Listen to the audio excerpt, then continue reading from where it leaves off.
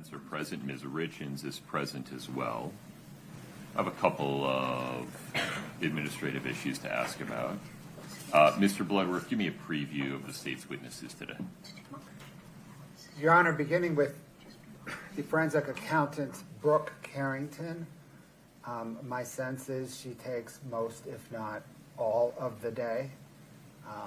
But if we get on to additional witnesses, there is 3 witnesses related to insurance coverage that are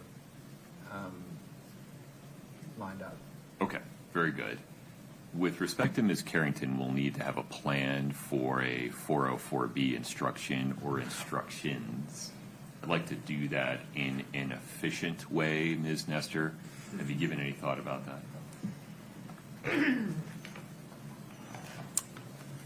Well, I have, and my initial thought was to do just a continuing objection to everything, but the reality is there's definitely things she's going to testify to that we agree are appropriate for this trial. And there's a whole bunch of things she's going to testify to that we don't think belong in this trial. So my thought, what I was planning to do, is when she got into an area that we believe falls under our original motion in limine, and I would just stand up and say we object to 401, 403, 404B, and just make the record right then, no speaking objection, and then you can just rule. And I've made a contemporaneous objection at the time, and we don't have to stop and have arguments. I mean, do you have? I feel like we veered into defendant preserving her record for appeal, and that's a different than my question. But we can start there and then go back to my question. Well, I mean, the 403 issue, put that aside. I recognize that it's possible that Ms. Carrington's testimony would get to the point where defendant would want to make a 403 objection based not on unfair prejudice, but on cumulative evidence, wasting time, things like that. And you won't know that till you see it come in. So put that aside. I've already ruled on the unfair prejudice piece. I've already ruled on the 404B issue. I need to give the jury a contemporaneous instruction, though, rather than do it every 15, 20 minutes. I thought it might be better just to do it up front at some point.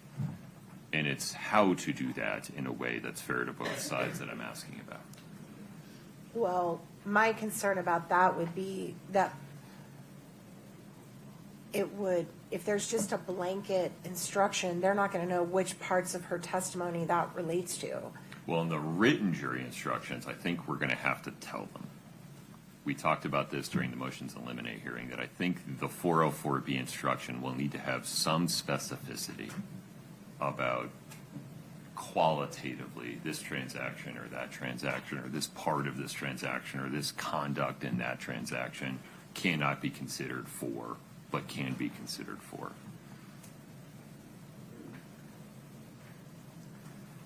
It's just that the expanse of what she's going to testify to is vast, right? Like, well, maybe. I don't know. She's going to talk about taxes. She's going to talk about business. She's going to talk about assets and liabilities. She's going to talk about... yeah, but not all of that is 404B information.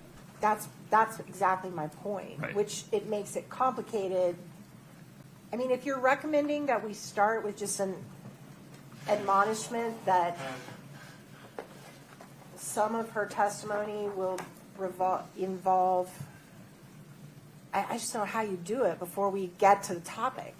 It's so broad. I don't know how you would even word it. I mean, I'll happily sit down and try to work with the court and the state and try to come up with a broad admonishment for the beginning. I just don't know it's going to have much effect because she's going to be all over the place.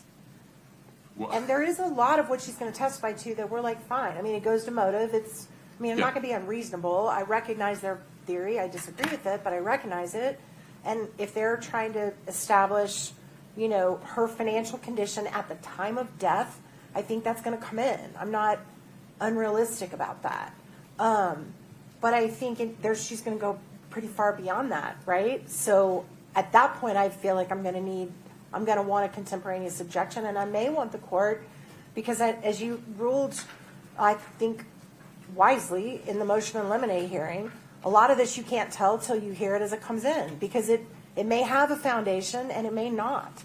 And if it doesn't, I may want to be heard at that time and say, look, we shouldn't even go into any of this because they haven't established how it's linked to motive. They haven't established how it's linked to relevance to this case because of the temporal distance, because it's so far removed from any argument of motive. And at that point, we may need to have a quick break and just talk about it. But I'm going to try to, not be unrealistic about what I expect you will allow in, but I also want the ability to object when I think she's gone way past what we're doing. Okay. Can we have an agreement that there will be no speaking objection? Yes, I wasn't planning on doing that anyway. Okay.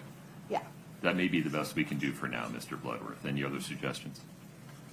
And I mean, I would say 4143444B, but I won't elaborate. That's fine. I've got to at least put some ground on the record.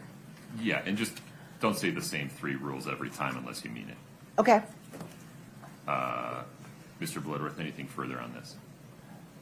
The hope was to try and not unnecessarily slow down the presentation of evidence, but it just may not be possible to do what I am suggesting.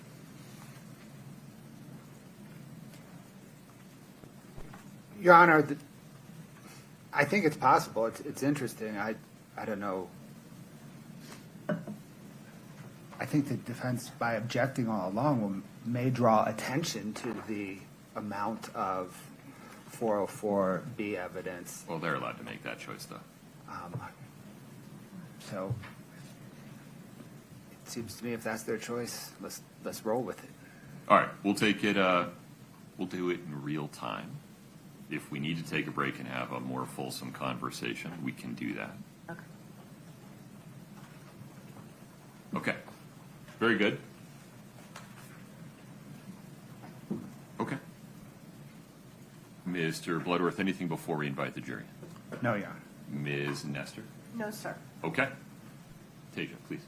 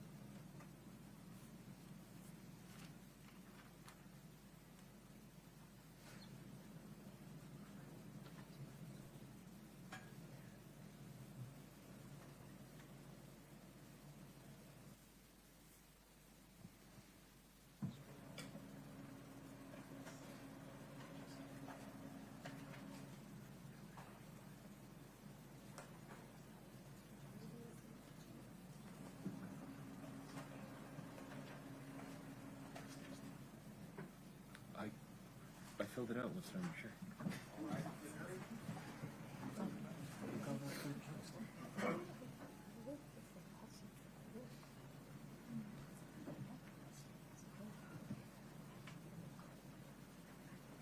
Have a seat as you come in, please.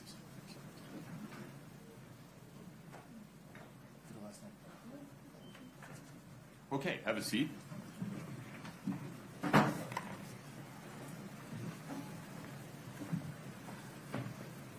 Folks, a quick scheduling note. Tomorrow morning, we'll begin at 9:30. On Friday, no trial this week.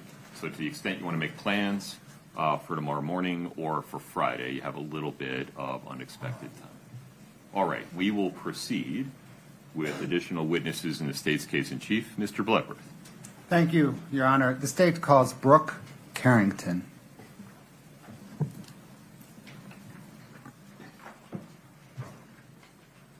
Ms. Carrington, if you'd step in front of Brittany, we'll get you sworn in.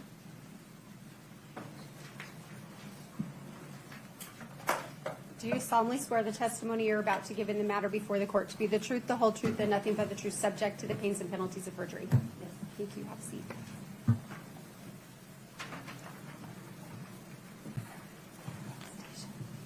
Good morning, Judge. Morning. Good morning, ma'am. Morning. What, ma'am, is your name? Brooke Carrington. Is that spelled Karrington? Yes. What do you do for a living? I am a forensic accountant. What is a forensic accountant? Well, it is based on accounting, but it takes it some extra steps.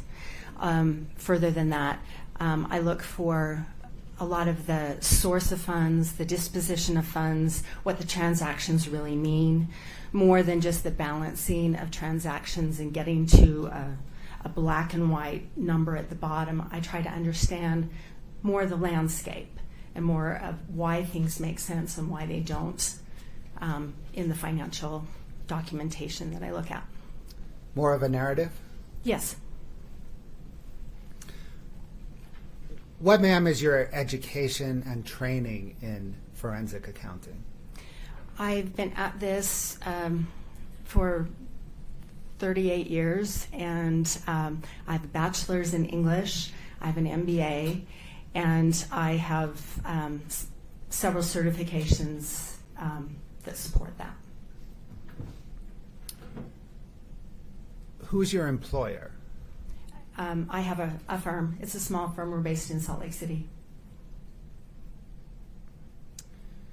Do you teach or present as it relates to forensic accounting?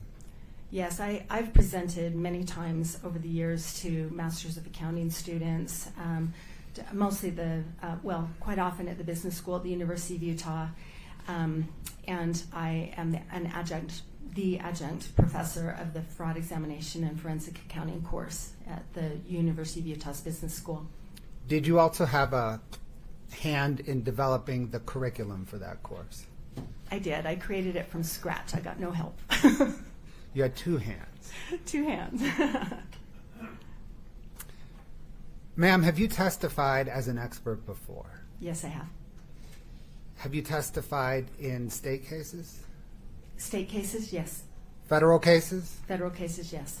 Have you testified on behalf of both plaintiffs and plaintiffs and defendants? That's correct, yes. And both the state and the defense? Yes. About how many times? Hundreds. I don't know how many. When did you begin testifying? I think the first time I testified for real was probably in 1991 or two, something like that. And consistently since then? Yeah, fairly consistently, yes. Did the state engage you to forensically examine Kouri Richins' finances and related business practices leading up to and shortly after Eric Richins' death? Yes. And to value Eric Richins' estate at the time of his death? Yes, that's right. Did the state put any restrictions whatsoever on the scope of your forensic examination? None. Did the state restrict the time frame? No. Did the state restrict the types of transactions? No. The types of loans involved? No. Any restrictions at all? No. Did the state engage you on May the 31st, 2023? Yes. Is Summit County paying you for your time? Yes, they are. Are they paying you at your customary rate? Yes, that's right. Prior to the state engaging you, did you perform forensic accounting work for the estate of Eric Richins? Yes, I did. What accounting work did you perform for the estate of Eric Richins? As I recall, most of the focus at that time was the use by Kouri Richins of the estates, the family money, and particularly the home equity line of credit that she had taken out against the home where the family lived. Did there come a time when you stopped working for the estate of Eric Richins? Yes. When was that? Well, I began working for them when Kouri Richins had filed a lawsuit against Katie Benson as the trustee of Eric's estate. And so that was the very end of April into May of 2022. And then I worked throughout that summer. And then at some point, the estate got new attorneys. And I had a Zoom call, maybe 2, with them to kind of get them up to speed. And then after that, I didn't have a role in the case. I recall maybe they asked me for some follow-up to clarify some of the work that I'd already done. So it's really hard for me to determine exactly when I stopped working, but by the fall of 2022, I was done. I did have some additional kind of follow-up stuff. It's kind of a cloudy answer, but that's my best guess. Did the estate of Eric Richins pay you approximately $14,000 for your services? Yes. After they paid you, did you have any further interaction with the estate of Eric Richins? No.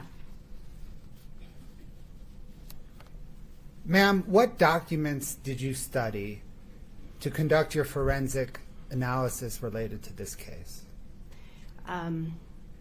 I've reviewed probably hundreds of thousands of documents, and their deeds of properties, the loan agreements for the loans on those properties, loan agreements for a set of payday loans that Kouri Richins had, the UCC filings that are filed with the state of Utah associated with many of those loans, bank account statements for 27 accounts, and those include the family account that Eric Richins and Kouri Richins shared, from which they paid their household expenses, Eric's business accounts, Kouri Richins' business accounts, her personal accounts, checking accounts at America First Credit Union, Navy Federal Credit Union, credit card accounts, the home equity line of credit account.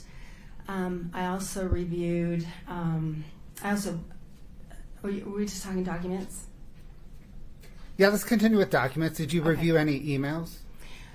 Tons of emails for many different purposes. I reviewed insurance policies and insurance payout documents, the estate planning documents like the will, the trust, the premarital agreement, the buy-sell agreement that Eric Richins and his business partner had for their business.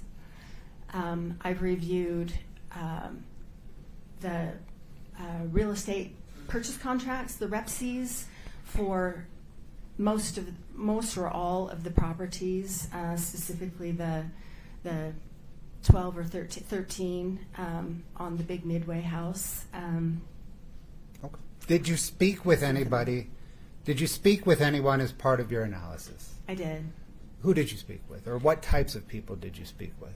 Okay, so I interviewed a number of people. Interviewed the CPA who had done tax accounting work for the Richins. I interviewed the realtor, Mike Momrose. I interviewed the insurance companies. I interviewed bank representatives. I interviewed lenders. I interviewed the prior owner of the big Midway house, the current owners of the Midway house, the building department of Wasatch County, that's the permitting entity for the big Midway house. I feel like I'm missing somebody, but Did you interview any representatives from insurance companies? yes, I did. Your Honor, can we approach for just a moment?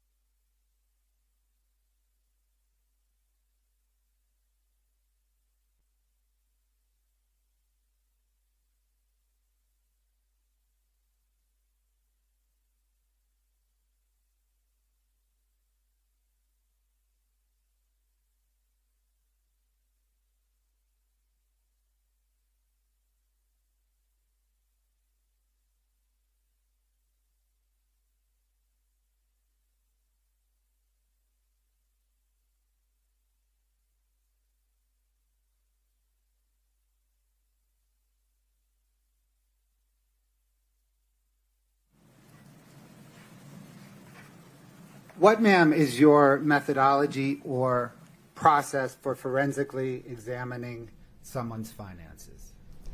My process usually begins with the bank account statements, because that tells a lot about a business or a person, and helps me understand the landscape of things, and helps create a narrative, because those are the things where it tells me the source of funds, how much it is, how often it comes in, how it's used. And you think about someone who has young kids at home, their expenses are going to look very different than people who are later on in their life. And so it describes a lot. And then also what's left over at the end of the month, and what things look like over time. And that helps me understand then. I get to know an account specifically, and I get to know what's typical in that account, and then therefore it helps me understand what is atypical, so what's not typical. And it also helps me understand the different points along a chronology about what happened when, and that is also very informative. Does that inform the narrative that you referenced? Yes, it does. Let's please now step through how you apply your methodology in this case, okay? Okay. Did you apply your methodology in this case by first analyzing Kouri Richins' bank accounts? That was my beginning point, yes. What bank accounts did she have?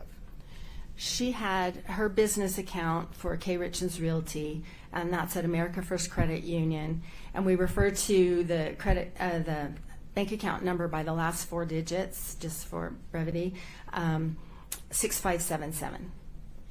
And then she had a personal checking account at America First Credit Union that's technically a joint checking account. It was opened about the time that Eric and Kouri Richins got married. Over time, I can't see any indication that Eric ever even used that account. So that's what I refer to as Kouri's personal account, 5244. Her Navy Federal Credit Union account, there's just there's a line of credit there and a checking account. The checking account especially is one that becomes important. The family account at America First Credit Union, that's where the household expenses were paid. It's a joint account. 2204 is that one. And then I know you asked me about Kouri's accounts, but I also looked at Eric's business accounts, 7664, and then he also had a personal account.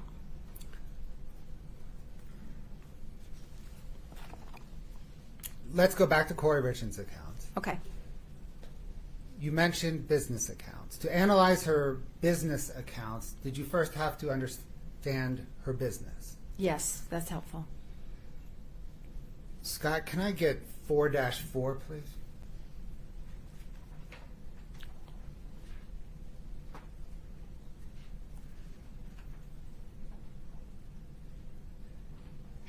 Can you see 4-4? I'm sorry, I'm locked out here. Yes, I can. Requires a password, Your Honor. No problem.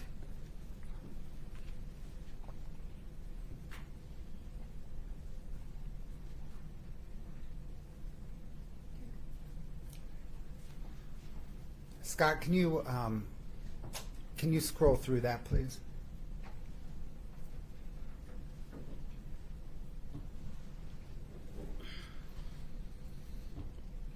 Ma'am, do you recognize this document? Yes, I do. Yes, I do. And what is it? This is the business registration that K. Richins Realty filed with the state of Utah. And this was returned in response to a subpoena that the prosecution sent to the state.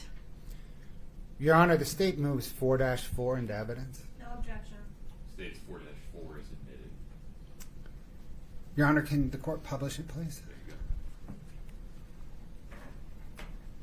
go. Okay, ma'am. What, beginning with the header, does this document tell us?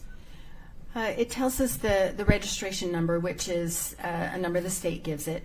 The business name is K. Richins Realty, LLC. It's a limited liability company. It was registered April 26th of 2019. Page 2, Scott.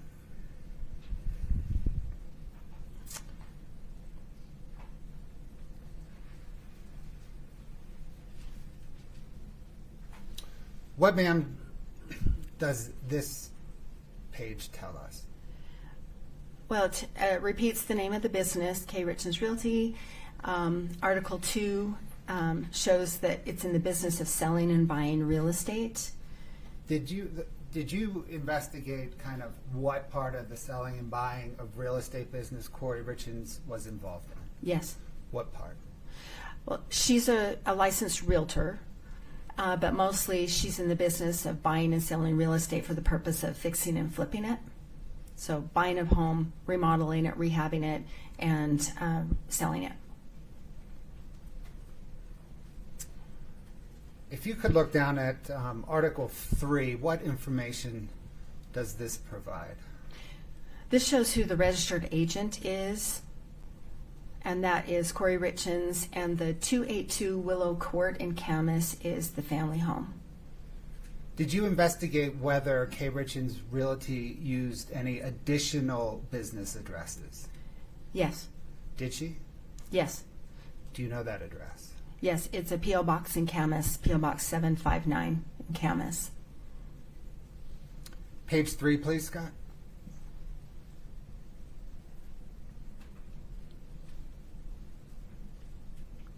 What does Article 4 tell us? Article 4 is the section where the members of that company are listed, and this lists Eric Richins at the family home.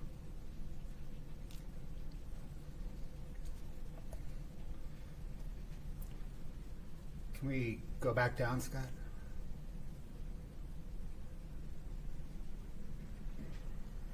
Next page, please.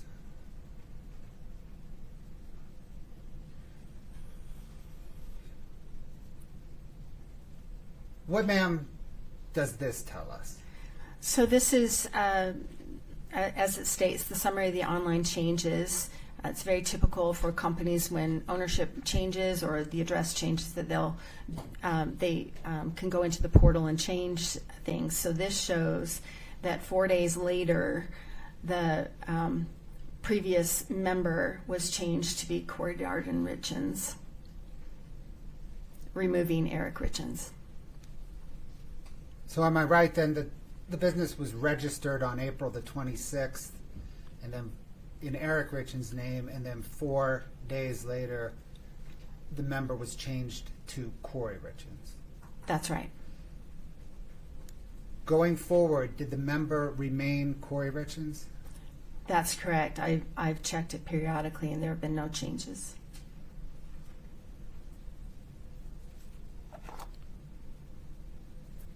Thanks, Scott.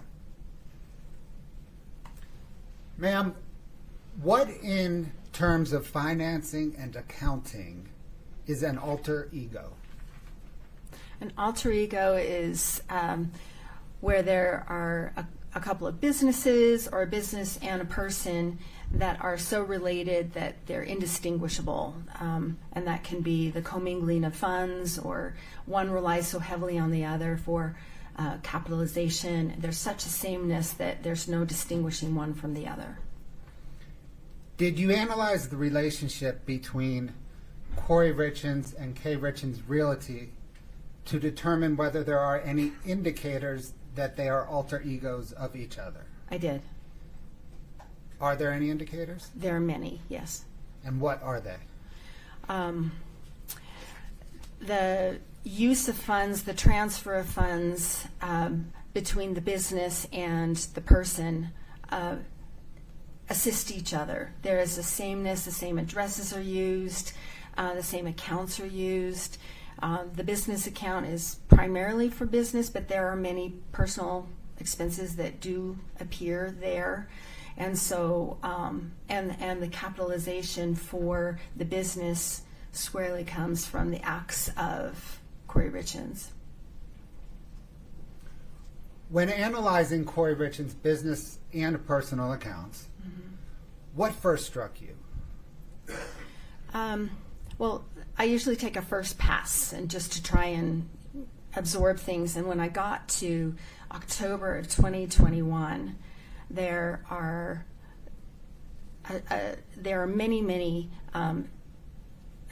transactions that didn't clear the bank. Either they didn't clear the bank without a fee. Some of them were overdrafted and paid by the bank, and some were just returned non-sufficient funds. Most of us know that as NSF. And the account was perpetually in the hole. Even though there was money coming in, it was going out at a very exhaustive pace. And then let me stop you there. We'll unpack this bit by bit. Okay. Scott, can I get 5-106 Delta, please? Ma'am, do you recognize this document? Can't see it. My apologies. Yes, I do. Did you prepare this document? I did. What material did you use to prepare it? This is drawn directly from the K. Richins Realty account 6577 at America First Credit Union.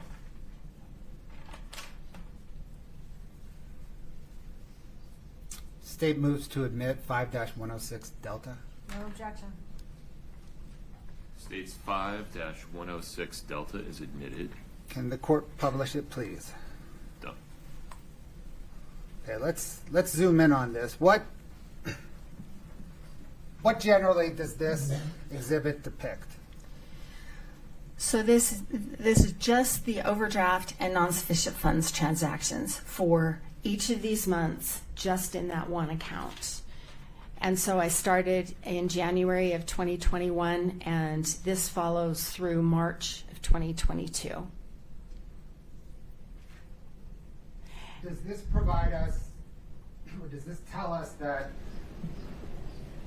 for that 15-month period, there were 236 overdraft or non-sufficient fund transactions from that single account? That's correct.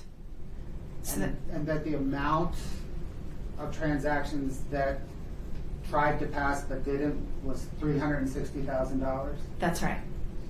And that as a result of that, this account was assessed $5,600 in fees? That's correct. Does this exhibit provide you as a forensic accountant any information regarding trends? Yes. As I mentioned before, I try to understand the chronology of things, and so understand kind of what is typical for an account. So when things change, I can understand that a little bit more, or at least seek to find an understanding of it. So if you go down the number of transactions column, what I did is just count up the number of transactions in a particular month, and you can see that for most of the year 2021, it's minimal, de minimis, not really that big of a deal, relatively speaking. And then in October through the end of March, it's a drastic increase in funds that did not clear the bank, or transactions that didn't clear the bank without a fee. And then if you go over to the amount column, that represents the amount. I just added up the transactions, the value of each transaction in each of those months. So in November and December, those are separate buckets of transactions that she tried to pay without a fee, and that didn't happen. So $91,000 in each of those months. So let me just pick an example. December. Does this show that in December she had 77 overdraft or non-sufficient fund transactions totaling $91,000? That's what that says, yes. That costs $2,000 in fees. Mm-hmm. Yes. And that upward trend began in October and continued through March. That is correct. Did you trace these overdraft and non-sufficient fund transactions? I did. What did she use the money for?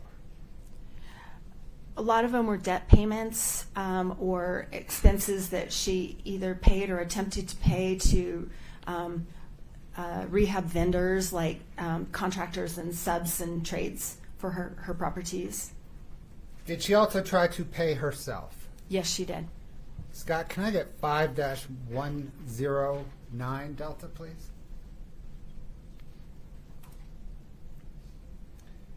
Ma'am, do you recognize this document? Yes, I do. Did you prepare it? I did. What material did you use to prepare it? This also drew from that same account at America First, the Kouri Richins Realty account 6577, and the personal account 5244 in some instances, and then also that Navy Federal Credit Union checking account for Kouri Richins. The state moves to admit 5-109 Delta. No objection. 5-109D is admitted.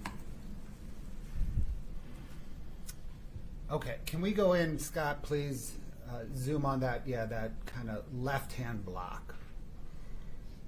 Perfect.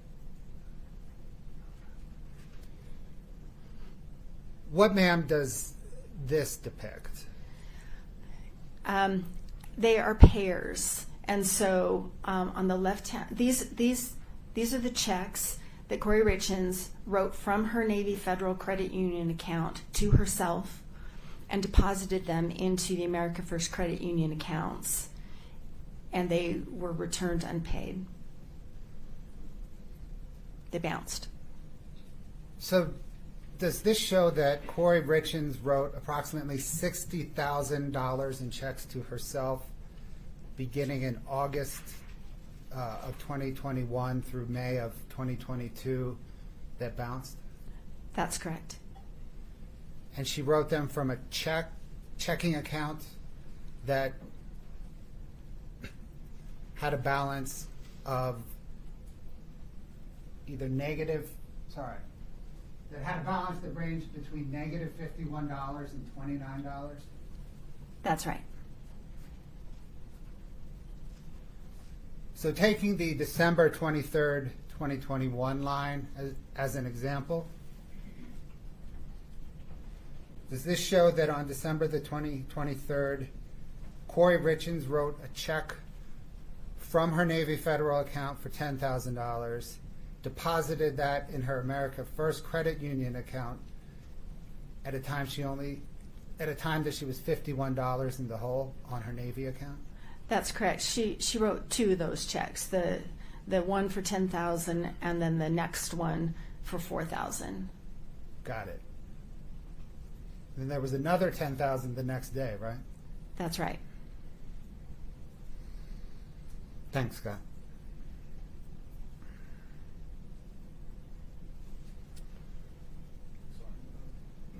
It's frozen up again. No problem. Let's fix it. One moment, please.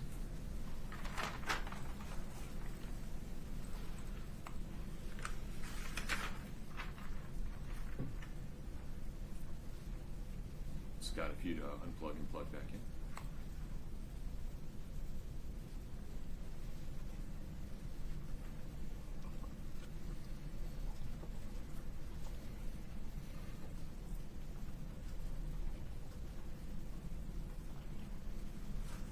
Please proceed. Thank you, Your Honor. Okay, ma'am, you mentioned how in analyzing the non-sufficient and overdraft fund transactions, that beginning in October there was an increase in the number of overdraft and NSF transactions. Did that cause you to then drill down into the October through March bank statements? I did, yes. Scott, can I please get 5-29 Delta?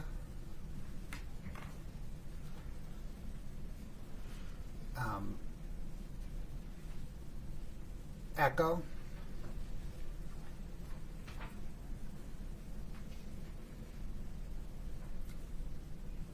Foxtrot. Golf. Hotel. Ma'am, do you recognize Exhibit 5-29D through H? Yes, I do. Generally, what are they? They are the America First Credit Union bank account statements for the Kouri Richins Realty account 6577 from October 21 to February 22 that America First Credit Union responded pursuant to a subpoena from the prosecution. Your Honor, the state moves Exhibits 529D through H into evidence. No objection. 5-29D through H are admitted. Scott, can we bring up, please, 529D to publish?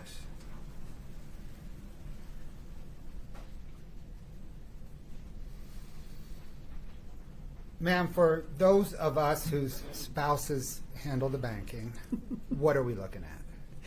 This is a bank account statement. What I'd like to do is, well, did you analyze this bank account statements and the others to, or did you analyze them? Yes, I did. If agreeable, can you maybe grab, there's a hand mic up there.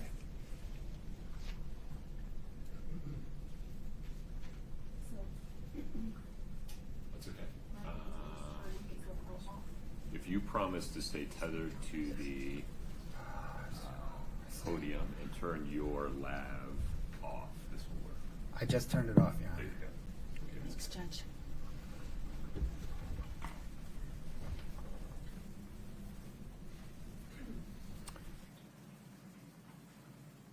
Ms. Carrington, what I'd like you to do, please, is walk the jury through how you analyze this bank statement. Oh, we have a pointer.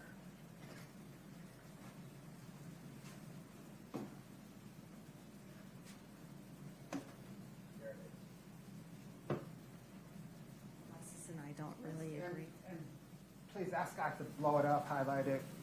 Okay. This is where, Scott, would you please, let's start with the header. I don't know. Okay, so this is the header that shows.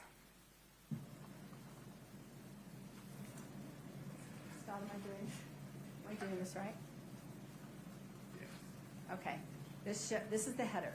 So this will show the owner of the account. This is Kouri Richins Realty LLC. This is that P.O. Box 759 in Camas that we talked about. And then this is the account statement for October 31st of 2021. Here's the account number 6577. And then this section below is the summary account, the summary of the account. So there's a share savings that is reported on this bank account statement along with the checking account. And it shows at the end of the month, these two accounts were in the negative $1,684.75. So this is that same month that we've just been talking about. And so then I would start to look at the transactions. So Scott, can we do the body, please? Maybe just the checking is fine. Okay, so what happens here is we have the posted date. The effective date is like the date of that the transaction came through, and then the posted date is when it is posted to the account. So you can see in the body here under the description, some of them are very descriptive, and you can tell who the payee is. That's the entity who receives the money on this transaction. Some do not. They say bank-to-bank transfer, and we'll go back to that in a little bit. And then you go over here to the transaction amount. I'm just going to skip it. Excuse me. You go here to the transaction amount, and these are negatives, meaning they're paid out of the account. And if they do not have a negative here, that's a deposit into the account.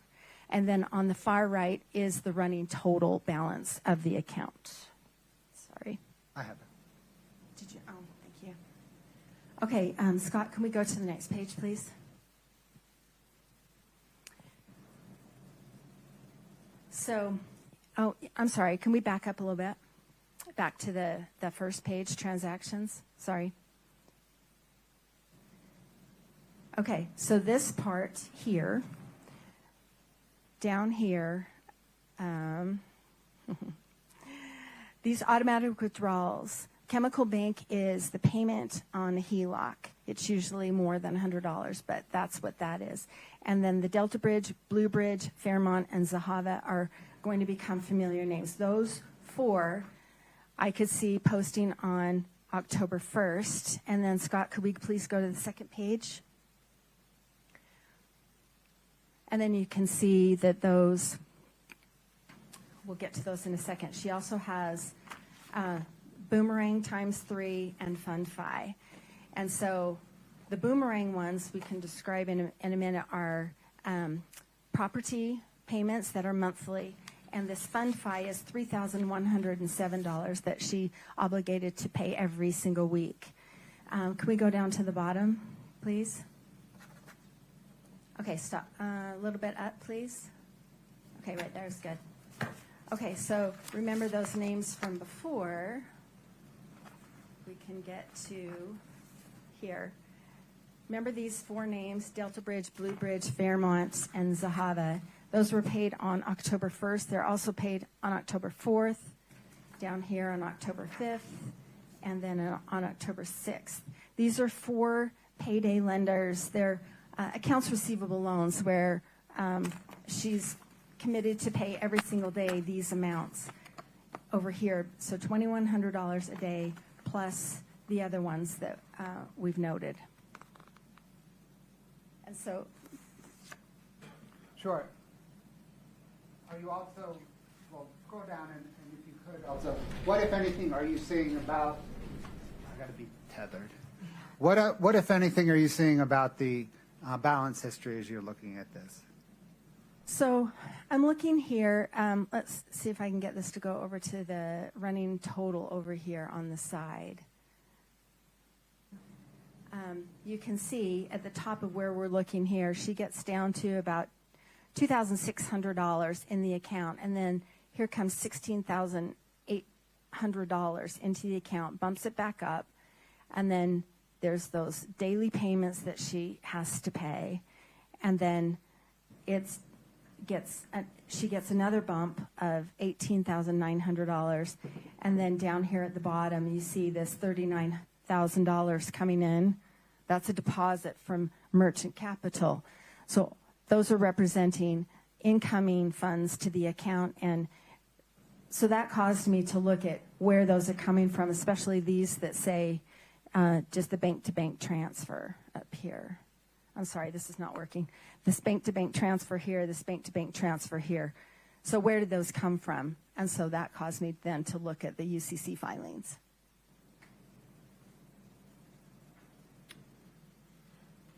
Scott, can you go to the next page, please? Does that trend of automatic withdrawals to service debt just continue throughout the month of October? Yes, it did. You can see, again, the same devices, and I don't agree. I'm so sorry. Okay, you can see the same payments here. Then she's added a few. Here's the Advantage platform is a new one. And then you go down here, FundFi Merchant is a new one. Greengrass Capital is one that she's been paying for a while, and this one will be significant. Kind of put a pin in this one, $5,438. So she's got all these others that are daily payments. FundFi and Greengrass Capital are weekly payments. And so what I started to do was calculate how much were these debt payments and who were these lenders, what are these loans. And so she's obligated herself on these, the consistent for of $2,100 every day. So that's about $10,000 a week. And then she adds the FundFi for $3,100 and the Greengrass for $5,438. And that's every single week she has to come up with that money just to stay current and avoid default, because the default clauses on all of these, they're already starting at high interest rates. But if they go into default, the interest rate almost doubles. And then, ma'am, what else as we go through? We can just go down maybe, Scott, to the end of the statement. Just scroll through so we can look at the balance history. What is the balance history, if anything, telling you? Well, the balance history fluctuates greatly, right? And it hovers into the low figures, and then it goes into the negative. And then this is what I'm talking about, where you see here, like on, starting on about October 13th, these start to be overdrawn, and they were paid initially. And then you look over here at the account balance, it starts to go into the negative. And so then that, if you, let's go to the next page. Just maybe start at the top. And so then you can see here that the top ones were returned. They incurred a fee. She's got a little bit of money coming in, but not much. And then can we scroll down, please? Then this just really caught my eye that something obviously was going on at this time. Here she's trying to pay for business expenses, for debt payments, a couple of personal expenses, and these are all being returned. And she's $6,000 in the hole at the end of this page. Could we go to the next page, please?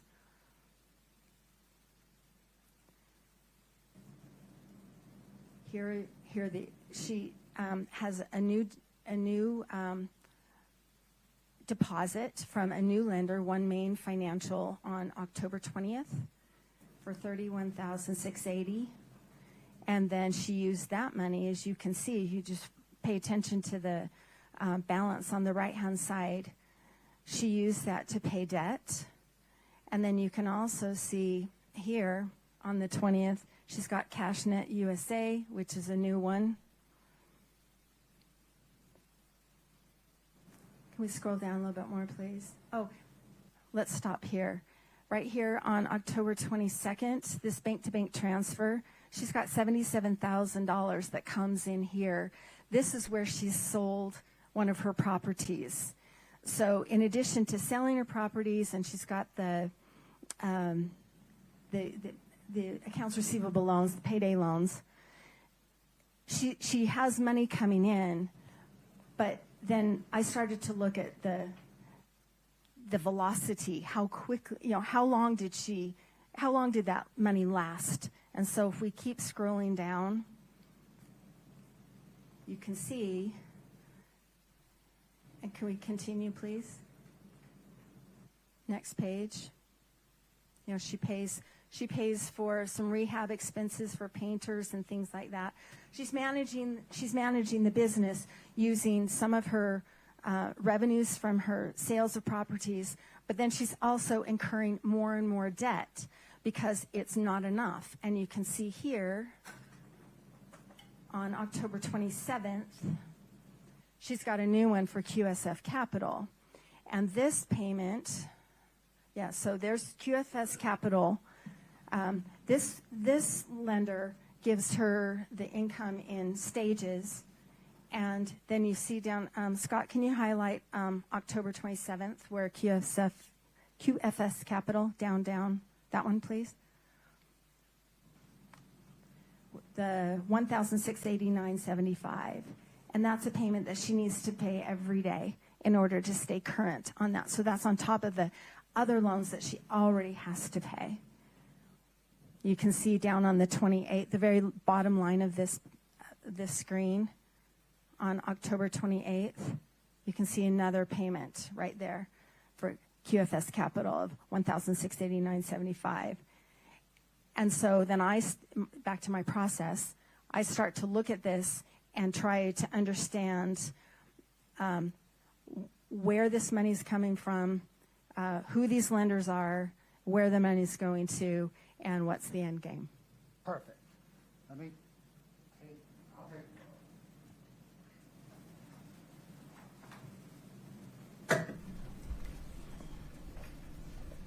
Thank you. Okay, ma'am, that was the October statement, correct? Excuse me, yes. My fault. Fine. We're not going to go through November, December, January, February, but let me ask you, do those months present the same as October? Yeah, in the fundamental nature, yes. And by fundamental nature, do you show that, or do you mean that she had similar debt service throughout that time period? Similar, yes. I mean, there are changes, of course, but yes, the same fluctuations in the bank account, the same in adding new lenders consistently, and using a lot of the new money to pay for debt. Do those other statements present the same low balance history? Yes. Does she deplete, whenever she receives funds into the account, does she deplete them with similar velocity? Object to leading. Overruled. Yes. So you just said that analyzing this statement caused you to caused you to next analyze her debt. Is that right? That's right. Let's turn there, please. Scott, can I get 5-13 Delta? And I think there are 4 pages. If you could scroll through them, please. 5-113.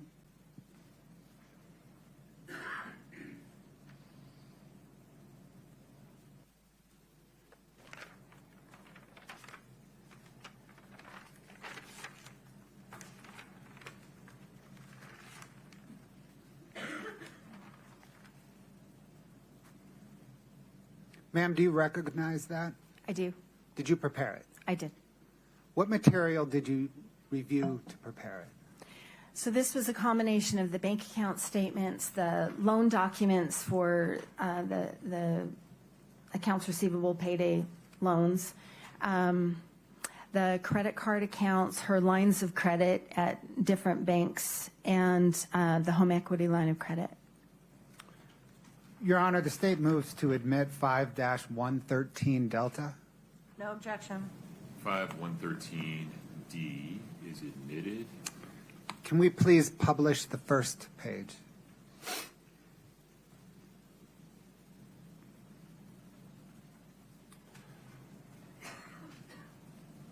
Ma'am, what does this depict? So in that same time period as before, starting in January of 2021 through March of 2022, the total debt she owed on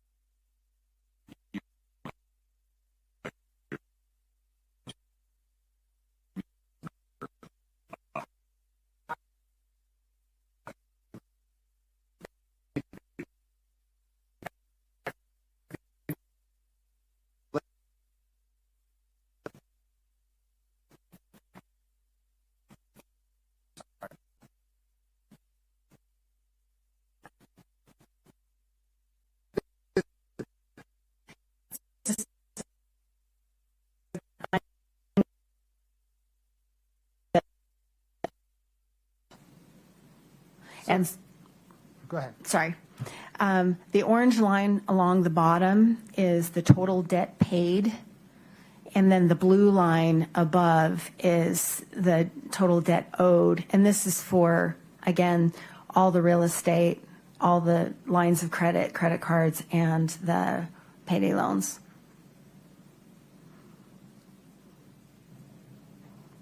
Does this exhibit show that between January 21 and March of 22, her debt was generally increasing except for a dip between, call it, August and February?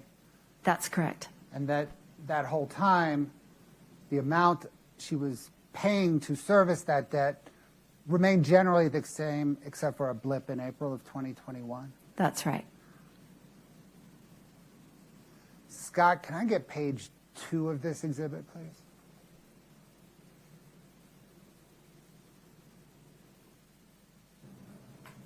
And we can take down page 3. Ma'am, what does this depict?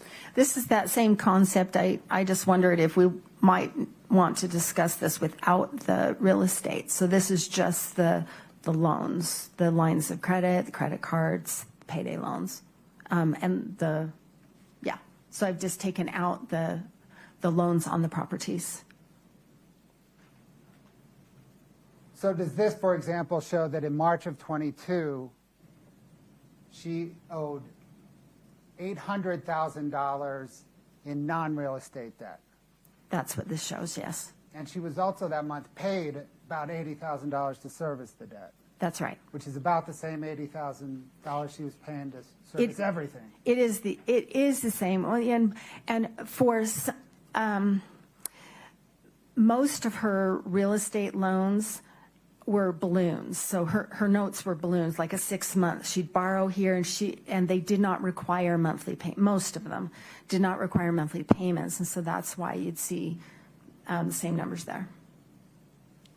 Scott, can we split that with page 4, please?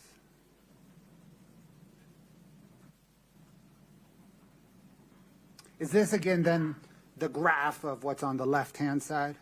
That's right. So the same concept, just without the loans on the real estate.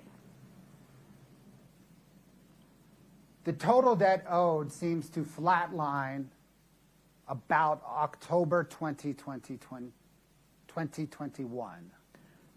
Yes, it pretty much does, yeah. Why? There are a lot of reasons why. I don't know all of them. It looks to me like she's just exhausted her funding sources, and there are very few new funding sources that kind of come in after that first period. You know, talked a lot about some of the new ones. Kind of after that, there weren't a lot of new ones. And so that's the explanation I believe is correct.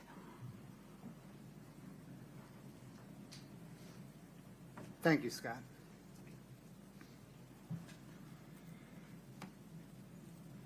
Does understanding Kouri Richins' debt narrative begin with any particular loan? Yes. What loan? When she started her business, the home equity line of credit that was taken out in March of 2019. What is a home equity line of credit? So it is a loan, but the funds are held and they're available for a borrower to draw from as needed. So it could sit there just as an open line of credit and not be used. And it's based on whatever equity that someone has in their home.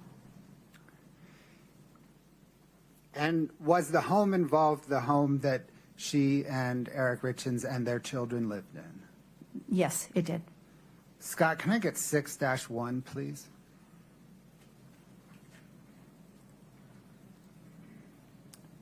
Ma'am, do you recognize this agreement? Yes, I do. What is it?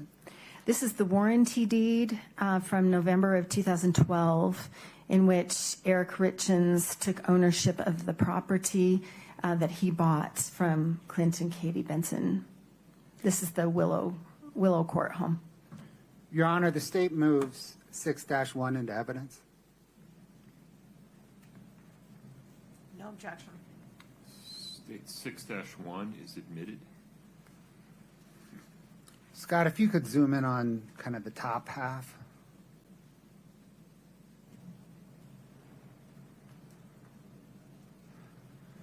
Ma'am, what information does this provide? So the warranty deed is a transfer of ownership, and so shows that Clint and Katie Benson previously owned the property, and Eric Richins is the new owner of the property. Lot D11 Wild Willow subdivision is the part of the legal description. And then finally, there's the date of November 9th, 2012. Was this the warranty deed in place on the home at the time the HELOC was taken out? Yes. Thank you, Scott. Can you please bring up 5-4?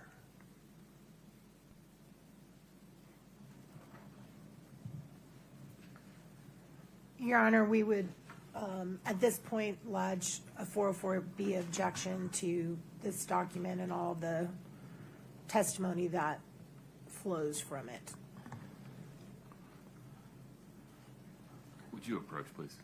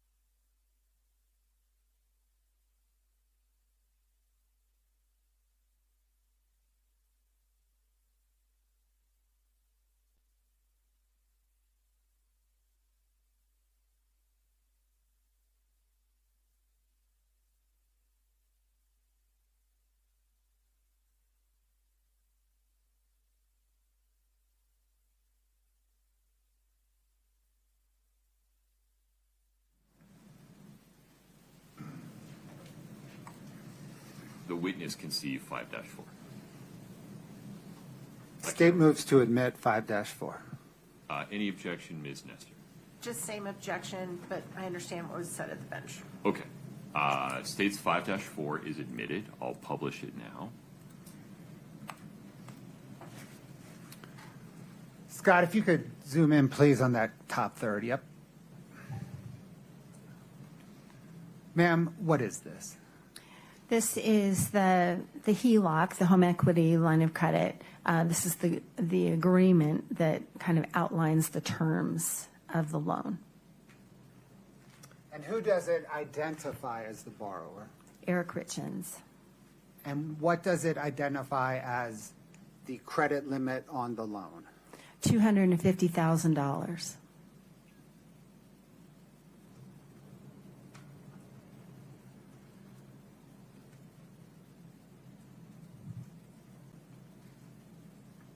Scott, if you can scroll down, please, to the first signature. Actually, it may be the only signature. Can you zoom in on the signature, please?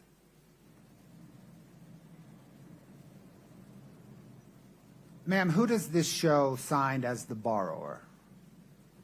The borrower was Eric Richins, but signed by Kouri Richins as attorney in fact. And she signed as attorney in fact for Eric Richins on March the 19th, 2019? Yes. Thank you. Scott, please. 5-89 Delta.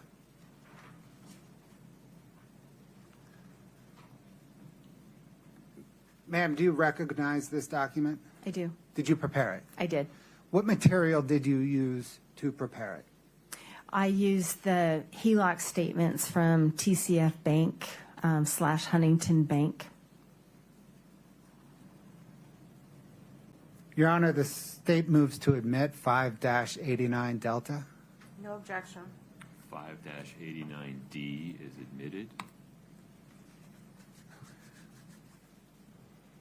Ma'am, what does this depict? So along the top are the months, every other month, but each bar represents a month.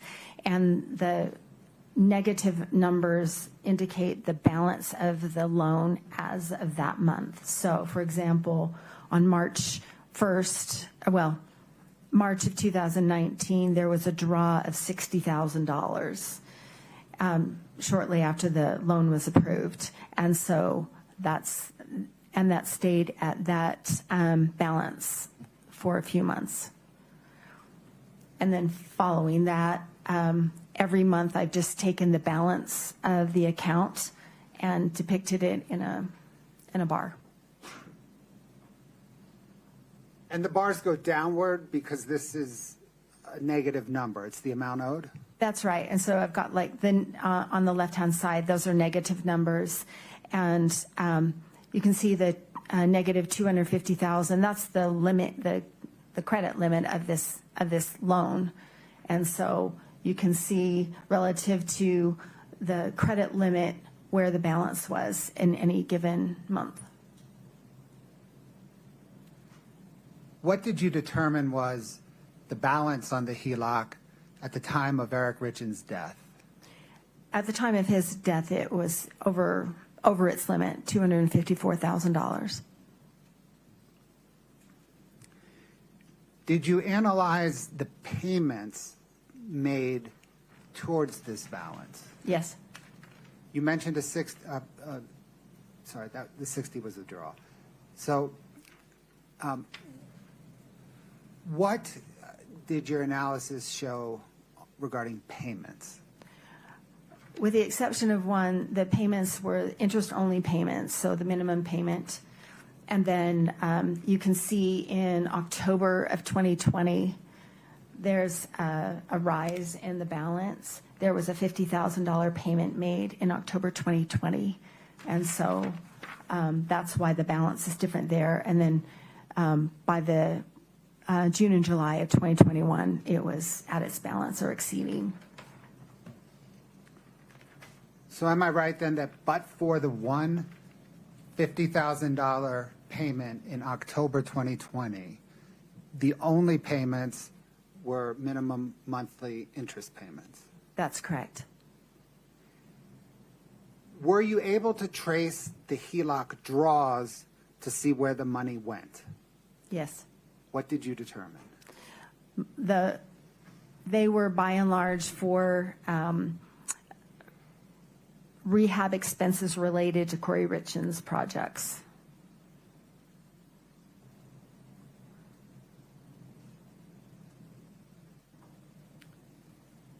Let me back up half a step. When you analyze the payment history, what were the source of the payment? What was the source of the payments? The source of the payments that made those interest-only payments and the $50,000, those were from the K. Richins Realty accounts and sometimes from the Kouri's personal checking 5244 from America First. So am I right then that the money was drawn from the HELOC to support Kouri Richins' business, and the payments were made from Kouri Richins to the HELOC? That's correct.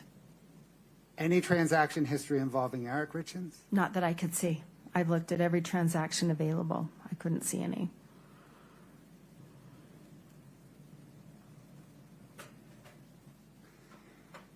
Thank you, Scott. Can I get 5-6, please?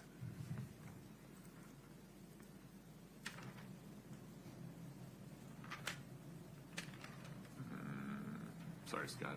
Let me work on that. Scott, if you would briefly disconnect and reconnect so I can see your connection again. Thank you, sir.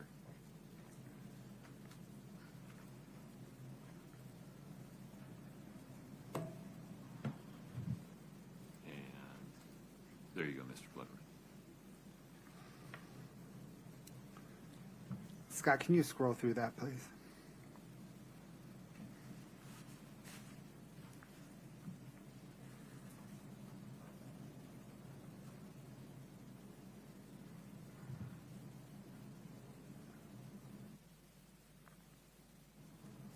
Would you scroll through this one more time for me, Scott?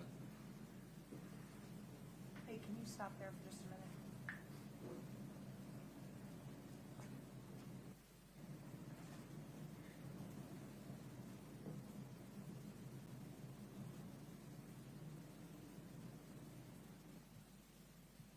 One more page. Okay. I now understand. Go ahead. Ma'am, do you recognize this document? I do. What is it?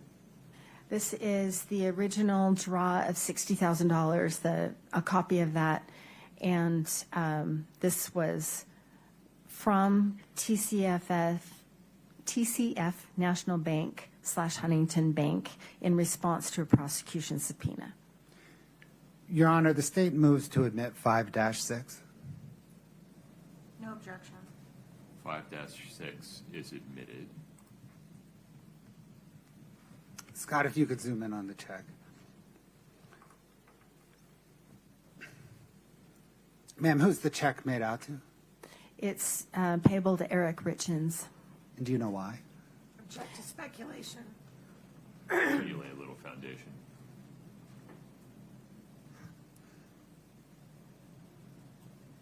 Ms. Carrington, who was the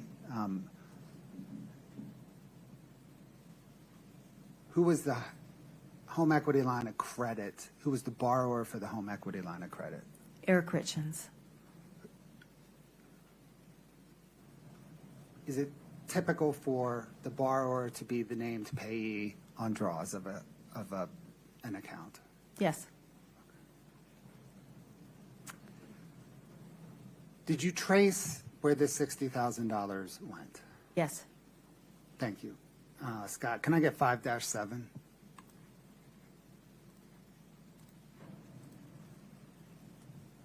Honor, at this point, I renew my 404B objection.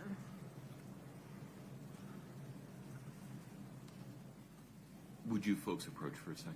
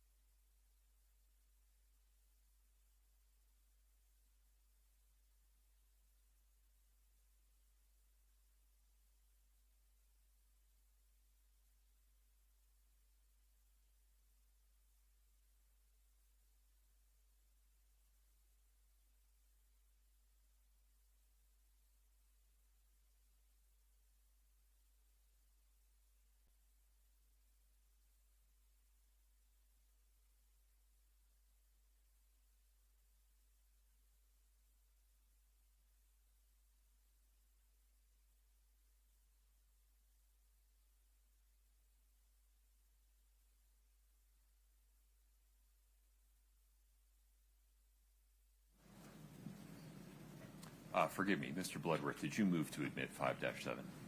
I did not. I do so now. Okay. Any additional objection, Ms. Nestor? Not other than what I've already covered, Your Honor. Okay. 5-7 is admitted. There you go. Ms. Carrington, what are we looking at? This is the bank account statement from America First Credit Union for Kouri Richins. This is that personal checking account 5244 for April of 2019, which would have covered the March of 2019 transactions. And did you trace that $60,000 draw that we just looked at into this account? I did. Can you please show us where it lands in this account? Yes, I think it's the second. If you can see on March 29th, there's a deposit of $60,000 into the account. Did you then trace the funds from that account? I did. Where did the funds go? Basically for rehab expenses and debt payments. Well, yeah. Thank you. Thanks, Scott.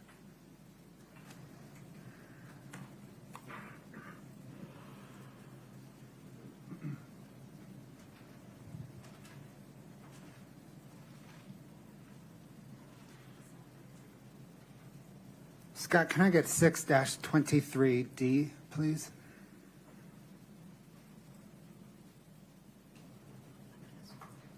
Ma'am, do you recognize this document? I do. Did you prepare it? I did. What material did you use to prepare it? I used the loan documents for the different properties, the deeds, the warranty deeds and trust deeds for the properties, the bank account statements for K. Richins Realty and Kouri Richins. I think that's it. Your Honor, the state moves to admit 6-23 Delta.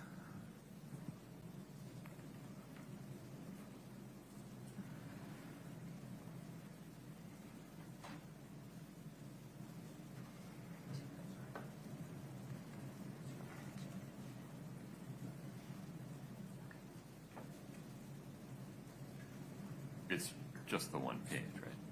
It is. Okay. No objection. 6-23 Delta is admitted. Ms. Carrington, what does this depict? This is what I've called the purchase timeline, and it depicts the purchase of the properties in these years by Kouri Richins Realty and Kouri Richins.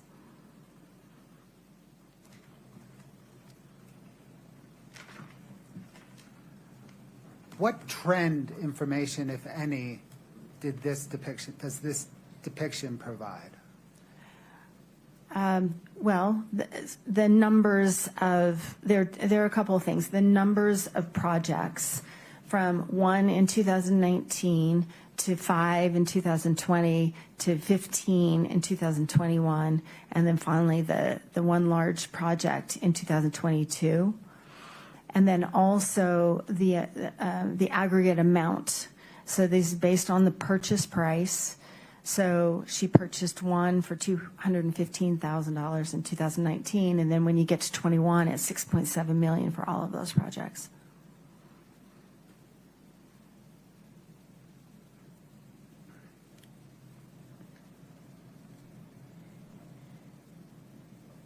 What does your teaching and training tell you about, if anything, about rapid growth in a business? I look at a lot of businesses, and it doesn't matter what kind of industry or what kind of business or what kind of solvency they have. Managing growth is really challenging, and managing this kind of exponential growth is challenging for any kind of a business. And so this depicts that, I mean, you don't really need to know much else, but to see a growth from 5 projects to 15 from one year to the next, or 2.2 to 6.7 in 1 year, that presents a challenge for anybody. Did you analyze each of the purchases depicted here? Yes, I did. Scott, can I get Exhibit 6-24 Delta, please?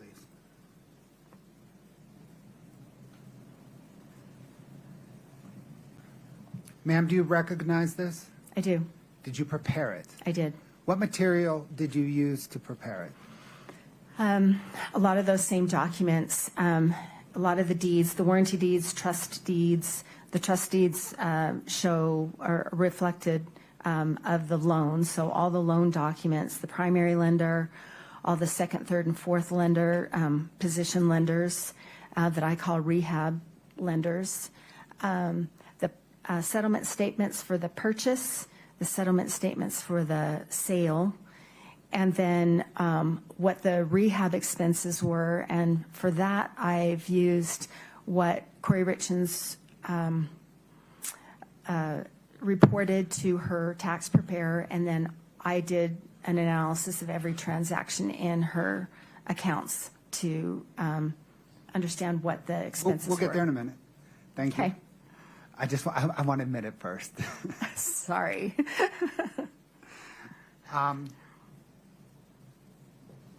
Your Honor, the state moves to admit 6-24 Delta. No objection. 6-24D is admitted. Scott, can you show that in split screen, 2 pages? Mr. Bloodworth, for me personally, will you identify a spot where we can take a restroom break? Yes, Your Honor, I got it planned out right after. Okay. Yeah. Sounds good. Thank you.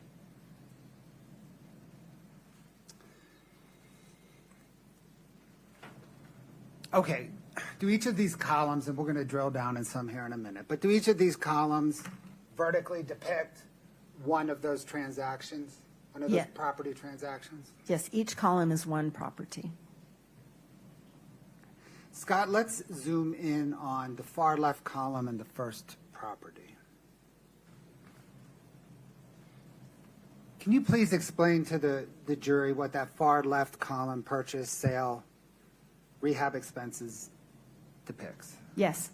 So at the top, it's the 550 house. The address is 550 and 550, and it's in Heber. So it's called, I call it the 550 house. It was $215,000 to purchase. I'm sorry, ma'am. Let me stop you. I mean, interrupt. I'm one column to the left. Oh, sorry. Okay. The first section is the purchase. So that's the purchase, what she borrowed to buy it, and there were other funds that she borrowed, and then the closing costs. And so the equity in the property at the time of the purchase. Okay. And then what's the next column? The next section, the sales section? That's so when she sold it, what was the sales price? She had to repay those borrowed funds. If I knew the closing costs, I've included them. If I haven't, if I wasn't sure I had the final settlement statement, I didn't include it. And then I get what the net proceeds were at the time of the sale. So that would have been the amount that landed in her bank account. Okay. And then the bottom, rehab expenses section. What is that and how did you calculate it? So the rehab expenses, as I said, she reported some to her tax preparer, her CPA, and most of the times I went back to her bank account and I looked at her memo notations about which project a specific expense was for. They're not all labeled. Let me stop you there. Okay. Why did you not use the expenses that she gave to her tax CPA? They were not correct. Okay. Objection, Your Honor. Can we approach? Yep.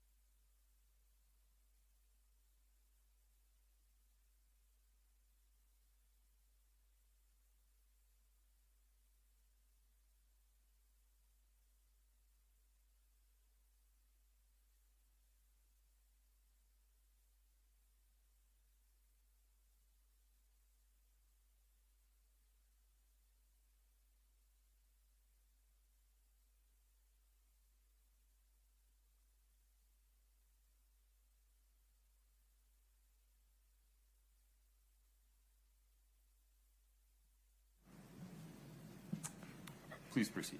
Okay, ma'am, you said you did not use expense reporting to the tax accountants because they were inaccurate. How then did you determine the rehab expenses?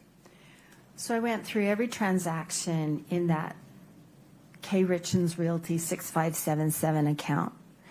And I looked at the check copies and I looked at the notations. Sometimes the transactions had a notation or a payee in the body of the statement. So I took those, and quite often Kouri Richins would write on a check, this is for Mill Creek, or this is for Centerville, or this is for Sandy. And so then I've taken those at face value, and it's a sorting exercise. So that's how I arrived at this number. Were you able to allocate all rehab expenses to particular projects? I was not. So if it's shown in the accounting for one particular project, you can definitely trace it to that project. Based on Kouri Richins' notations, yes. And by using the approach of not allocating expenses unless you were certain, is that a conservative approach to accounting? Back to leading. Let's let him finish the question, then I'll rule on it. Would you state it again for me, sir? By not allocating expenses to a particular project unless you could trace them to that project, is that a conservative accounting approach? It is. Overruled. Does it underestimate the expenses for one particular project? It does. For example, in 2021, there's $400,000 of expenses that I can tell go to trades or vendors, her subs, for projects, but I can't tell what project they're for. So there's $400,000 in 2021. So that $400,000 doesn't even appear on this entire chart. That's right. But you know they were expenses towards rehab.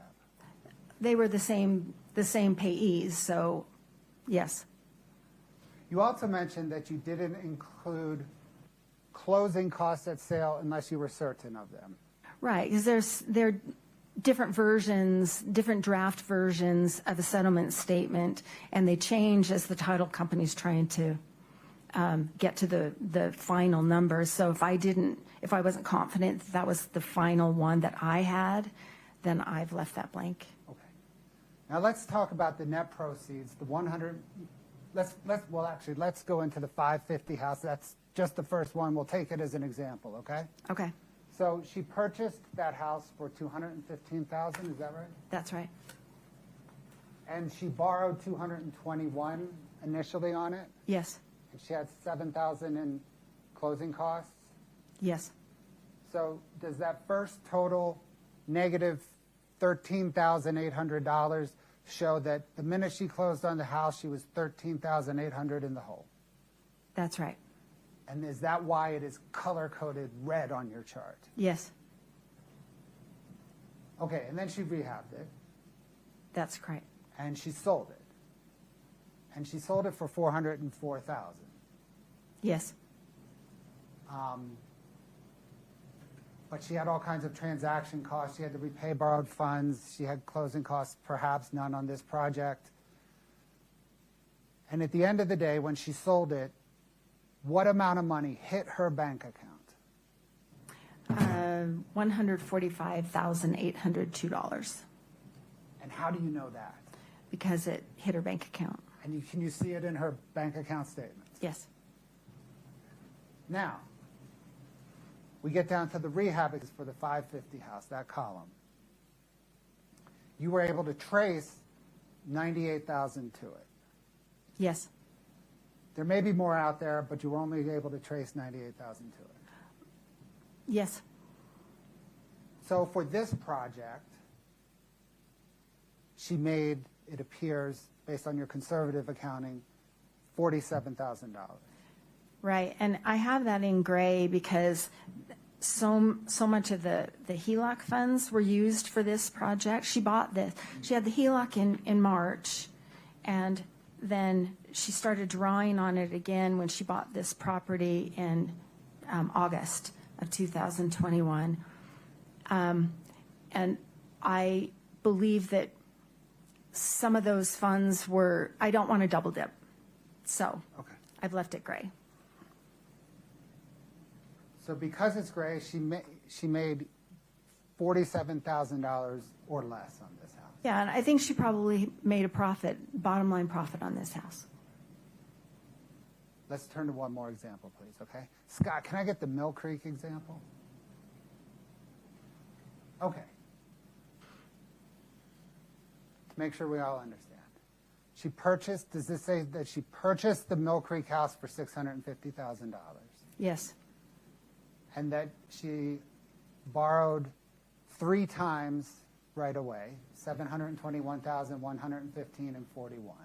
Yeah, so she bought this in March, so the borrowed funds of 721 is what she borrowed out of the gate, and then the 115 came a few months later. Okay, and how about the 41? That was also a few months later. So kind of equity at the time of purchase, or within a few months of purchase, she was $228,000 in the hole on this house. Yes. She sold it for $115,000, or sorry, $1,115,000. That's correct. But she had closing costs. She had to repay what she bought on it.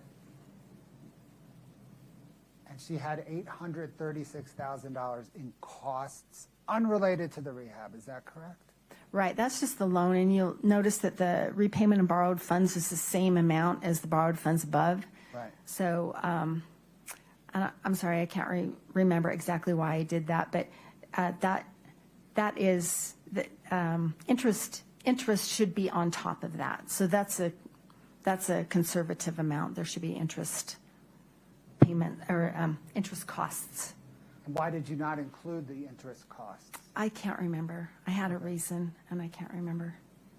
But your reason at bottom was it was conservative to not include them? It was. She had to repay at least what she borrowed. Okay. So. But at the end of this transaction, when it closed, how much money hit her bank account? $32,467.43. And were you able to trace rehab expenses to this project? Yes. How much did you trace to this project? $188,000. But there could be more that you were unable to trace. There could be more, yeah. There could be more out of that pot of $400,000. This was a big project, and yes. So at the end of the day, 32 minus the 188 left her losing $155,000 on this project?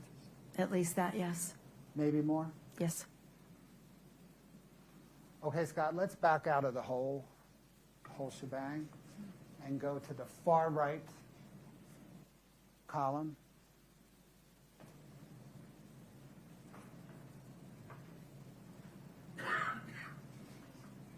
Okay, let's look at the numbers kind of off the page. There's 2 outlying numbers. The first is what does that 2.142 million mean?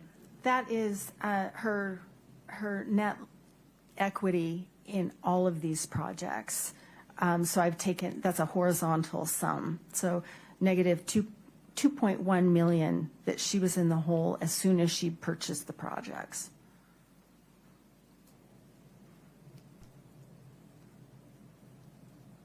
Then we go down to that negative 469,000. What does that number mean?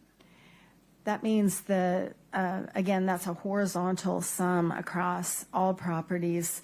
What I estimate her net loss was on all those properties. Yes, net loss on all those properties. So she lost $469,000 based on this accounting. Right, and that doesn't include the $400,000 in additional expenses. Actually, it's $460,000 for all of the projects. So add that together, and then it also there's no net loss that I've included in this number for the properties that were lost in foreclosure. Okay. Because they weren't sold. So this is only properties that were sold. She lost $469,000 plus another $460,000 that you were unable to directly trace to a project. So just on properties that were sold, forgetting about properties that were foreclosed, she lost over $900,000. That's correct. Scott, can you go to the Barney column?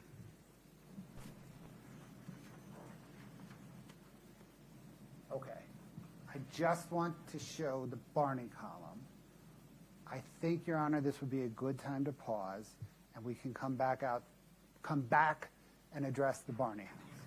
Very good. Folks, let's take a break. Please rise for the jury.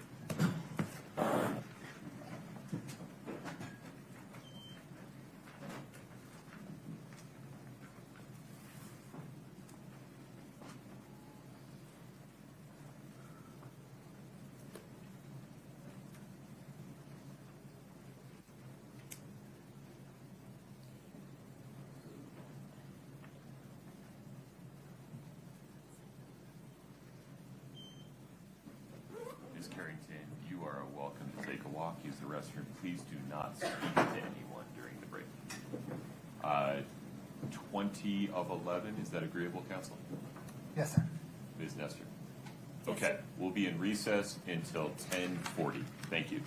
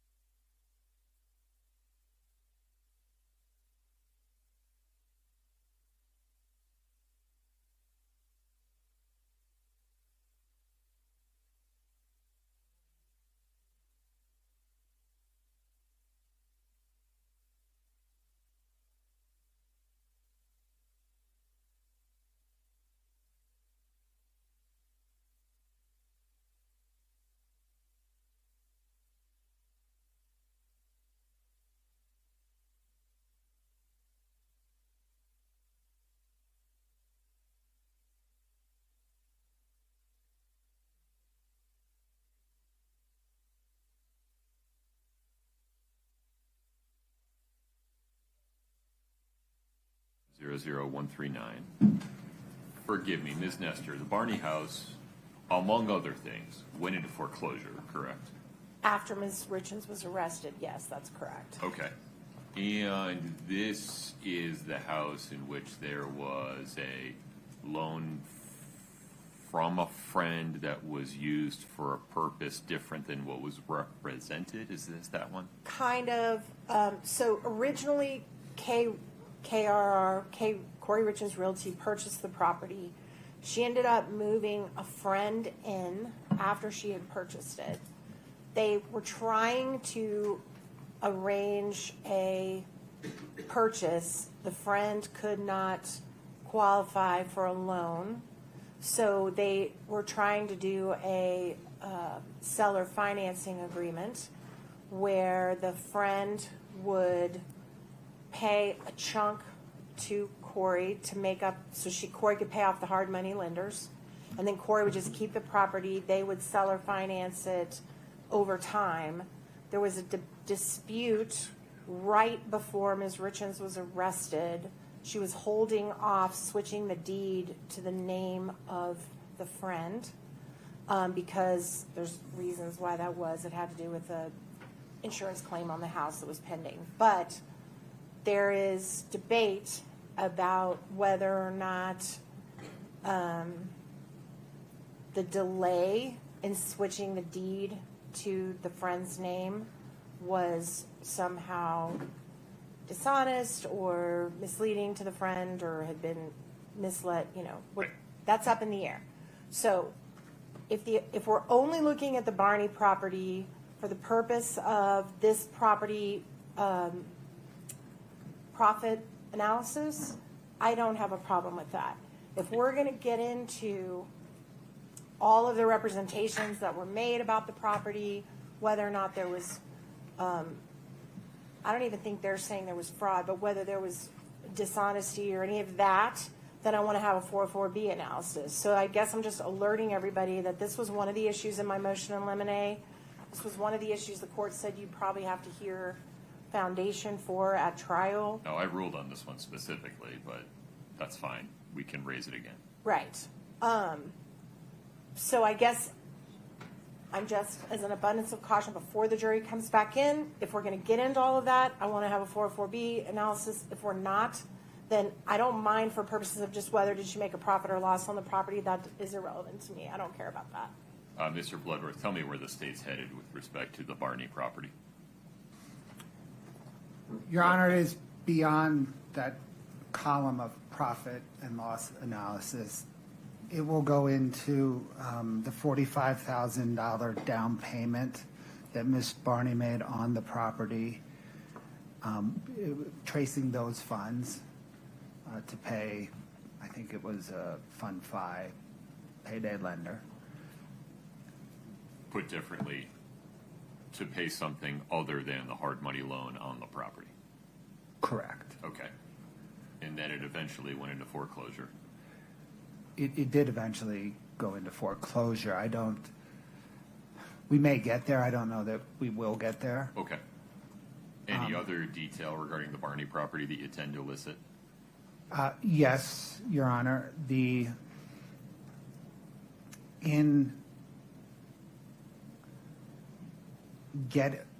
So initially the Barney property was financed by a more traditional mortgage lender. In getting financing on the Barney property in June of 2021, Kouri Richins submitted a bank statement to the lender, purportedly from AFCU, showing a certain balance. Her bank statement from AFCU shows a different balance. C&E's bank statement from AFCU shows that first certain balance. And so it would be an exercise in admitting those three bank statements and moving on. I think that is consistent with the court's ruling. The other issue that may arise is there was an email from that hard money lender questioning Ms. Richins about her credit score in comparison to the available cash in the purported bank statement. And then in response, Kouri Richins provides an explanation of her credit score that is relevant because, well, the inquiry is relevant because the lender had noticed a disconnect between her balance and her credit score. Kouri Richins' response is relevant because she had a very different response to a different lender in response to a similar question. Okay, so Ms. Nestor, I think it would be appropriate to give the jury a 404B instruction to the following effect, and we can have a conversation about the details here, but something to the effect of, you are about to hear evidence that defendant's representations to her lenders were not accurate before the acts charged in this case. This evidence is not admitted to prove a character trait of the defendant or to show that she acted in a manner consistent with that trait. You may consider this evidence, if at all, for the limited purpose of determining a non-character issue such as motive. Keep in mind that the defendant is on trial for the crimes charged in this case only. You may not convict the defendant simply because you believe she may have committed some other acts at some other time. Your Honor, could you please read that very first part where you said you're about to hear, what was that? Evidence that defendant's representations to lenders were not accurate before the acts charged in this case. Okay, it's not just lenders, though. It's also her statements to Ms. Barney, who was her tenant. I don't know that we're going to get into evidence of that, are we? So I can add that to the list, that's fine. But it wasn't clear to me that the back and forth between the lenders and others, because part of this Fine. is in an email to her, okay, to a banker. It's not, I mean, through her. lenders and others is not a problem. Yeah. Anything else? I am so a visual person. May I just look at it? What you have in your hand? It's CR 411. It is the standard Muji second 404B No, just the very instruction. first part, the part that you wrote. Representation.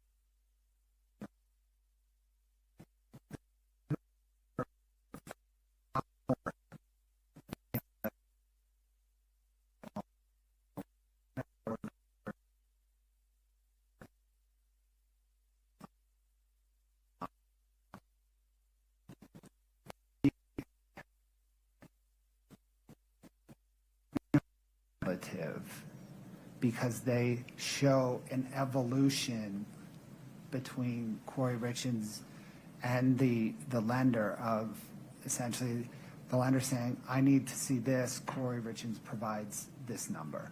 And then When that doesn't get the job done, lender comes back and says, I need to see a bank statement showing this, and then Ms. Richins comes back with a bank statement showing this. So there is a relevance to the iteration that is beyond a cumulative effect. And remind me the month and year that this is all occurring.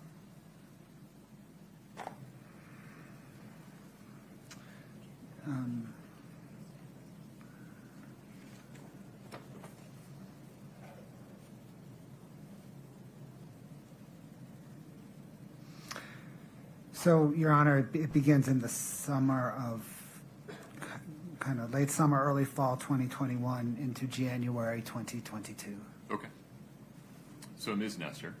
Okay, so that language is fine in the instruction, but I just want to make sure the record is very, very clear that my objection is to it coming in at all, that to inject wire fraud with respect to Ms. Barney, banking fraud, wire fraud with respect to the email that she sent, banking fraud with respect to altering bank statements, all into an aggravated murder case where she is not charged with any of these counts, is significantly prejudicial, is a significant attack on her character, offered to show action in conformity. It is irrelevant. It is 404B, and just to make sure I've made the record, 401, 403, 404B, as to all of that coming in, period. Okay. As discussed on the record, in multiple days of motion in limine hearing, and in 2 written rulings by the court, both on defendants' motions in limine and the court's amended ruling regarding intrinsic evidence. Defendant's 404B objection to the admissibility and defendant's objection to the admissibility of this evidence under Rules 401, 02, and 03 are overruled for the reasons discussed on the record previously and written about extensively by the court. The issue before the court today is the form of a 404B instruction to be given before the evidence comes in. I think we've arrived at that form, correct, Ms. Nestor? Yes, sir. Mr. Bloodworth, any addition there? No, Your Honor. Okay. Anything else before we invite the jury? No, Your Honor. Ms. Nestor? No, sir. Okay. We're ready for the jury.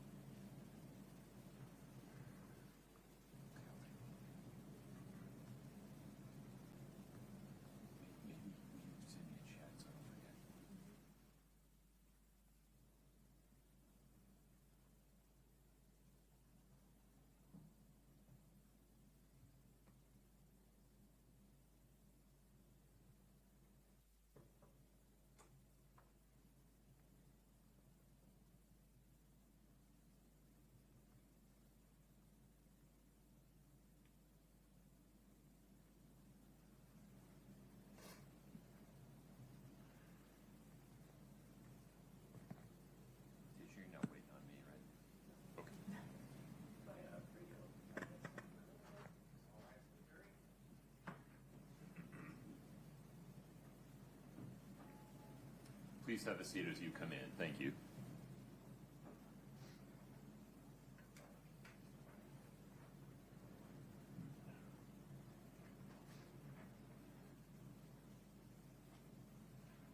Please have a seat.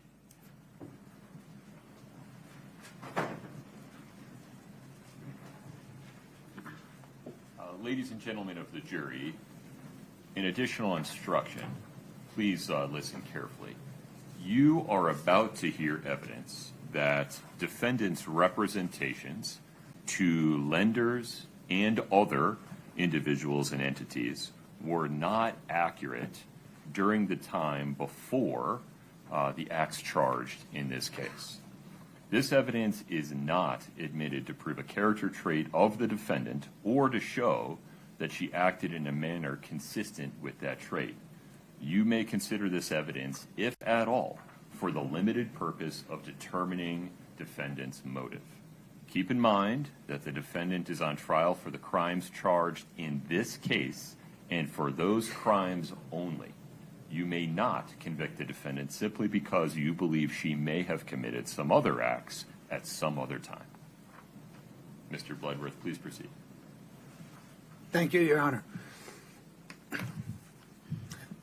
Ma'am, when we left off, we had highlighted the column labeled 299/Barney. Do you recall that? Yes. What does 299/Barney refer to? There's a house, the address starts with 299, and it's a house where Kouri Richins' best friend, Chelsea Barney, lived. So that's my abbreviation of that house. And did you analyze that purchase transaction?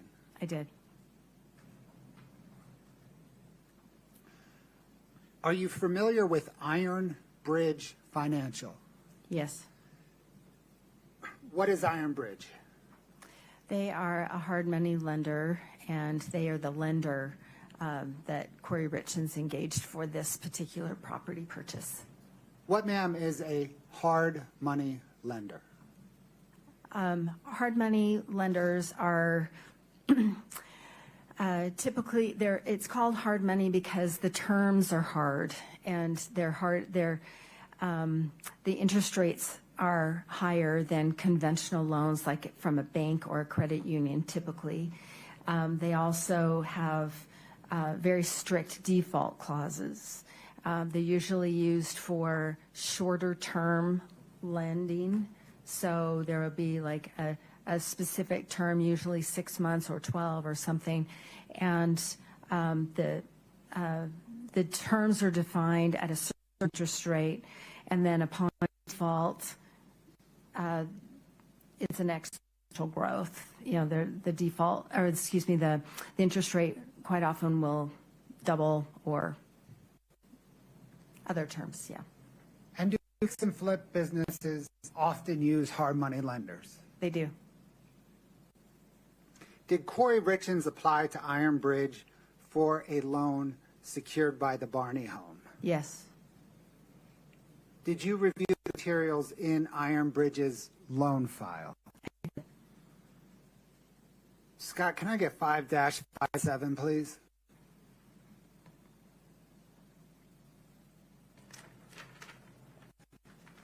Ma'am, do you recognize this document? I do. What is it?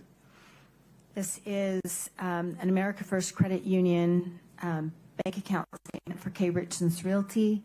The account 6577, May of 2021, and this was directly from Iron Bridge in response to a subpoena from the prosecution. Thank you, ma'am.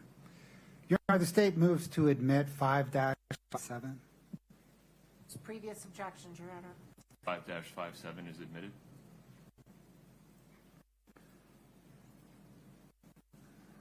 Scott, if you could kind of zoom in on the top portion. Yep. Ms. Carrington, what information does this provide? So, as I said, there's the header, Kouri Richins Realty, LLC. The account number is 6577, and the statement of May 2021. And What- then, Oh, sorry. Go ahead. sorry. And then in the summary section, you can see that there's 3 different accounts that are reported on this statement, and collectively at month end, the balance was $210,898. Did you attempt to verify this bank statement? I did. Scott, can I have 5-29 alpha?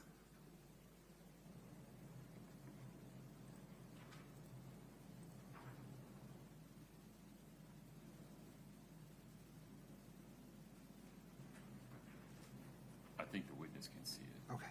Can you see it? I do now, Okay. sorry. Ma'am, do you recognize this document? I do. What is it? It is the America First Credit Union statement for Kouri Richins Realty from America First for the account number 6577 for May of 2021. And this was directly from the credit union pursuant to a prosecution subpoena. Your Honor, the state moves to admit 529A. Same objections. 529A is admitted. Published now. Yes, Your Honor. Okay. Scott, if you can zoom in.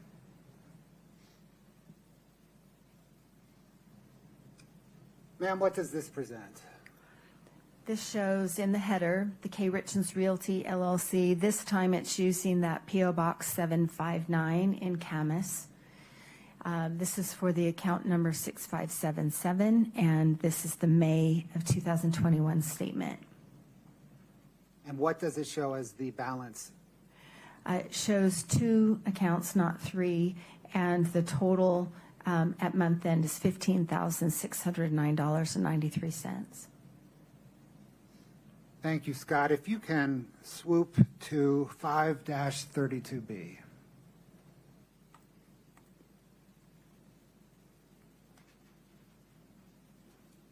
Ma'am, do you recognize this document? I do. What is it? This is the America First Credit Union statement for C&D Stone Masonry, which is Eric Richins' account company, and this is the May of 2021 statement that came directly from the credit union in response to a prosecution subpoena.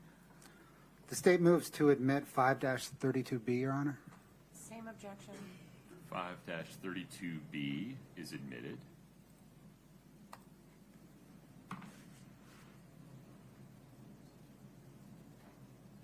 And what, ma'am, does this present? So in the header, we can see the company is C&E Stone Masonry LLC, which is Eric Richins and his business partner's company, and their account is 7664, and this is the account statement for May of 2021. And what is the ending balance? The ending balance of those 3 accounts is $210,898.61. Is it accurate then that the statement provided by the lender Ironbridge contained the header of Kouri Richins Realty and the account summary for C&E Stone Masonry? That's right, and also the body of the transactions.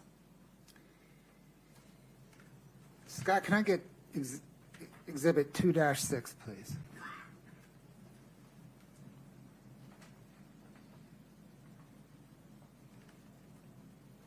Ma'am, do you recognize this document? I do. What is it? It's an email string between Ironbridge and Kouri Richins, and this was from Ironbridge in response to a subpoena from the prosecution. Your Honor, the state moves 2-6 into evidence. Same objection plus hearsay, Your Honor. Let's see. Do we need the top half? Can we focus just on Kouri's? Mike, I'm sorry, let me restate my question. Do you care about the before and after or just Kouri's statement? Your Honor, the email question bottom up. Right. The the state needs to admit the bottom to understand Ms. Richins, the effect here being Okay. Ms. Richins. We can redact that first line. I think it doesn't matter either way to the state. Objection to instructing the jury that they not consider any of these statements other than those written by Ms. Richins for the truth. No objection to that instruction. Ms. Nestor. Not to the instruction, but remain instruction to the entire document. Okay. So, ladies and gentlemen, you're about to see an email string. Ms. Richins' portion of the email string you may consider for any purpose to whatever extent you the other portions of the email string you may consider only for the effect they had upon Ms. Richins, upon the listener, not for the truth of any matter asserted in those other portions. Publish 2-6. Yes, please, Your Honor. Brittany, in case I didn't say it, 2-6 is admitted. Scott, if you could scroll down to the bottom and enlarge that, please. Yes.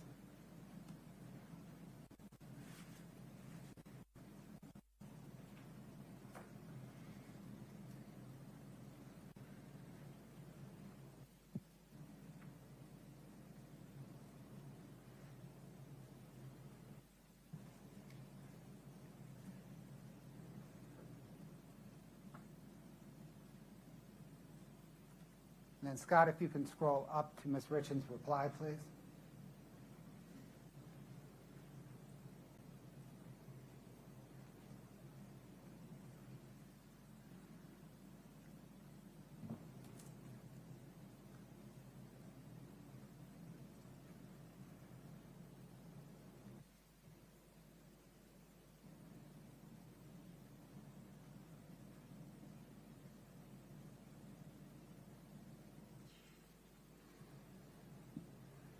Thank you, Scott.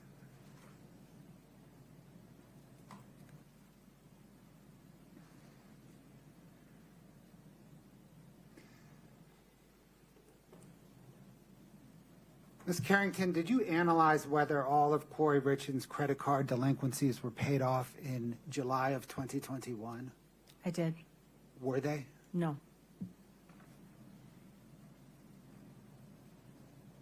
Scott, can I get 5-21?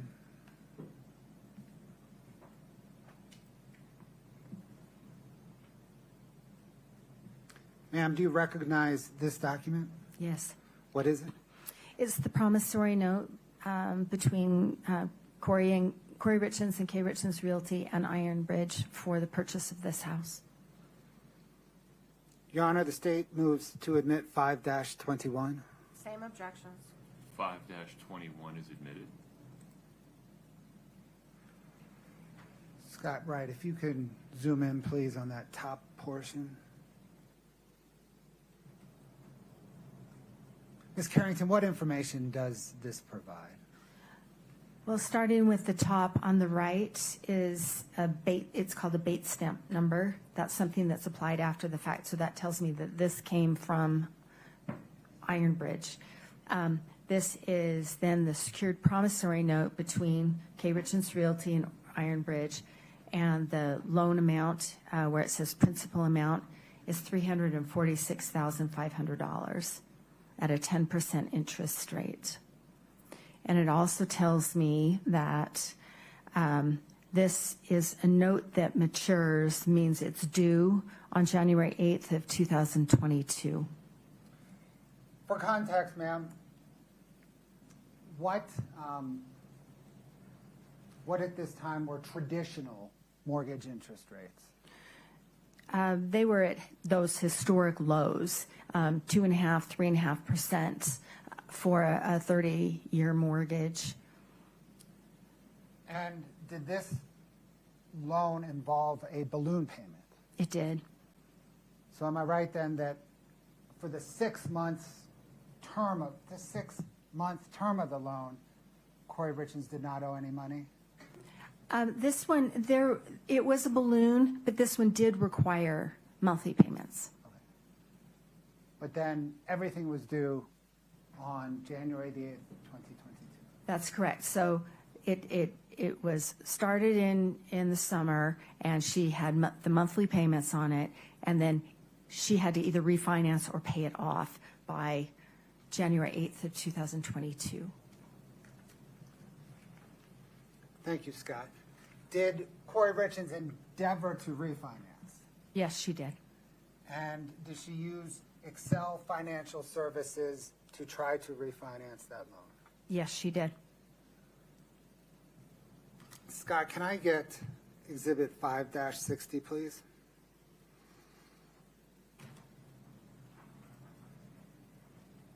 Ma'am, do you recognize this document? I do. What is it?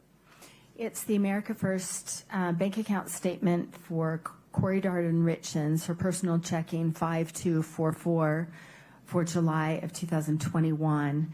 And this is from Excel Financial and its principal, David Ige, in response to a prosecution subpoena. The state, Your Honor, moves 5-60 into evidence. Same objections. 5-60 is admitted. Scott, can you blow it up?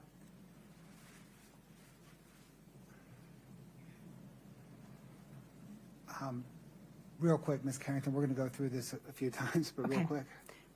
This is America First bank account statement for Kouri Richins, her personal account 5244, July of 2021. And then the three accounts in the summary section shows that she had $694,730.15 at the month end. Did you attempt to verify this bank statement? I did. 5-35A, please, Scott. Ma'am, do you recognize this? Yes. What is it? This is directly from America First Credit Union for Kouri Richins, her personal account 5244 in August of 2021 in response to a prosecution subpoena. State moves to admit 5-35A. Same objections. 5-35A is admitted.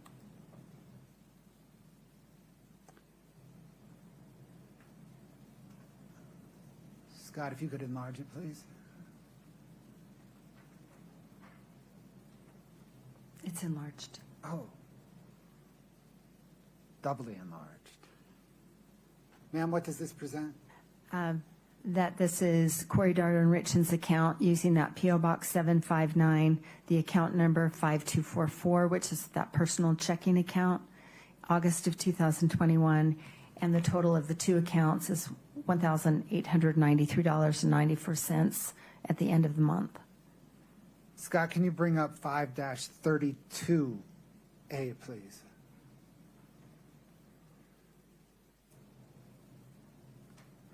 Ma'am, do you recognize this? Yes. What is it? It is the American First Credit Union account for C&E Stone Masonry, the account 7664, January of 2021, that came directly from the credit union in response to a prosecution subpoena. Your Honor, the state moves 5-32A into evidence. Same objections. 5-32A is admitted.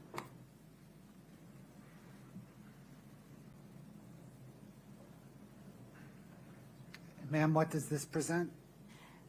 So this is from the credit union, C&D Stone Masonry's account 7664 in January of 2021. And there are three accounts collectively at month end, $694,730.15.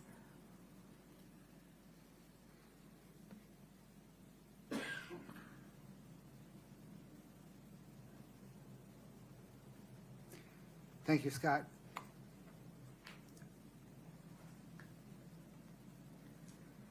Can you please bring up Exhibit 2-7, please?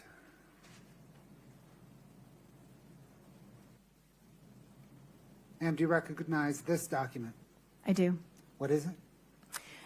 This is a document in response to the subpoena from Excel Financial Services and its principal, David Ige, in response to a prosecution subpoena.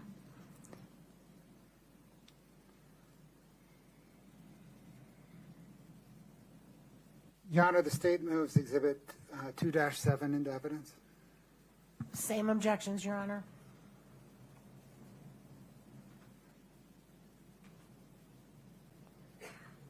Would you approach for a minute?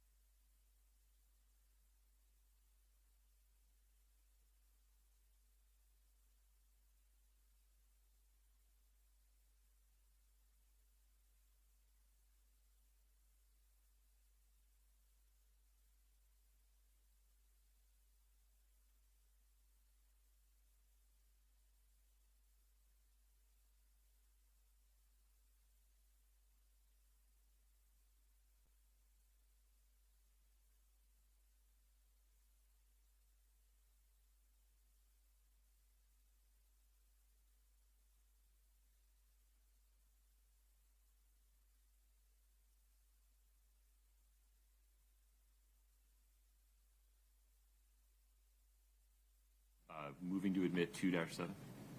Yes, Your Honor. States 2-7 is admitted. One moment, please.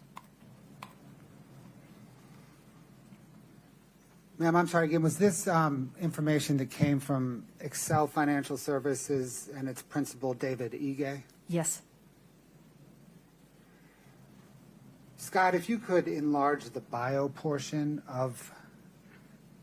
Thank you.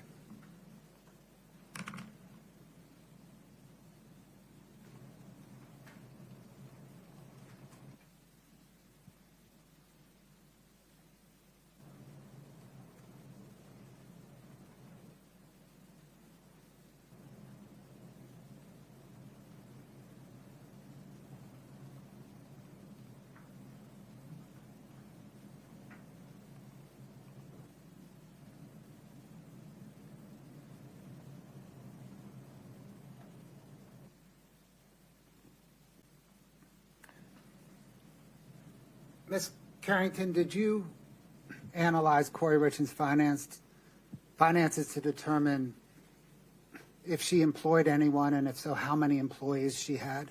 Yes. How many employees did she have? I don't know how many employees, but the payroll expenses that appear in her bank account statements are in the neighborhood of like $1,500 or $2,500. They're not consistent. So I don't know how many, but it's a very low number. When you say her payroll expenses are, what did you say, $1,500? Some of them are $1,500 or in the neighborhood of $2,000 or $2,500. They're not consistent. Okay. And is it, call it $1,500 to $2,500 weekly, biweekly, monthly? No, they're occasional, they're periodic, and nothing that would rise to the level of paying, I don't think, paying over 100 people. Would it rise to the level of paying over 3 people? Depends on how much they're making.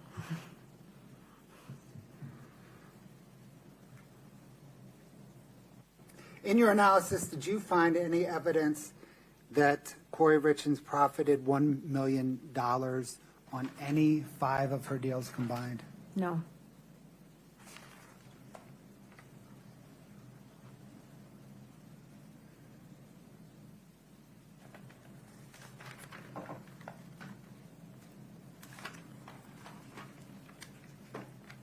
Thank you, Scott. Can we get, please, Exhibit 4-5?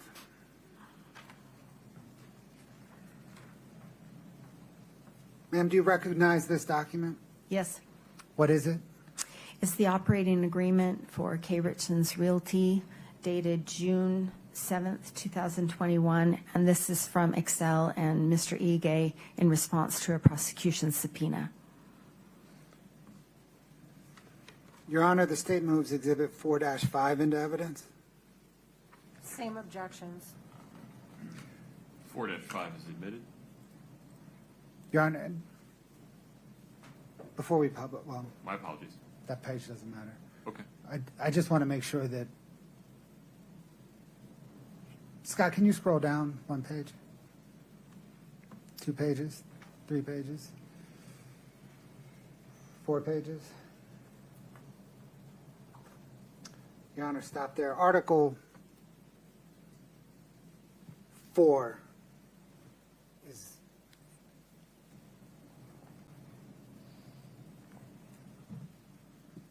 that's the relevancy. Okay. I may be missing a nuance here. Ms. Nestor, anything, folks, I apologize. In an abundance of caution, please approach the bench for a moment.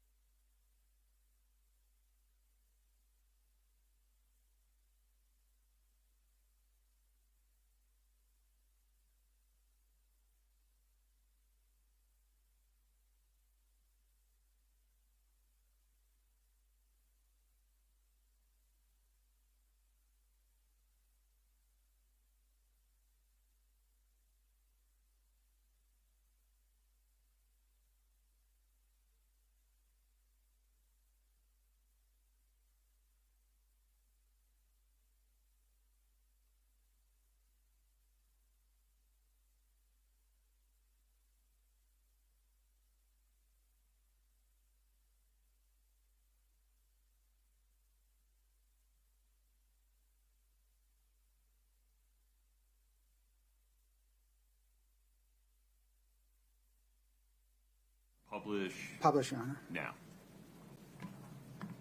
Actually, Scott, can you bring us back to the front? Go ahead, Mr. Bloodworth. Ms. Carrington, what is this document?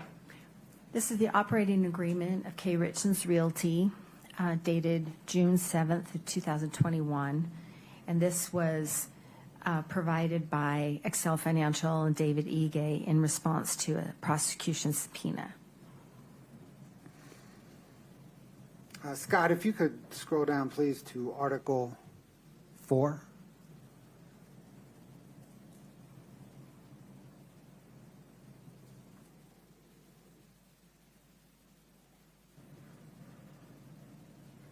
Thank you.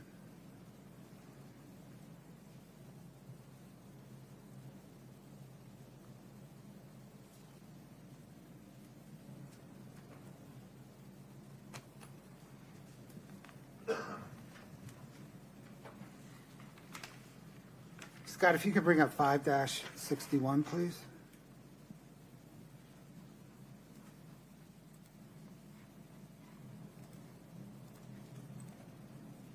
Ma'am, do you recognize this document? Yes. What is it? It is the America First Credit Union statement for Kouri Richins, the account 5244 for September 2021 that was sent by Excel Financial and Mr. Ige in response to a subpoena from the prosecution.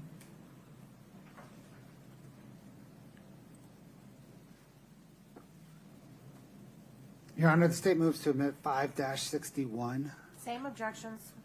5-61 is admitted.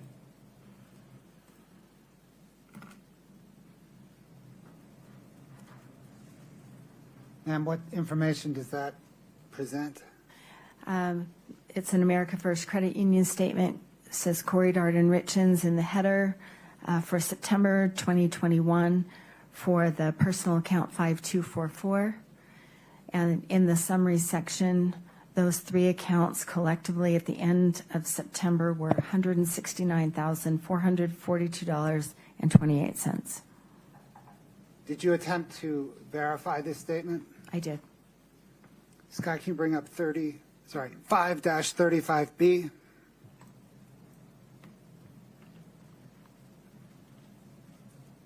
Ma'am, do you recognize this document? Yes. What is it?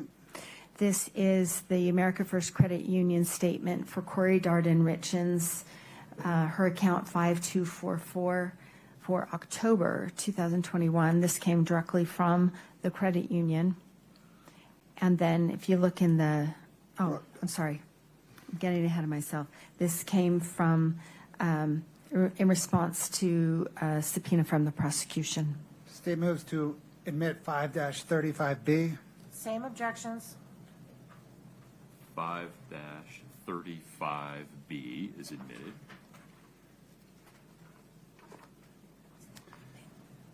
Scott, 5-32D.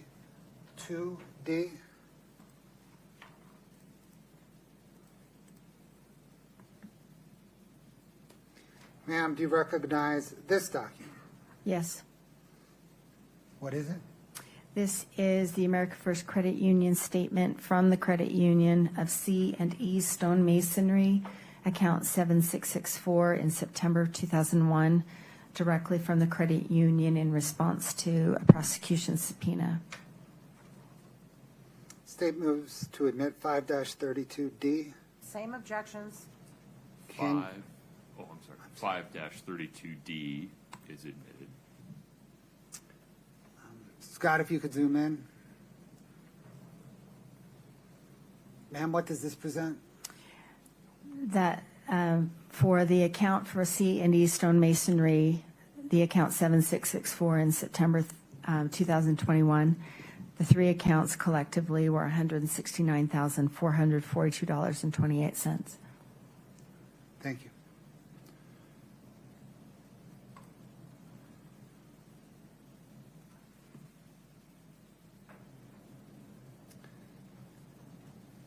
Scott, can you bring up 5-62?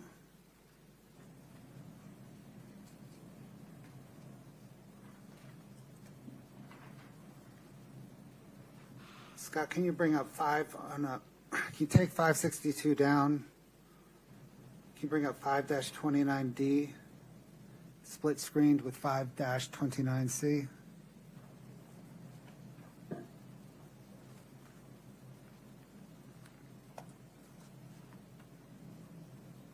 Ma'am, do these documents follow the same pattern we've just discussed? Yes, they do. Your Honor, the state moves 562D, 529D, and 529C into evidence. Wait, I'm sorry. Was it 562 or 562D? I don't know what It's just 562. Would I you don't like to know. see that again, Ms. Nestor? Yes, so same objections to 529C and 529D. I don't remember seeing 562, so if we could just put that up for a second. Sure. Same objections. Okay. 5-62 and 5-29D and -29C are admitted. Okay, Your Honor, we're not going to publish them. I Understood. think everybody understands. Okay. I'm going to bring up another set of 3. Scott, if you could start with 524. Would you pause for 1 second? Do you need a moment? Do you need any clarification?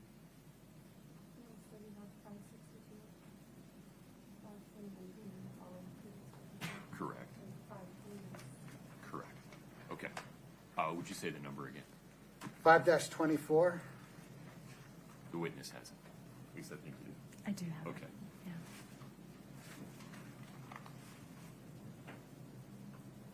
I'm tracking the wrong.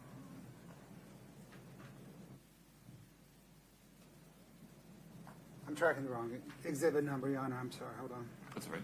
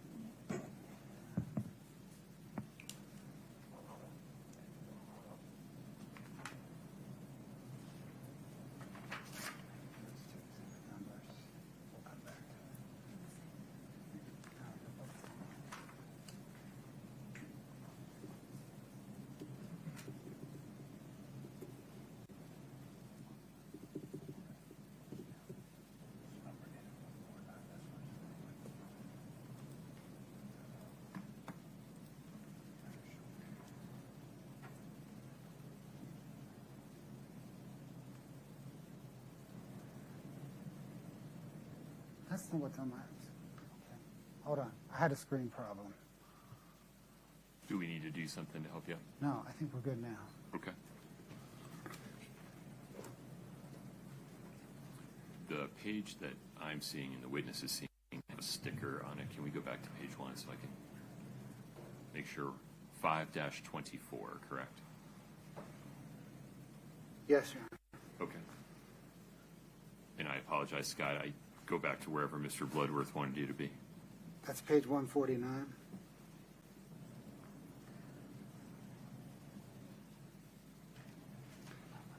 So, Scott, can you please bring up 5-29E?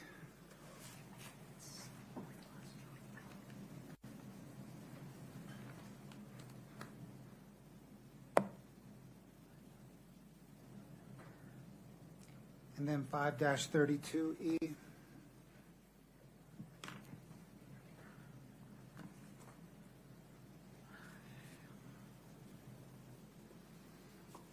Ma'am, do those documents follow the same pattern you've just testified to? They do. Your Honor, the statement was 524, 529E, and 532E into evidence. Same objections. 524, 529E, and 532E are admitted. The Bates number I'm interested, that's that number at the top for the 524s. The Bates number ending in 149.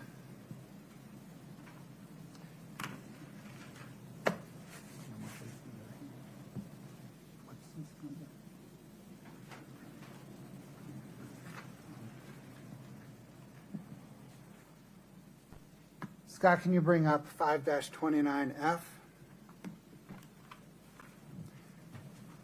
and 5-32F?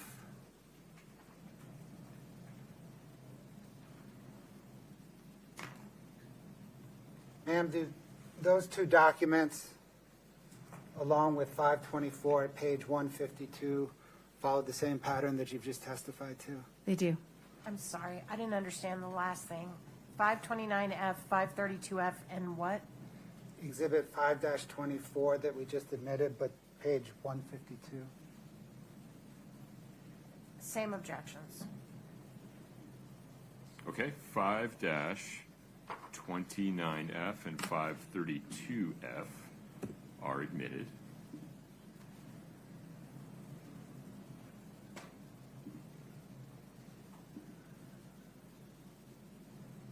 Ma'am, I want to ask you now about a $45,000 set of wire transfers related to the Barney home. Do you know what I'm talking about? I do. What is your understanding of the purpose of those wire transfers? Those were in January of 2022 from Chelsea Barney to Kouri Richins for the purpose of a down payment to buy the 299 Barney house. So it was a down payment. Objection to speculation about what it was for and hearsay. Move to strike.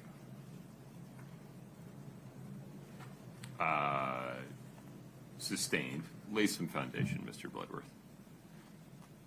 Your Honor, or Scott, can you bring up Exhibit 2-19DR?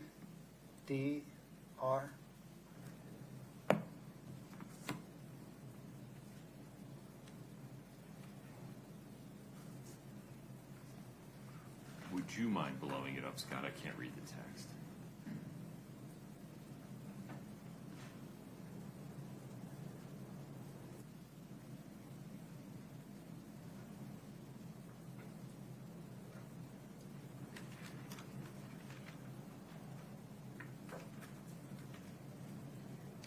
There's several pages, Your Honor.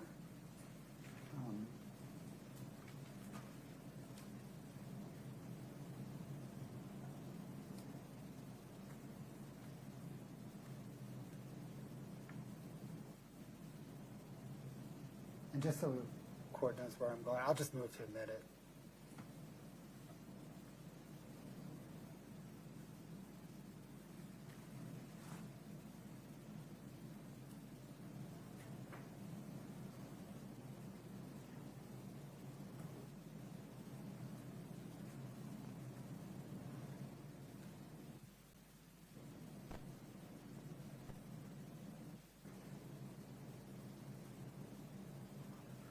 Okay. Same objection to this exhibit, Your Honor, that we've already, same objections. 403 and 404B? Yes, sir. Okay, those objections are respectfully overruled. Forgive me, this was a long number. Would you go back to page 1? Yes. States Exhibit 2-19D-R is admitted. Did this witness see this document? Yes, she did, Your Honor. Okay, take it from there. And just, I think the court is aware, but the labeling 2-19 is the exhibit number. D means it's a demonstrative. R means it's redacted.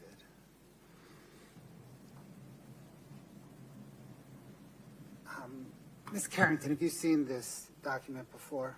I have, yes. Your Honor, can the court publish it to the jury? Yes.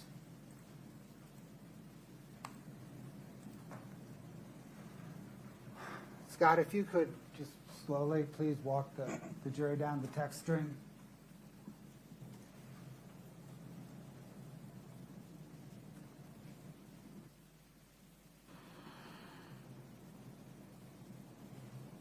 Ma'am, is this a text string between Chelsea Barney and Kouri Richins?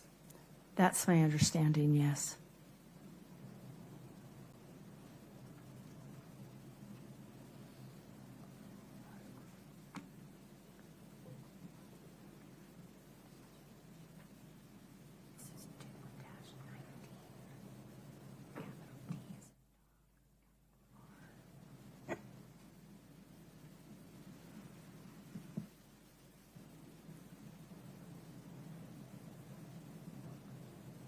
And Kouri Richins is in blue, right, at the 1987 number? I believe so, yes.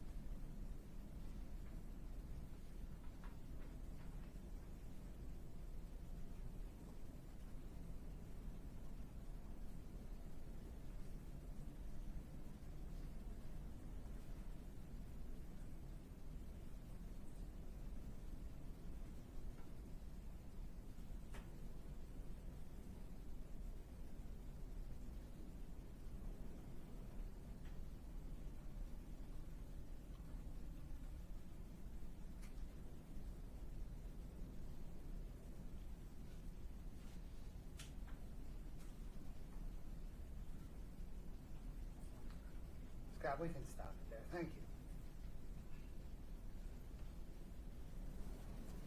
That text exchange mentioned a $45,000 down payment. Did you trace those two wires? Yes, I did. Scott, if you could bring up 5-29G at Bates 794.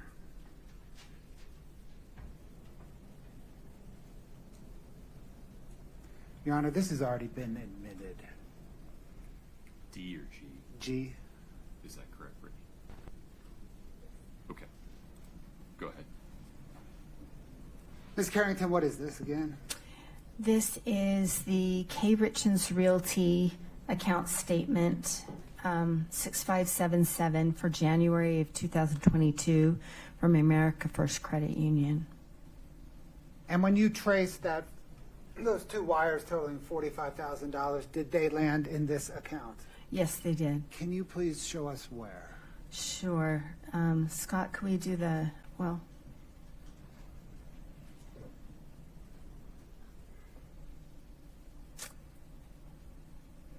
let's see, it's the middle.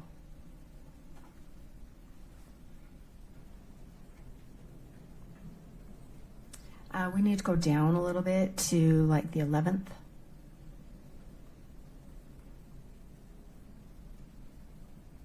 The 12th, like the 11th and 12th. That, yes, thank you.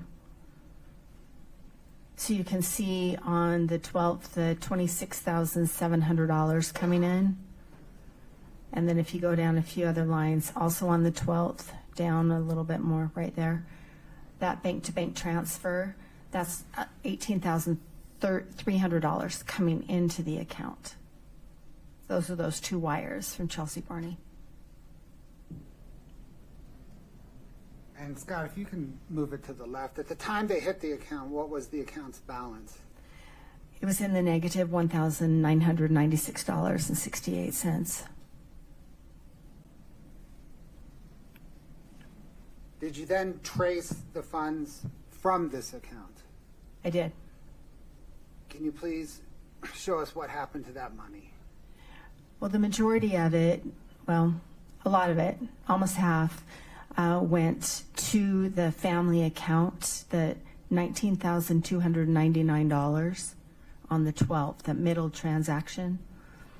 That went to the family account, the 2204, that says Eric Richins. That's the joint checking account that Eric and Kouri Richins used for family expenses. Your Honor, can we just have a continuing objection to this whole line on the same grounds? Please proceed, Mr. Bloodworth. And sorry, and then also there were she paid debt payments. Okay, so the $19,300 went out. And then how long did it take her to deplete the rest of that $45,000? Well, we have to account for the another $9,000 that came into the account, but it was gone within a few days. Did any of it go to a mortgage on the Barney home? No. What did it go to? The transaction that's highlighted, the $19,299, that is the same amount that was paid to FundFi, which is one of Kouri Richins' payday lenders. So that money went from this KRR account to the personal joint account, and That's then correct. to FundFi to pay off debt. The part of that's true. So this amount on January 12th went to the family account. And if we go to the family account, you can see right before this payment had been made. So this money going back to the family account replenishes that exact amount. Let's do that. Let's go to 5-33A.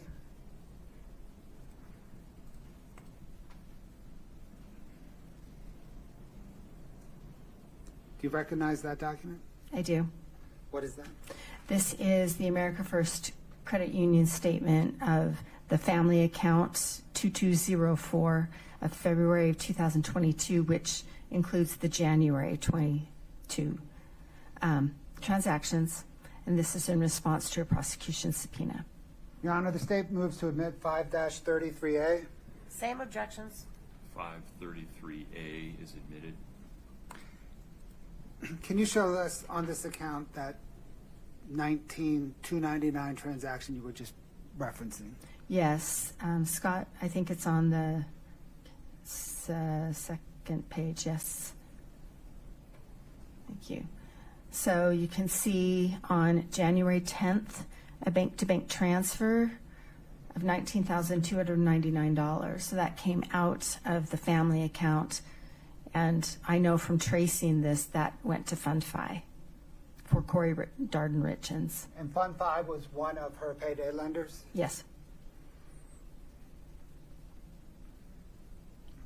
Scott, can I get Exhibit 5-30, please?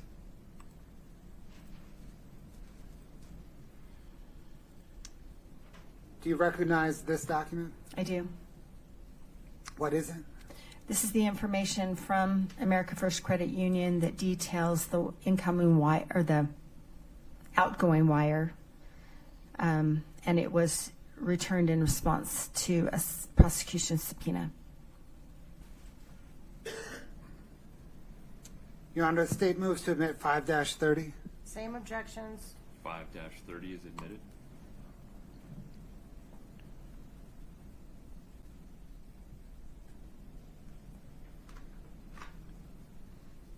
And what information does this present? This tells us the date at the top left, January 10th, 22. It tells us the amount that is $19,299 there on the left. And in the middle column, it tells us that it came from the account 2204-9, but 2204. That's the family account. On the right column, it tells us the beneficiary, who's the receiver of the wire, is Fund Fi Merchant Funding. And then if you go down to the bottom, so the originator is the person who sends the wire, the beneficiary is the one who receives it.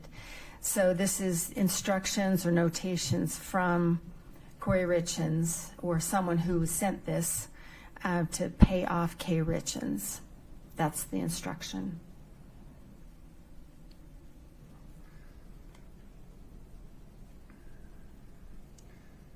Let's go back to the loans for a minute.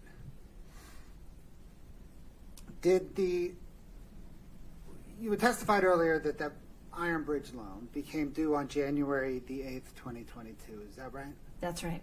Did Ms. Richins make that balloon payment to satisfy that loan on January the 8th? No, she did not. What happened? She extended that loan for 2 weeks, 3 weeks. She extended the loan, giving her more time to pay it. And during that time, was she trying to get a new loan from Excel Financial?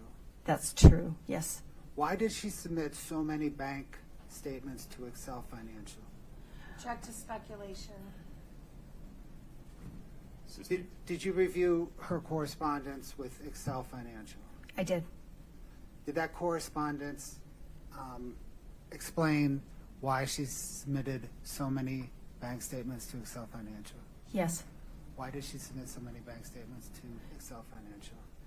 Well, initially, the loan was in her name, just Kouri Richins, the K. Richins Realty, and she had some bank account statements were submitted for that. And then as the underwriting process went forward, they asked for a co-signer. And so that's when the operating agreement that now showed Doreen Kouri with some ownership of K. Richins Realty, when that was submitted, and also bank account statements were submitted for that. And then another stage where they needed to show a specific amount in a bank account statement in order to close. And the loan then became Doreen Kouri's loan as the principal of K. Richins Realty.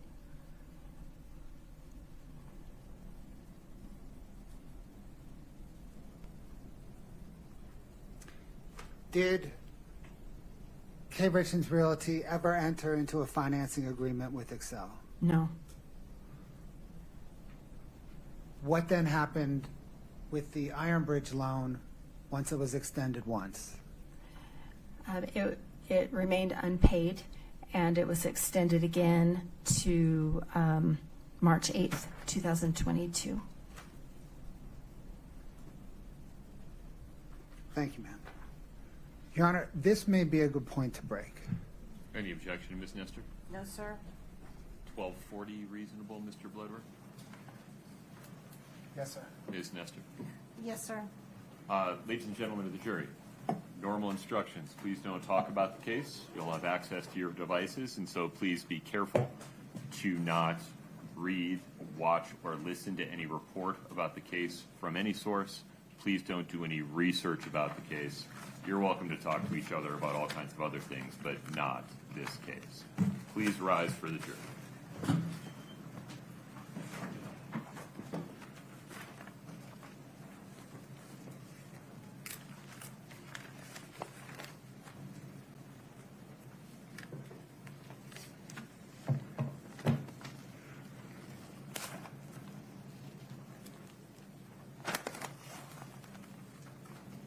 Have a seat, folks. Thank you. Mr. Bloodworth, anything else on the record before we break for lunch? No, Your Honor. Ms. Nestor? No, sir. Ms. Carrington, please don't consult with anyone regarding your testimony during the lunch break. Thank you. Yes, sir. We'll be back at 12:40. Court's in recess. Thank you.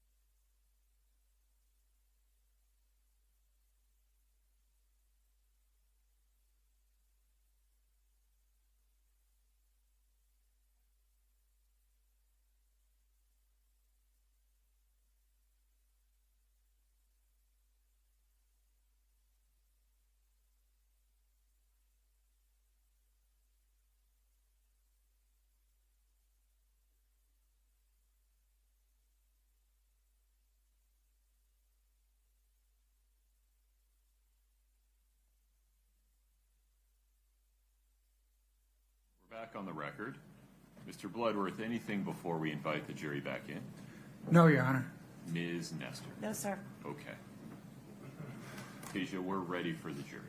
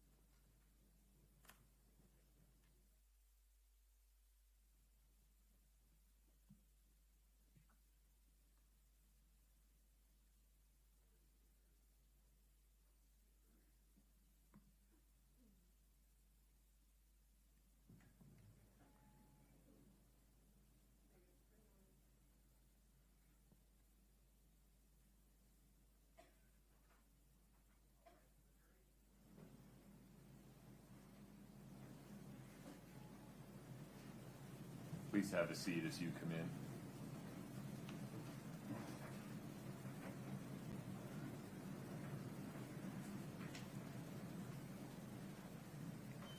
All right, folks, have a seat, please. Ladies and gentlemen, we will continue with testimony from Ms. Carrington. Ms. Carrington, you are still on your right. Mr. Bloodworth. Thank you, Your Honor. Scott, can we please have 8-12? Your Honor, this is in evidence already if the court could publish. Understood. One moment. There you are. Ms. Carrington, do you recognize this home? I do. Is this one of the projects of Kouri Richins' real estate business? Yes, it is. Did she use Boomerang Finance to finance this project? Yes, she did. Thanks, Scott. Can I get 5-58, please?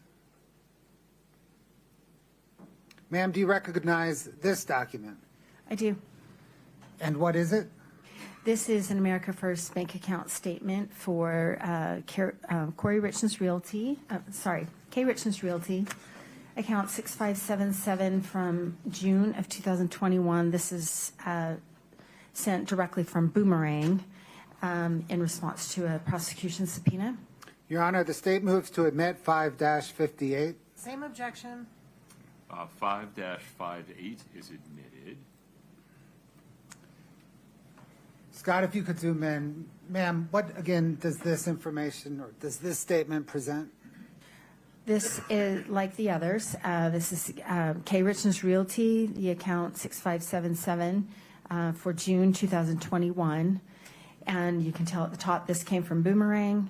And then the summary section says, calculates the three accounts. The total is $702,831.96 at the end of June. Did you attempt to verify this bank statement? Yes, I did. Scott, can I get 5-29B, please?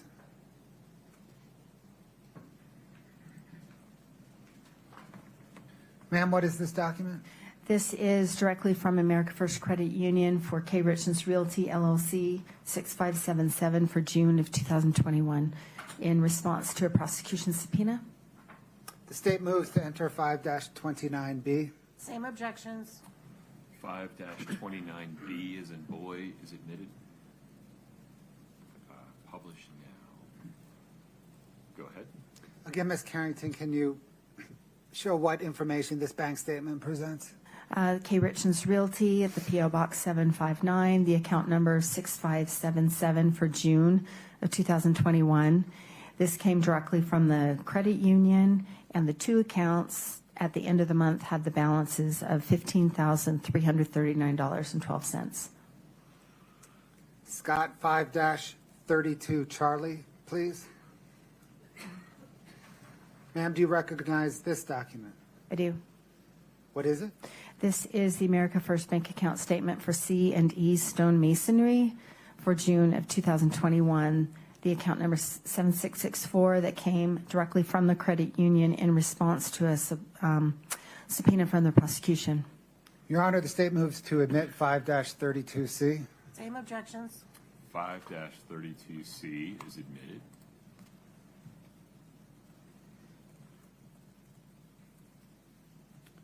One more time, ma'am. Okay. This is the America First Bank account statement for C&E Stone Masonry, the account 7664 from June of 2021. This one came directly from the credit union, and you can see in the summary section the three accounts totaling $702,831.96. Thank you. I want to switch gears a little bit now. You've used the term funding sources a couple of times. We're going to talk about funding sources, okay? Okay. Scott, can I get 5-93 Delta 2? Ma'am, did you recognize this document? I do. Did you prepare this document? Yes. What material did you use to prepare this document? This is based on the lender documents, the loan documents from the lenders for each of the properties, the home equity line of credit, the bank account statements, settlement statements for the purchase and the sale, and the deeds, the trust deeds that were recorded with the different county recorder offices. The state moves to admit 5-93D2. No objection. 5-93D2 is admitted.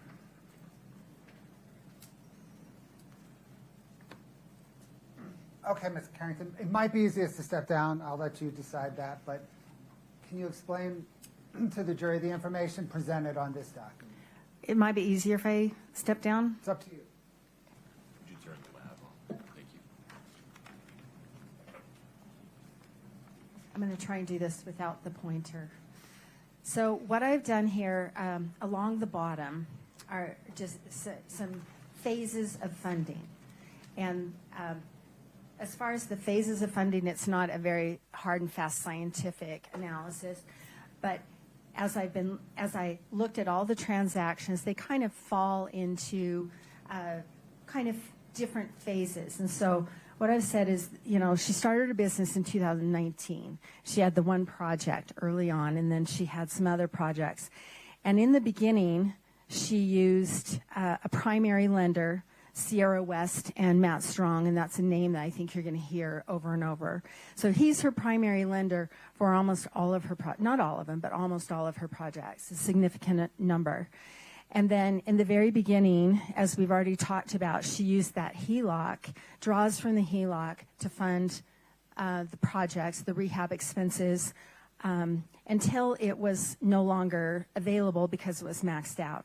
And in the very beginning, she had a little bit of cash. There's like a $10,000 or $15,000 that I can see coming from her own sources to pay for projects. And she had a seller financing project. And I should stop and say too, I'm sorry, I'm getting long-winded, but she had prior projects that she'd done like in South Carolina. And those seemed to be fairly successful. They were smaller projects, and they were before Utah, before she registered her business, so I've kind of left those off. But I do feel like to complete the picture, we need to talk about that. And then Cockerhands and Blackwell, those are two of her lenders so Matt Strong would be her primary lender, so she'd acquire the house with his funds, and then these would be what I'm terming, it's my term, rehab lenders. These are funds that she borrowed to give her money to fix up the house. So I have put these, what I'm trying to depict here, that as time went on, the proportions change a little bit. And then as time went on, the funding sources changed. So no longer was she using her own cash. That was only in the very beginning. And the HELOC was, as you've seen, remember the chart where it was maxed out pretty quickly. Your Honor, object to narrative. Okay. Mr. Bloodworth, ask a question. I'll ask a question, Your Honor. What changes from the first column to the second column? Okay, from the first column, there's the HELOC and the seller financing and cash. Those don't appear in the second column because those are no longer available. What changes from the second column to the third column? The third column, you can see that the proportions change here. This is where we've talked about Iron Bridge and Boomerang. And Doreen Kouri, as you've heard, comes in. My understanding is that is Kouri Richins' aunt. The accounts receivable loans, those are those payday loans. We've talked a little bit about those. And then Cockerhands and Blackwell are still part of her lenders here. How does Doreen Kouri contribute as a funding source? As far as actual funds coming in, I have not been able to locate any funds that came in from her, but her name during this time period is used. She's on that operating agreement that's dated in June of 2021 that gets submitted in the fall of 2021. Her credit is used for the Excel financing and the David E. Gay potential refinances. So she's part of that process. And she's also used for a lot of these payday loan applications. Doreen had a company, a cleaning company, and I understand.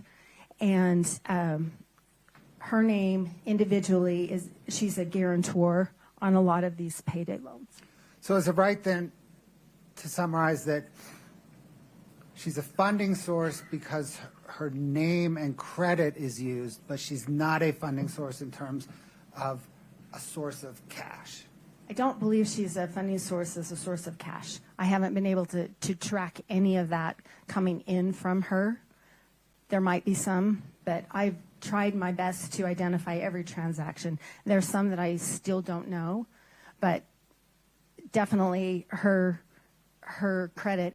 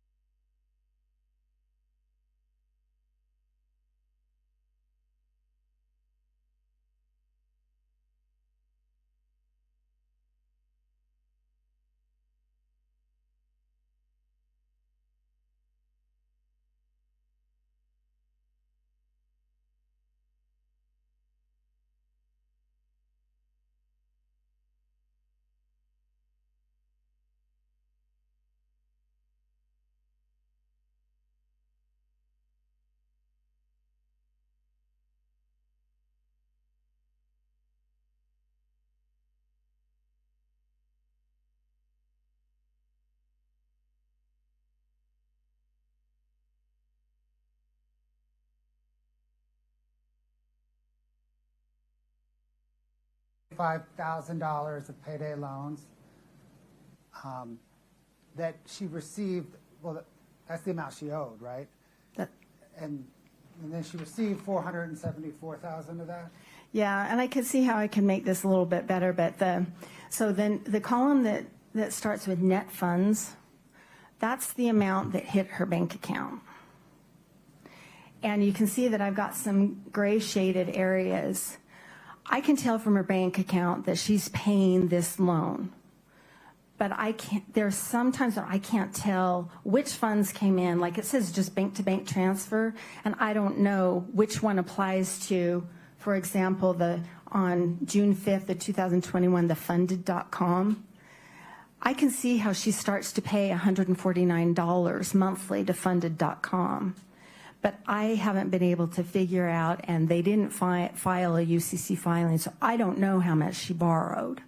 So I'm not going to make an assumption and put a value in there and calculate a number that I can't support. So the net funds column, she got at least $474,000 into her bank account. And she owed then at least $645,000. That's right. So the receivables purchased, so in my example they gave you a minute ago, she took out a loan. Okay, let's look down here. 9/30/2021, the Greengrass Holdings. So she committed $87,000 of her future receivables to get $60,000 today. And by the time origination fees were taken out, she got $54,000 that landed in her bank account. And in exchange for that, they filed a UCC filing later, actually. But the payment that Kouri Richins committed to was that payment that we've seen, that $5,438. And she committed to pay that every week until the loan was paid back. And so she got $54,000, but she had to pay back $87,000. Let's follow that thread then. Scott, can I get 5-10, please?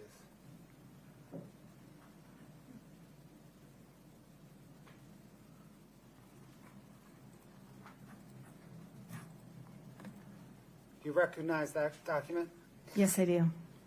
Is that the green grass funding revenue purchase agreement that you just referenced and you showed the line item? Yes, it is. Your Honor, the state moves 5-10 into evidence.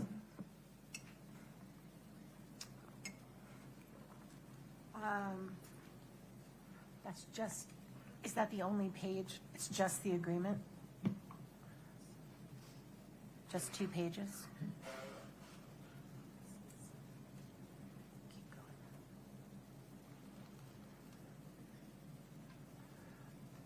I don't have an objection to that, Your Honor. States 5-10 is admitted.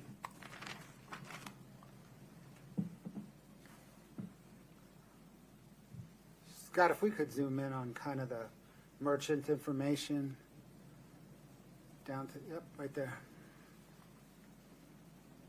Okay, Ms. Carrington, what does this tell us? So this is the agreement between Kouri Richins Realty and other companies with Greengrass as of September 30th, 2021. Did you investigate those other companies listed under the merchant's legal name? Yes, I did. What did you determine? Some of these are related to Kouri Richins, like where she holds her contractor license or something else. And then the LTD's personal cleaning, I believe, is related to Doreen Kouri. Other than the one related to Doreen Kouri. And is that, by the way, what you meant by Doreen Kouri as a funding source in part? Your Yes. Honor, based on that, this line of questioning, I would object this line of questioning, continuing objection on our prior objections. Overruled. Please proceed. Except for the LTD personal cleaning, did any of the other companies connected with Kouri Richins have revenues? I don't believe so, no. It's possible the WCA Enterprises, she's got a couple of projects where The buyer is K. Richins Realty LLC, doing business as WCA. But as a standalone enterprise, I had requested the state subpoena documents, bank accounts, or anything that would support the fact that they had revenues, and I'm not aware of any bank accounts that they have.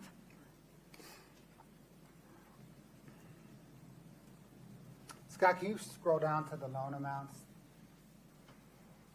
Right there. So is this what, if you can highlight that line at 60,000 to the right?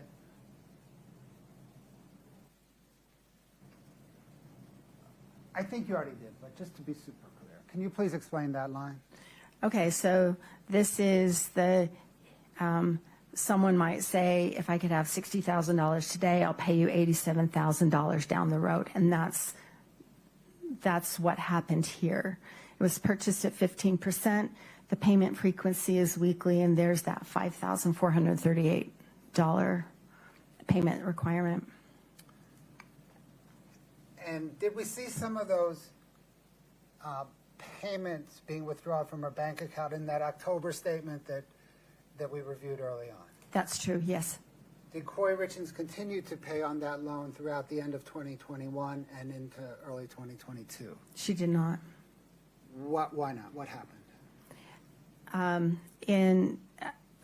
So this document, you can see at the very top of the document, this is from Kings County Court in New York, the very top, right there.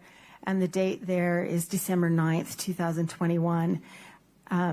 Greengrass filed a lawsuit against K. Richins Realty, all of these companies, Kouri Richins personally and Doreen Kouri personally, for non-payment of the debt. I can identify a small set of payments, and after that, payments were not made from the bank account, and that is also what the complaint says. Objection to this whole line of questioning based on our former objections, Your Honor. Overruled. Scott, can I get 4-17, please?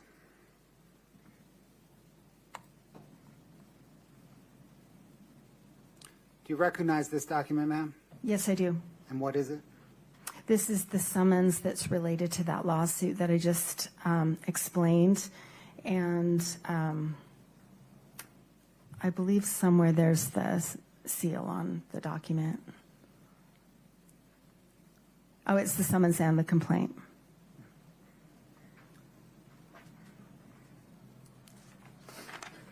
State moves 4-17 into evidence. Same objection plus hearsay.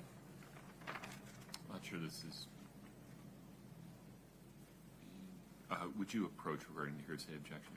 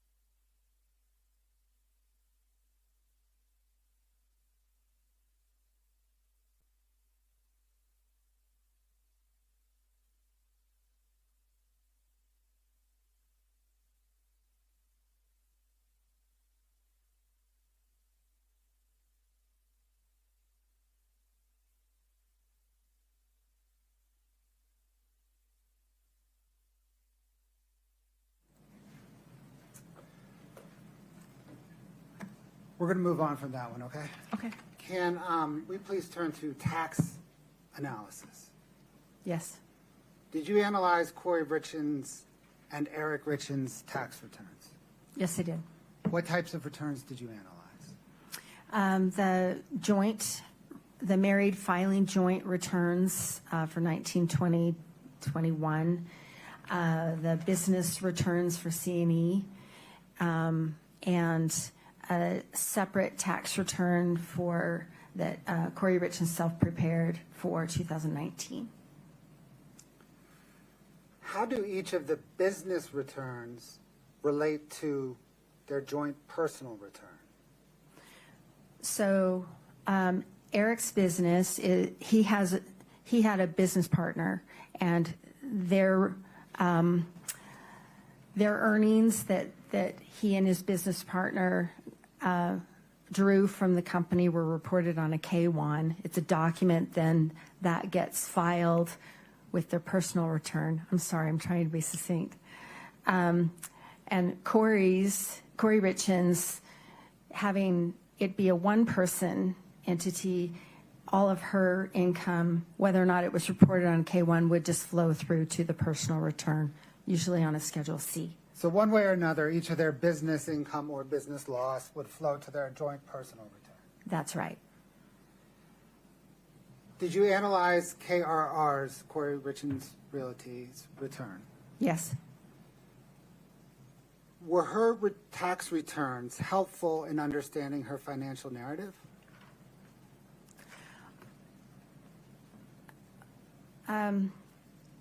If I answered that yes or no, it would require some explanation. Let's start by yes or no. Okay. Yes, it did help explain the lack of continuity and lack of reliable accounting, and no, because of that the things that she reported to her tax preparer. Objections, same objections we raised previously. Would you approach for a minute?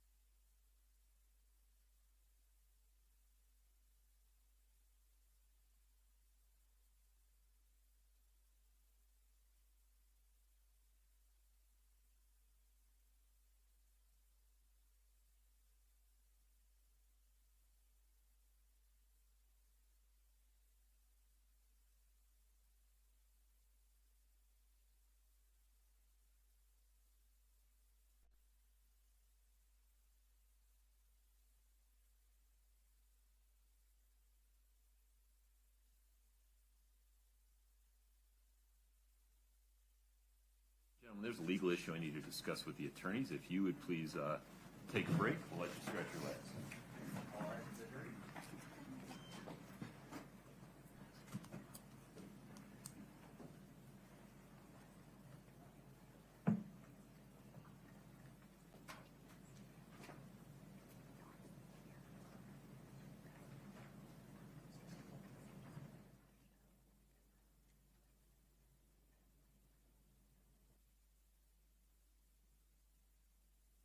All right, folks, have a seat. Mr. Bloodworth, to help me rule on defendant's objection, would you please proffer for me where we're headed regarding the tax returns? Yes, Your Honor. I think in response to that question and maybe the next one, Ms. Carrington will testify that Kouri Richins Realty's tax return were unhelpful for Ms. Carrington's analysis because Kouri Richins' expense reporting to her accountant was inaccurate. Okay. And then where will we go after that regarding the tax returns? The implication of the inaccurate expense reporting was that her tax returns showed a profit. Then there will be questioning on if the expenses were reported accurately, would they have shown a loss? There's a tax advantage to showing a loss. Why would you want to show, from a tax perspective, why wouldn't you want to take the loss? And then Ms. Carrington will testify that during these time frames, Ms. Richins was trying to attract funding, loans, and a tax return that showed a profit would help her attract loans. Okay. Ms. Nestor, take it from there. Well, now I have a new objection. I imagine you have a couple. I do. Go ahead. So, first of all, absolute speculation as to why, the loops you have to jump through to get that she's over-reporting her income to use it to get funding when there's zero evidence in this case that I've seen that she's ever produced her. Pause there for a minute. Let's assume for the purposes of our discussion for the next few minutes that instead of opining about what was in Ms. Richins' head, Ms.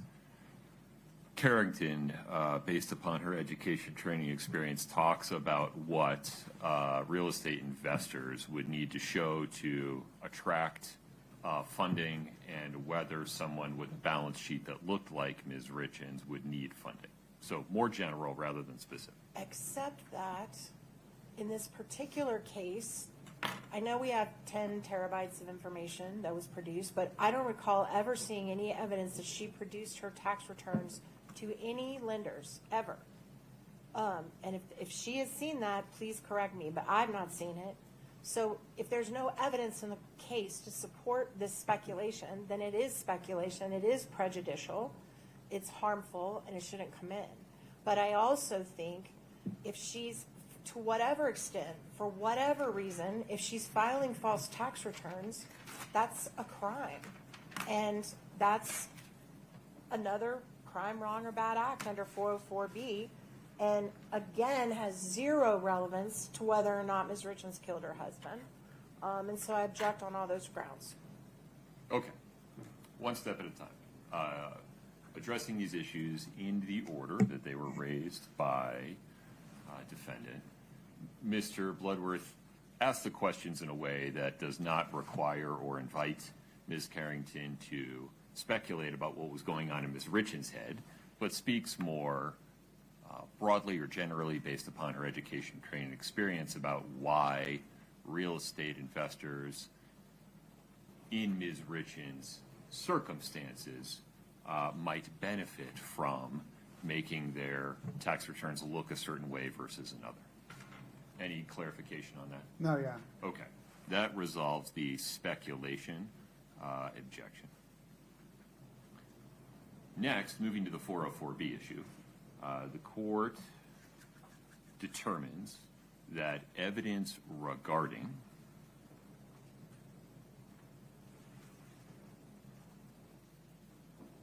the appearances that Ms. Richins was preserving regarding the success of her real estate investing business, circumstantial or direct, and evidence regarding the potential consequences that would flow if those appearances were shown to be without basis or not accurate, circumstantial or direct, are probative of a non-character purpose of showing motive.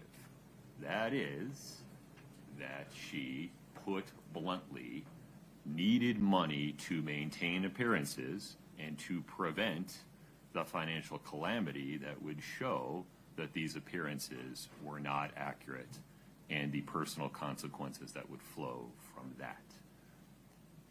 In so ruling, the court is summarizing the reasoning that it has already put forth in much more detail with citation to Utah law in its ruling on defendant's motions in limine and in its ruling on the state's motion for additional findings and conclusions regarding the intrinsic evidence issue. And the court incorporates by reference that reasoning and those authorities. However, to make sure that the jury does not inadvertently and improperly revert to a propensity-based drawing of inferences, Ms. Nestor, do you want me to make another instruction that makes specific reference to the taxes? Yes. Okay, so may we agree that the court will give an additional instruction to the effect of you are about to hear evidence that defendant's representations related to the tax returns of her business were not accurate, and then the standard form language after that. Yes, sir. Any objection, Mr. Bloodworth? No, Your Honor. Okay. Ms. Nestor, anything further on that issue? No, sir. All right. And then, can we just take a look together at Rule 103B?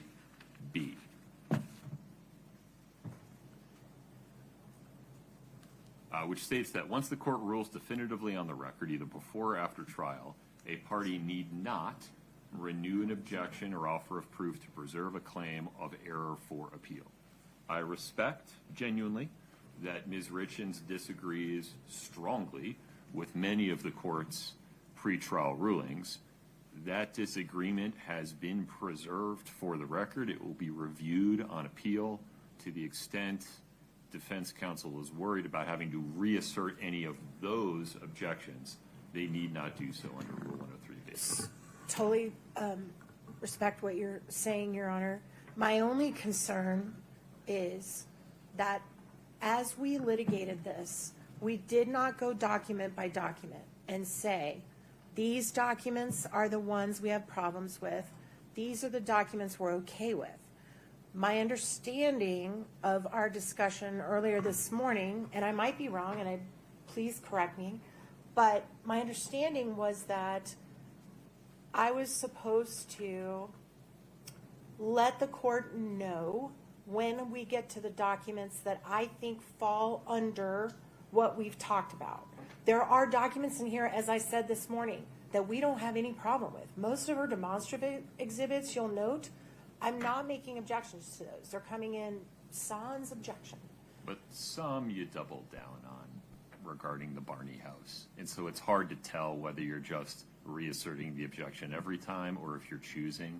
And that's why on occasion I have to ask whether this is a new or different objection. So I can try to do better about alerting the court if there's a new ground, but I'm still concerned because we don't have a ruling anywhere that I've said exhibit 632 we believe falls under the court's ruling and therefore falls under our objection. We've never done that. So the fear that I have, well, I totally agree that's what Rule 103 says.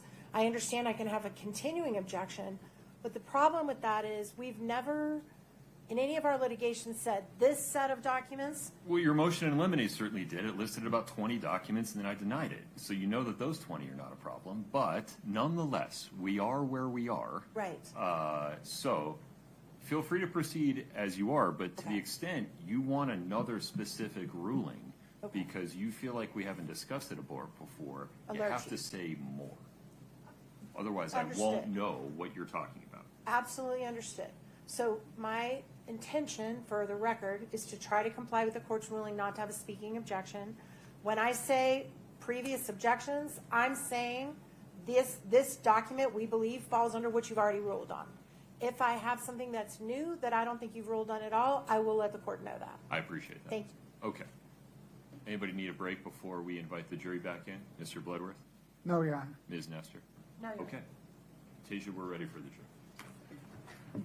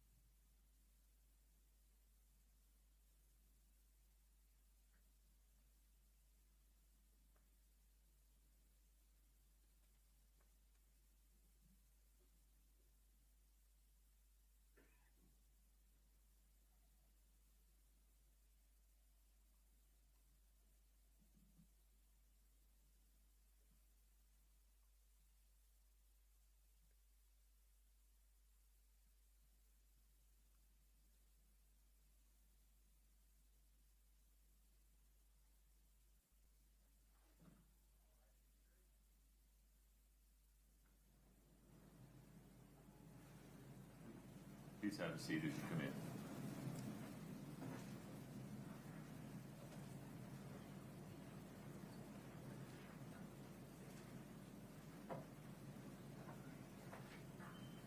Okay, please have a seat.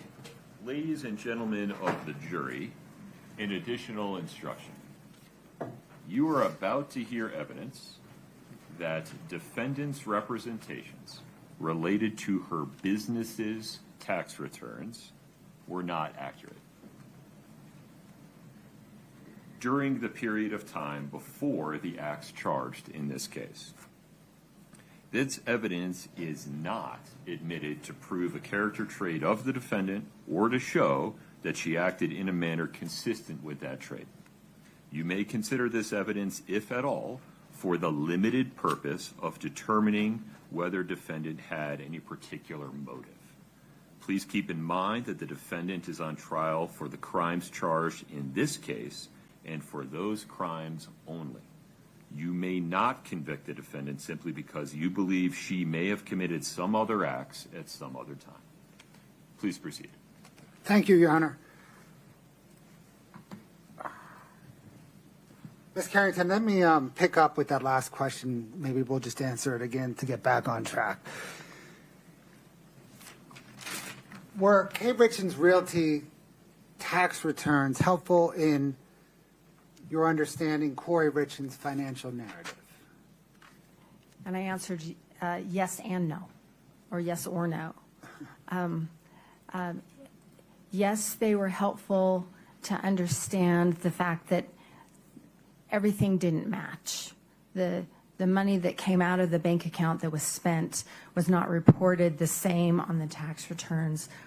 Well, let me say, was not reported the same to the tax preparer, and therefore not accounted for correctly on the tax returns. And then no, because the same thing. If the accounting is not reliable, that doesn't help me understand fully and accurately what was going on in her business. Does this relate back to how you had to calculate expenses as it relates to Kouri Richins rehabbing homes? Yes, that's along the same lines, yes. And it's those expenses, or is it those expenses that were underreported to her tax accountant? Well, there's that, but there's also the fact that the whole body of those loans we've just looked at was not included. And in looking at the tax preparer's documents that he relied on to put the tax returns together, it's clearly missing. None of those loans is listed as a liability against the revenues, and the documents also show that the only loans that he understood that K. Richins Realty had and was obligated to repay were the loans based on that were related to the properties. So there's this huge category of $500,000 of obligation, or $400,000 of obligation that was completely absent from any of the financial records that the tax preparer put together, and therefore was also missing from the tax return. What was the effect of this inaccurate reporting on K. Richins Realty's tax return? So someone who, or a business that understates the expenses, inflates the net income. So makes it look like there's more profit than there actually was.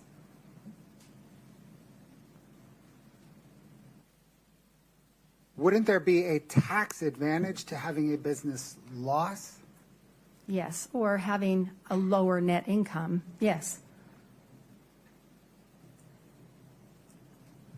Setting Kouri Richins aside for a moment, based on your training and experience as a forensic accountant, why would a business person want to inaccurately, from a tax perspective, want to inaccurately report their expenses and end up paying more tax? Most, I don't know. Most, if expenses, revenues and expenses are reported correctly, there is a tax liability, assuming they made a profit. If those are understated and it makes it look like they made more profit, they would owe more tax. If the opposite were true, they would pay less tax. And so it depends on what that person's or business's objectives were. What would a business objective be to want to pay more taxes? Back to speculation. Overrule. To avoid showing a loss so that the business appeared more successful.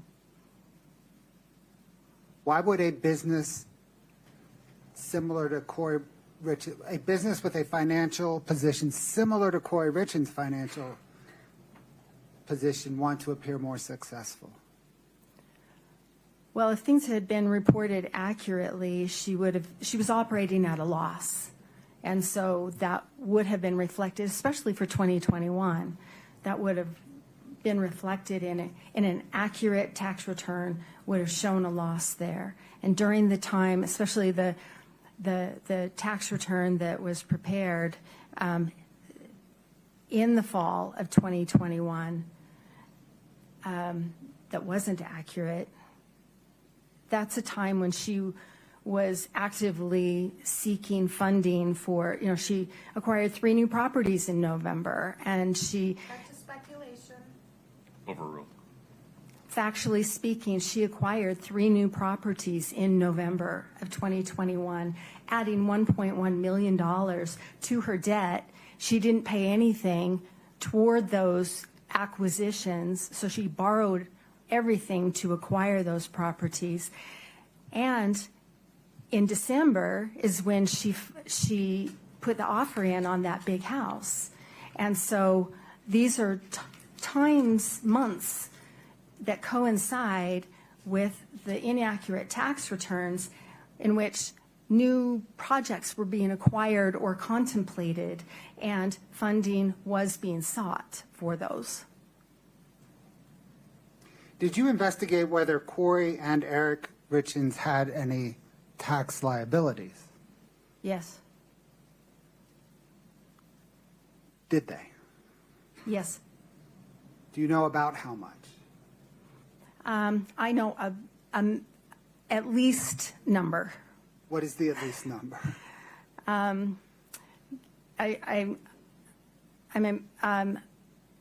me back up. State tax liabilities, tax liens were about $70,000. And federal was about $80,000 at least. So $150,000 at least. And were those a joint liability since they filed jointly? That's correct. Scott, can I get Exhibit 5-36?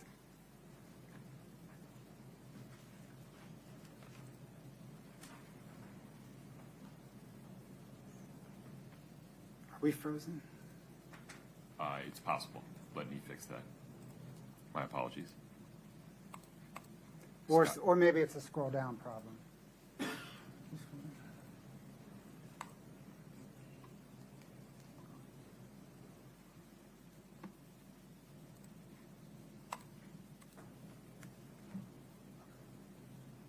Okay.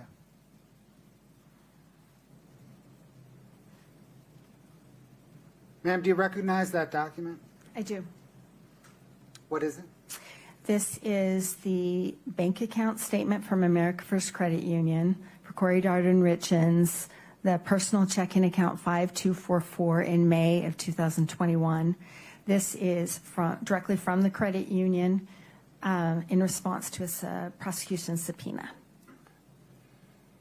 Your Honor, the state moves to admit 5-36. Same objections. 5-36 is admitted. Scott, if you could scroll down to the check.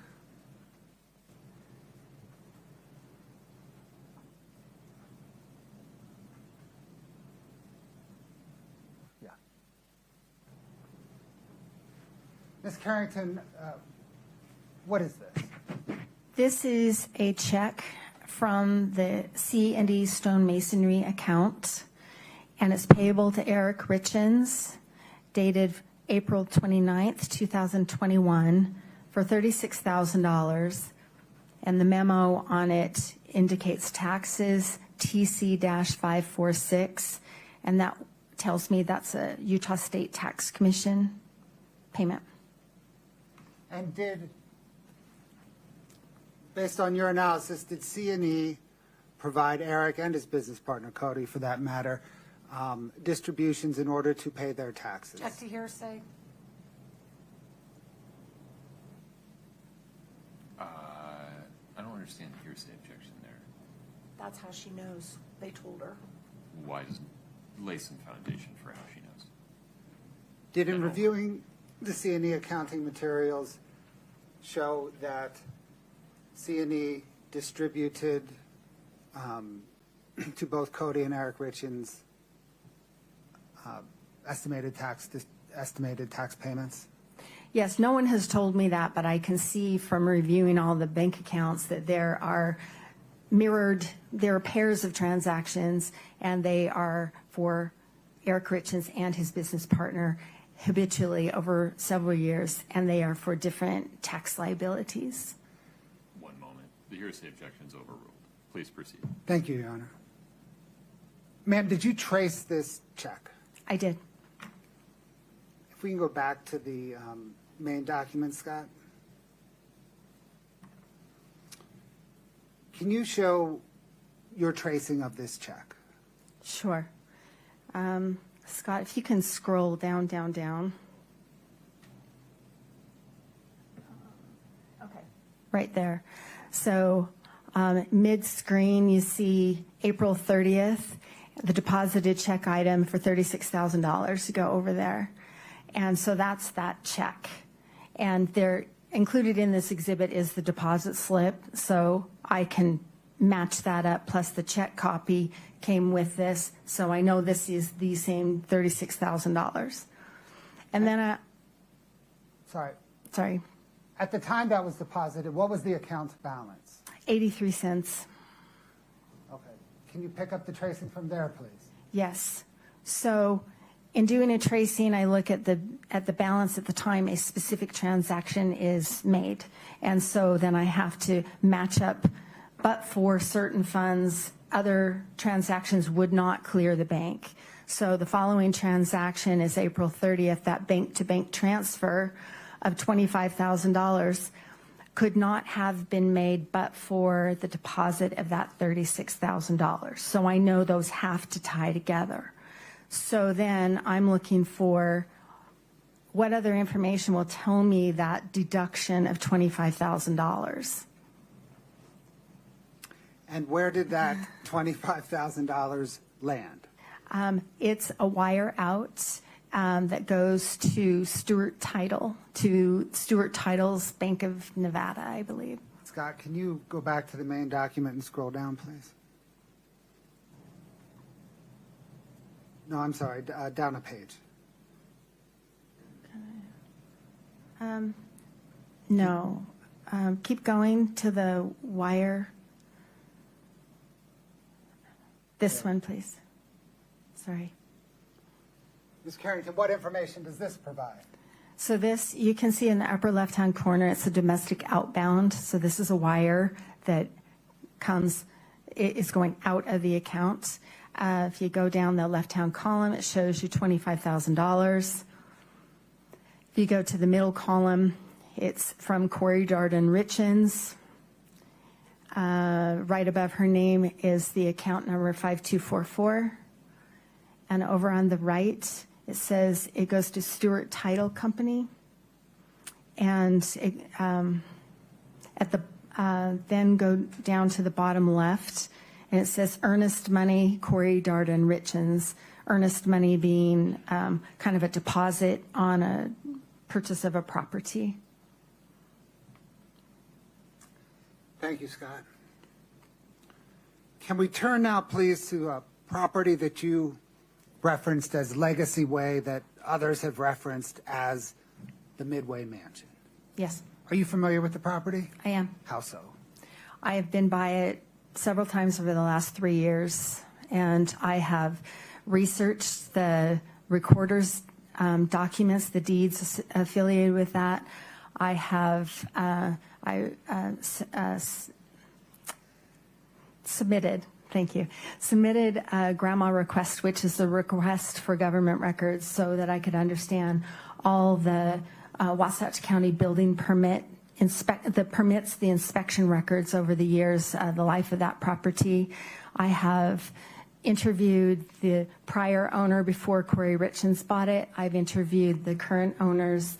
I've traced all the, after Kouri Richins bought it, tried to sell it, I have reviewed each of those 13 offers to purchase the property.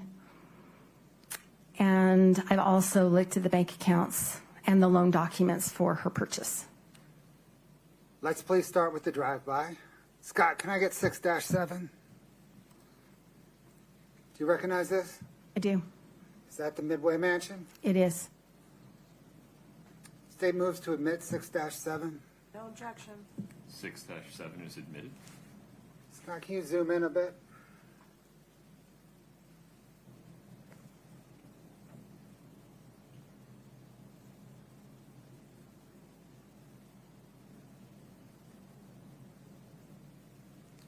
Scott, can I get 6-8, please?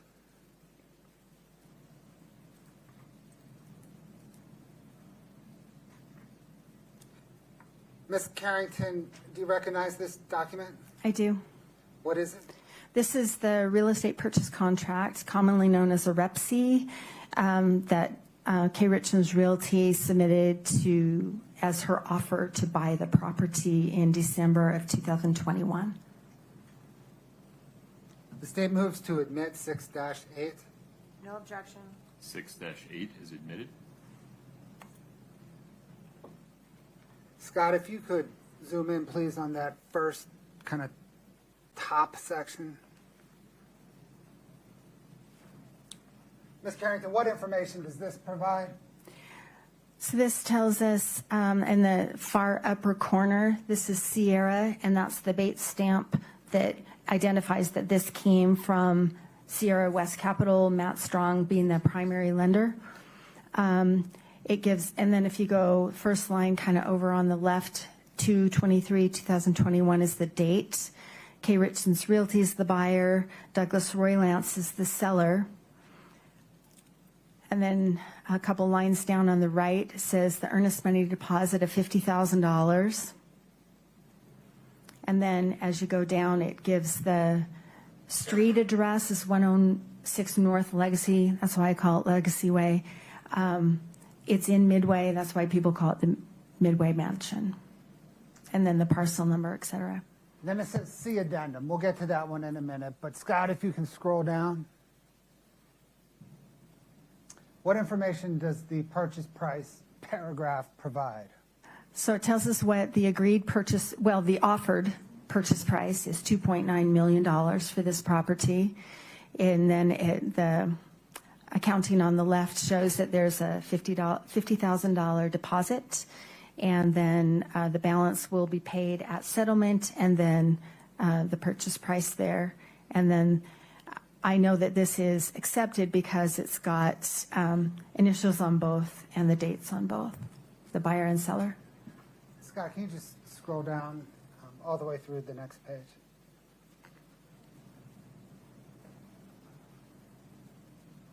Keep scrolling. Keep scrolling. Keep scrolling. Let's stop there. Thank you. Let's zoom in on the contract deadlines through the signature. Yep.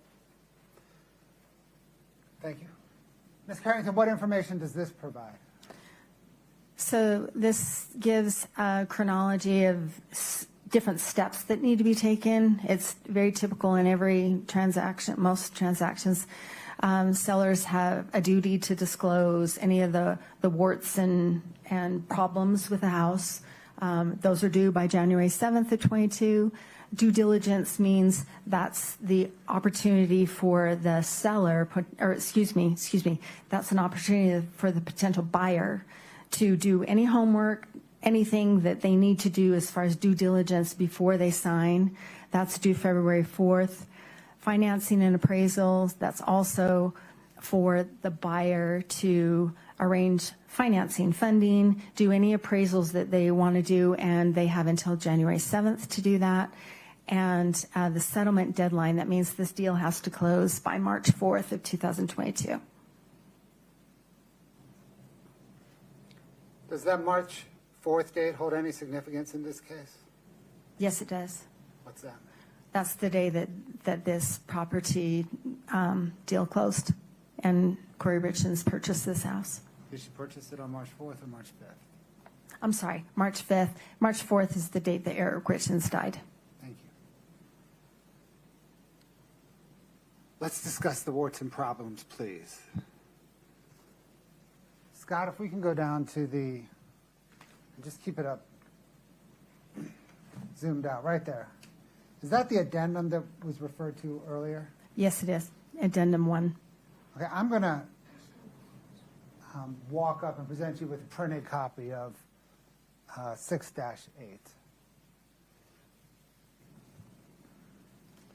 And this is the addendum, am I right, that discloses all the warts and problems? Yes. I've circled a few of the paragraphs on that disclosure, that addendum. Can you please read those paragraphs aloud to the jury? Okay. Bear with me. This is paragraph 2. Buyer is to acknowledge and affirm and agrees that these parcels, parcel 1, parcel 2, are sold as is. Buyer acknowledges, affirms, and agrees that both building structures have extensive vandalism, theft, as well as flooring and other structural concerns that may need or will require replacement or repair. Due to delays in construction and the permitting/approval process, the structures have been idle, exposed to the elements, and are not habitable, and are also suitable in many ways for continued construction. Damage has occurred because of the idle status of the projects.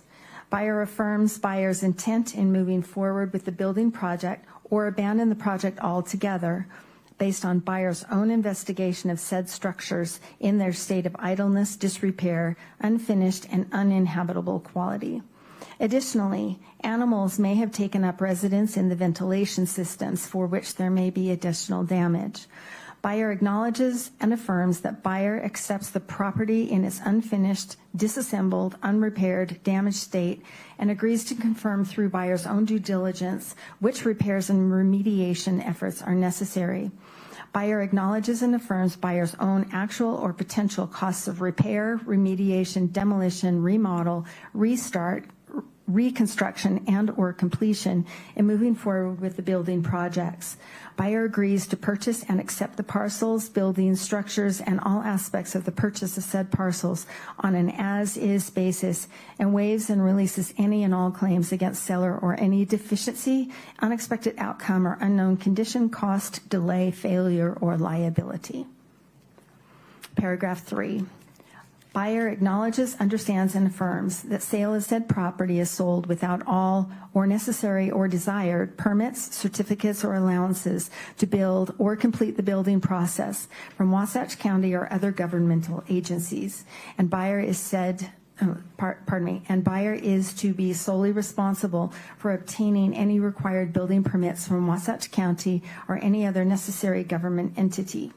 Buyer acknowledges, understands, and affirms that seller's building process was halted by the governmental permitting or allowance process, and as such, buyer intends to purchase these parcels as is, with full understanding that buyer may also face challenges and costs in obtaining necessary or desired permitting allowances to build, rebuild, or complete the building and occupancy process.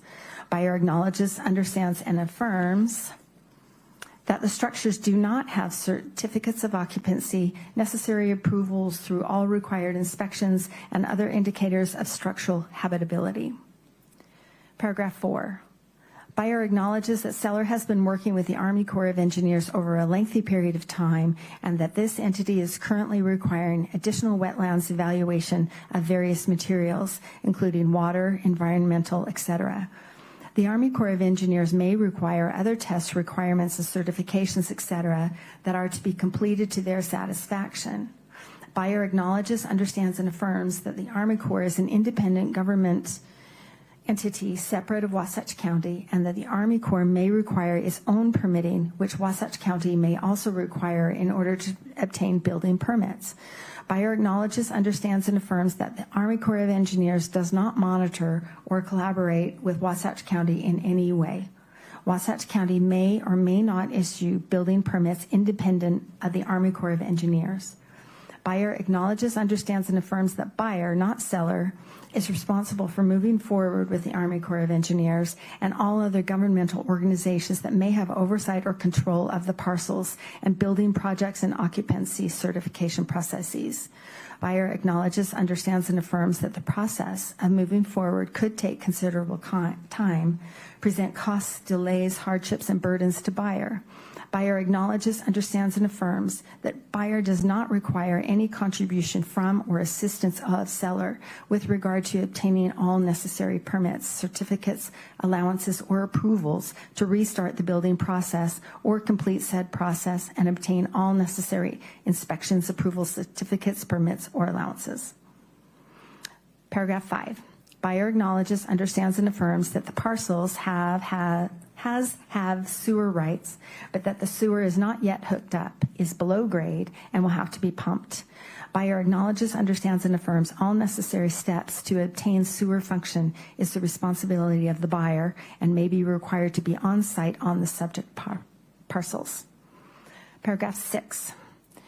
Buyer acknowledges, understands, and affirms that additional or dedicated open space, i.e. wetlands, or other required remediation or mitigation may or will be required by the Army Corps of Engineers, and that to achieve mitigation or remediation, additional properties may be required for such. Thus, a potential off-site property may be obtained by the buyer. And if not on an additional off-site property, then remediation or mitigation may or will be on-site the subject parcels. There is a mitigation process that will need to be coordinated with the Army Corps of Engineers. Buyer acknowledges, understands, and affirms that there may or will be costs related to preparing lands to offset any disturbed wetlands. An outside consultant with BioWest has collected data and submitted data and recommendations to the Army Corps of Engineers. The Army Corps of Engineers still need to make its final decisions and will determine a mitigation plan with permits in cooperation with buyer.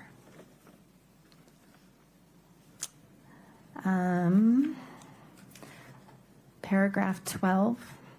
Buyer acknowledges, understands, and affirms that the Army Corps of Engineers may or will require further evaluation and study of wetlands underneath mounds of fill soil on the parcels. So seller will provide access to buyer's consultants or any other third parties related to studying groundwater or soils for the Army Corps of Engineers. Thank you. You're welcome. Ms. Carrington, in your experience reviewing REPCs, have you ever reviewed a REPC like that? No. Scott, can you please bring up 6-9? I will retrieve the exhibit. Thank you, ma'am.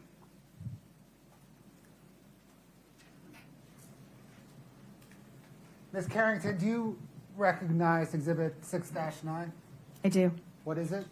This is the settlement statement for the Legacy Way Midway Mansion property, where Kouri Richins Realty is the buyer and Douglas Roylance is the seller. And this is the final version of the sale. State moves to admit 6-9. No objection. 6-9 is admitted.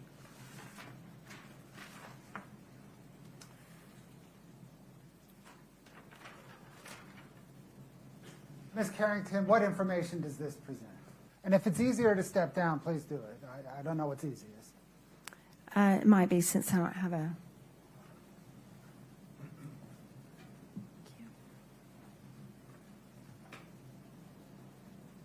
Okay, this is not actually as complicated as it appears.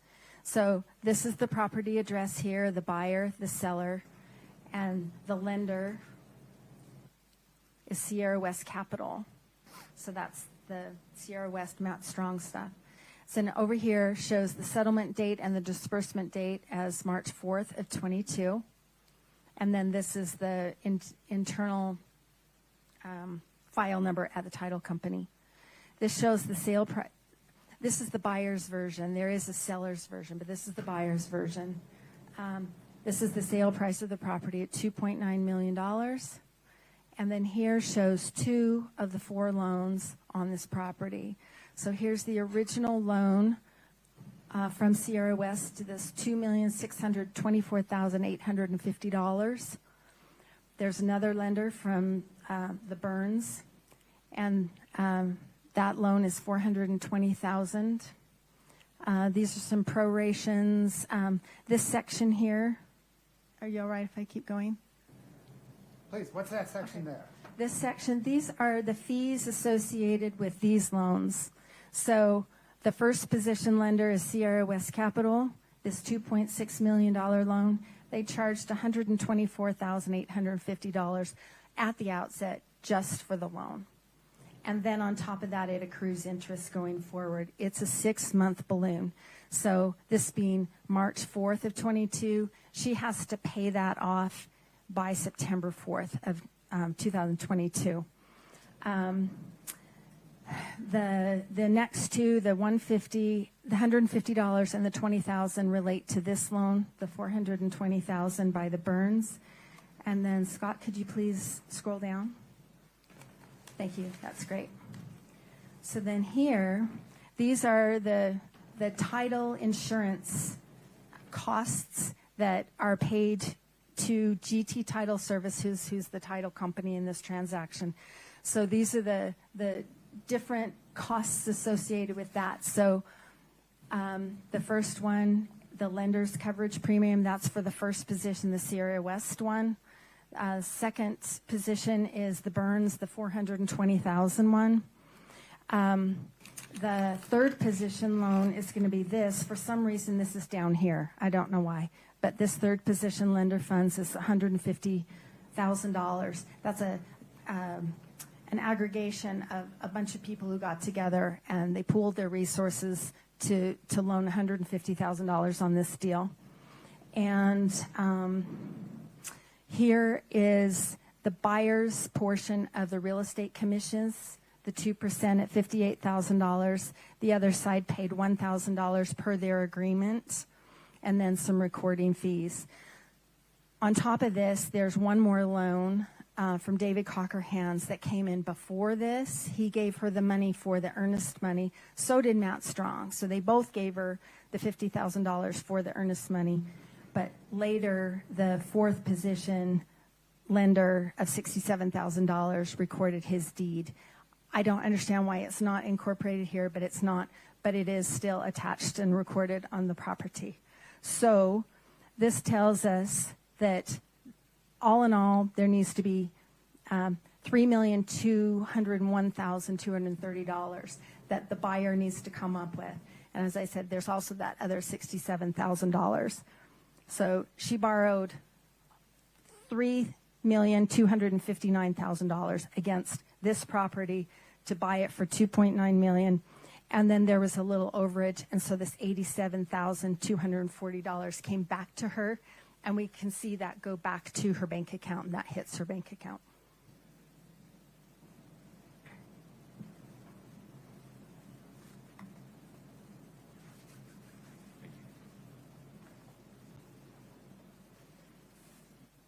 So does this show that she borrowed $3.2 million from other people to close on a $2.9 million house, and at closing she walked away with $80,000? $87,000, yes. On the day that the Midway Mansion closed, how much was it worth? $2.9 million, because that's what she paid for it. That was the agreed price on that for that transaction. Is it worth? Is the real estate market like other markets in that the value of something, whether it's gold, oil, real estate, the true value on any given day is what a willing buyer and willing seller agree to? Yes, and so in addition to the fact that that's what the market dictates, the IRS rules also say that a transaction is valued between a willing seller and a willing buyer, and industries function like that all the time. business valuation, a forensic accountant who conducts a business valuation of a business will use that same concept. Did you use that same concept in valuing all the properties involved in this case? I did, because that's what she paid for them.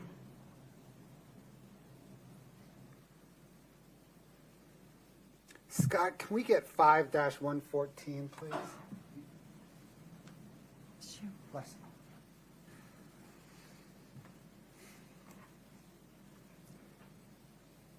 Ma'am, do you recognize this agreement? I do. What is it? It is a loan agreement reflecting that large loan between Sierra West Capital and Kouri Richins Realty. And this was a response from the title company, Griffith and Turner Title, in response to a prosecution subpoena. Your Honor, the state moves 5-114 into evidence. No objection. 5-114 is admitted. And just, Scott, yeah, perfect. So this is, am I right, is this the loan agreement between Kouri Richins Realty and Sierra West for the Midway Mansion? It is.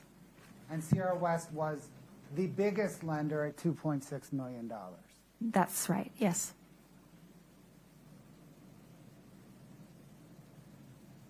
Scott, could you just scroll down on page 1?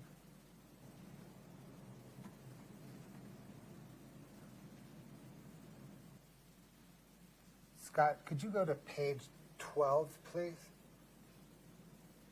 And is this part of what is, are we looking at what is known generally as a closing packet? Yes, that would be consistent, yes. These are the closing documents on the Midway Mansion, at least this, the closing documents for the largest funder on the Midway Mansion. That's right, yes. And is this the signature page? Yes, it is. And is that signature notarized on the 5th of March? Yes, that's correct. Scott, can you go to page 21, please?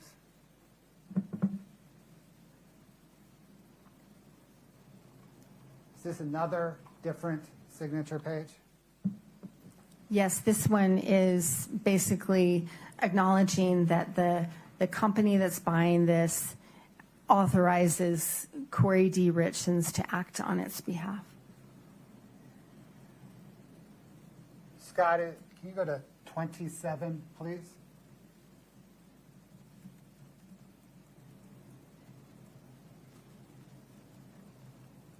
Is this yet another signature page in the closing documents?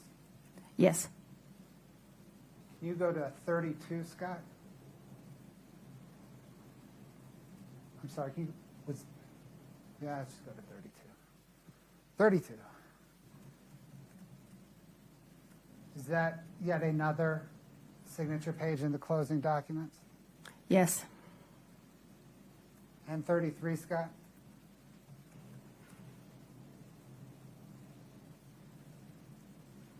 Ms. Carrington, is that yet another notarized signature page in the closing documents? It is. Thanks, Scott.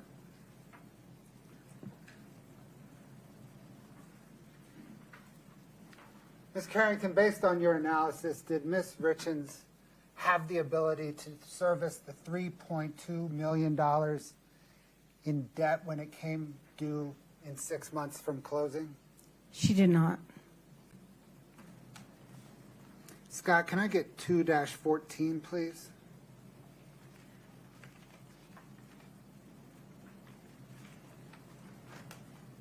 Ma'am, do you recognize this document? I do. What is it?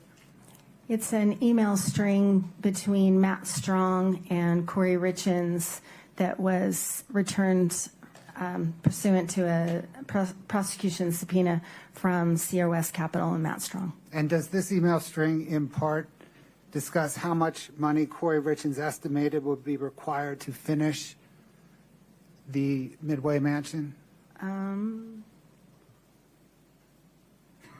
We can scroll through it.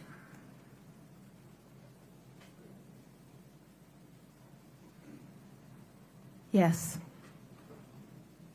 This is the one where she's asking him to loan her the earnest money, the $50,000 for the project. In part, yes. Right. The state moves to admit 2-14. No objection. 2-14 is admitted. Scott, can you publish the part you had highlighted on our screens? Scott, let me know you're ready. Okay. I'm going to give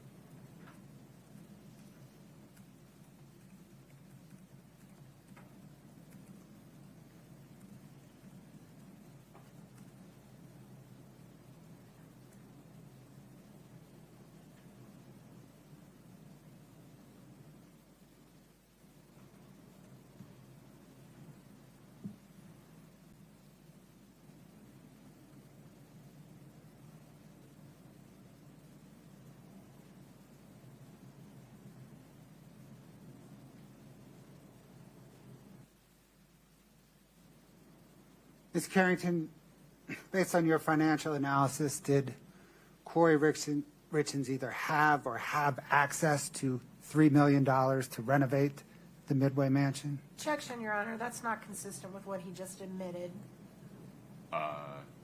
It's a different question. Can you please restate it? Make sure we're listening to the question that he asked. If you'd say it again. Ms. Carrington, based upon your financial analysis, did Ms. Richins have or have access to $3 million for renovations of the Midway Mansion? Not that I, Hold on. What was your objection? Same objection, Your Honor. He's misstating what's in front of him as far as the evidence. His question does not relate to this. Any other objections? No, sir. Overruled. Go ahead. not that I'm aware of. Thanks, Scott. Ms. Carrington, did you investigate or try to trace any money flowing to the Midway Mansion project once Kouri Richins closed on it? I did look, yes. Did you find any money flowing to that project? I did not find any money flowing to that project. There's one that is a maybe, Okay. but no, nothing significant. What's the maybe? It's in the neighborhood of about $3,000, I think. It's in that, the reason it's a maybe, is that your question? The reason it's a maybe is it's during that time frame, and it's to an entity that, and I'm sorry, I really can't remember which entity, but there's one that I thought might relate to this project, looking for, what she usually does when she acquires a project, she moves forward. And so I'm thinking she probably does the same thing here. There's one that I recall fits that category, but it's minimal. So at most, she, as best you can tell, invested maybe $3,000 into the Midway Mansion. That's correct. Did you investigate whether Kouri Richins tried to sell the Midway Mansion? Yes. Did she? Yes, she did. When? She listed the property on March 12th of 2022, so the week following her acquisition of it. That's also a week and a day following Eric Richins' death, right? That's true. Did Kouri Richins ever sell the property? She did not. What ultimately happened to the property? After 12 offers that were made and canceled for one reason or another, actually, let me restate that, please. After, I believe there are 7 or 8 that were offered before her note was due. And then after that, she continued to try to sell it unsuccessfully. And at some point, the lender, Matt Strong, foreclosed or recorded a notion. He recorded a document, notice of default and election to sell. So basically started the foreclosure process. And did the 12 failed contracts all fail during the diligence period? Yes, they did. In the months leading up to Eric Richins' death, what categories of assets did Kouri Richins have? Categories of assets that Kouri Richins had. She owned several properties.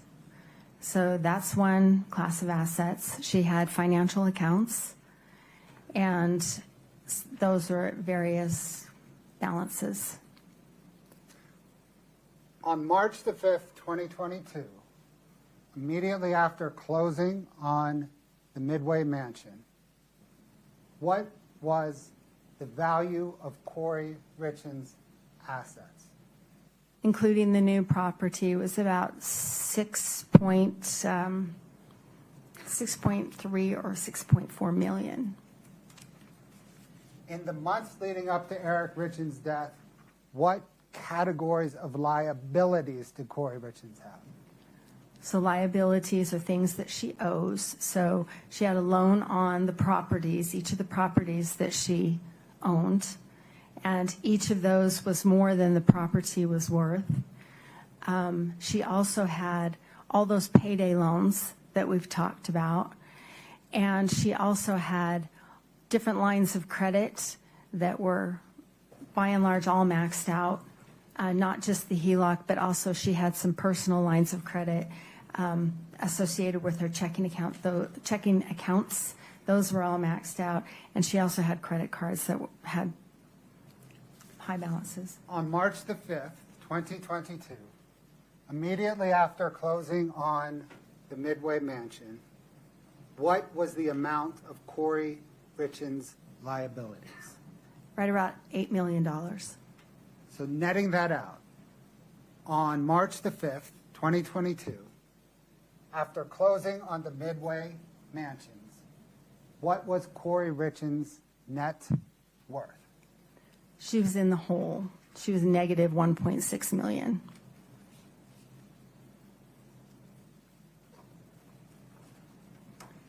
As a forensic accountant, have you formed an opinion as to Kouri Richins' financial position on March the 5th, 2022, after closing on the Midway Mansion? Yes. What is your opinion? As of the date that Eric Richins died, Kouri Richins was in financial distress, and her financial enterprise was collapsing, had been collapsing, and but for a significant infusion of cash and capital would have continued to collapse. It was imploding. Her debts and liabilities far outweighed her assets, and even if she had sold everything she had, it would not have been enough to get back to zero. Let's turn briefly to Eric Richins' estate. Did you analyze the value of Eric Richins' estate? Yes. What material did you study in this analysis?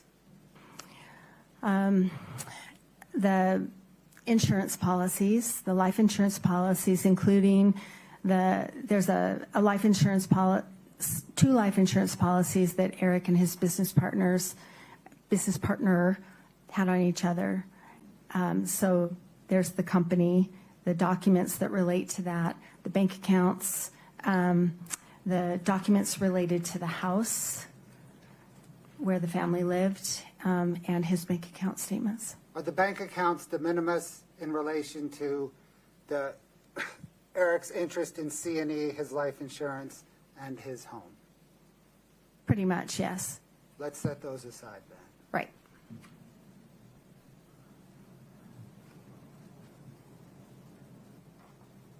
How is Eric Richins' interest in C&E, or how was Eric Richins' interest in C&E determined upon his death? It's based on the value of those life insurance policies, so it's basically $2 million. It's exactly $2 million, wasn't it? It's exactly $2 million, yes.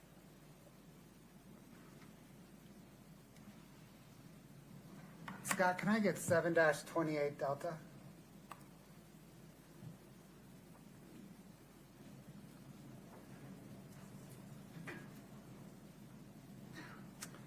Ma'am, do you recognize this document? I do. Did you prepare it? I did. What material did you use to prepare it? The insurance policies of each of these insurance policies, the applications for a couple of them, the claim information, and also the payout of these policies. Your Honor, the state moves to admit 7-28D. Objection. 7-28D is admitted.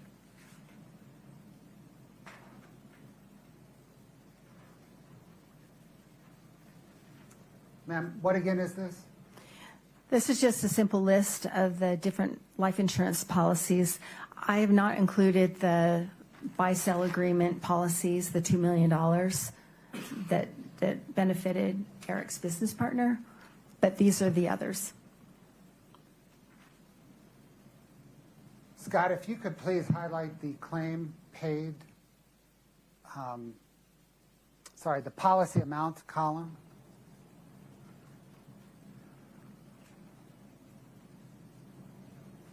Does this show that Eric Richins had $2.2 essentially $2 million in insurance upon his life? Yes.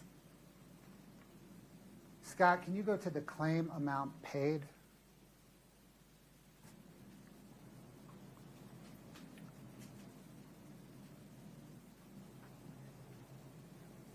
What, ma'am, does this column, what information, ma'am, does this column present? So for each of these policies, there was a specific amount paid. Like the top one is related to the house, and so it paid 70% of the existing mortgage, not the second, but the first. The things that I've highlighted in green are the 3 policies that were paid directly to Kouri Richins.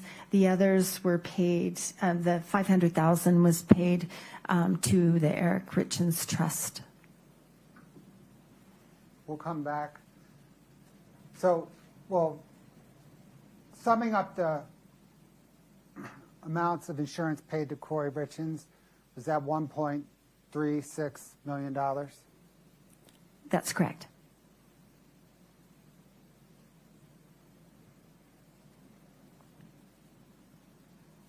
Thank you, Scott.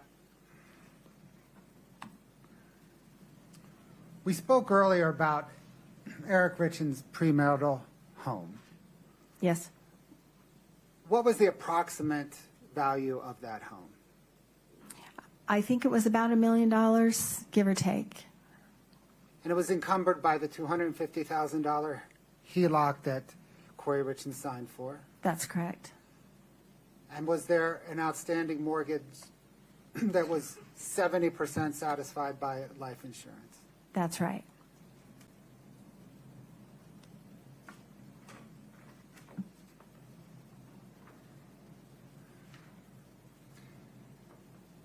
We talked about the $1.3 million in life insurance proceeds that Kouri Richins received upon Eric Richins' death. Did you trace how she used those proceeds? I did. Scott, can you bring up 7-31D? Ma'am, do you recognize this document? I do. Did you prepare it? I did. What material did you use to prepare it? I looked at Kouri Richins' America First Credit Union accounts and also Kouri Richins' UCCU account where she deposited the $1 million. And I guess that's it. Your Honor, the state moves to admit 7-31D. No objection. States 7-31D is admitted.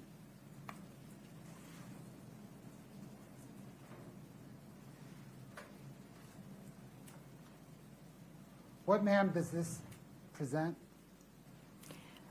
So on another schedule, I've listed every single transaction that I've traced back to the 3 deposits of insurance proceeds. And so the first line of this shows on June 16th, 2022, she got a little over $1 million from the auto owner's life insurance policy.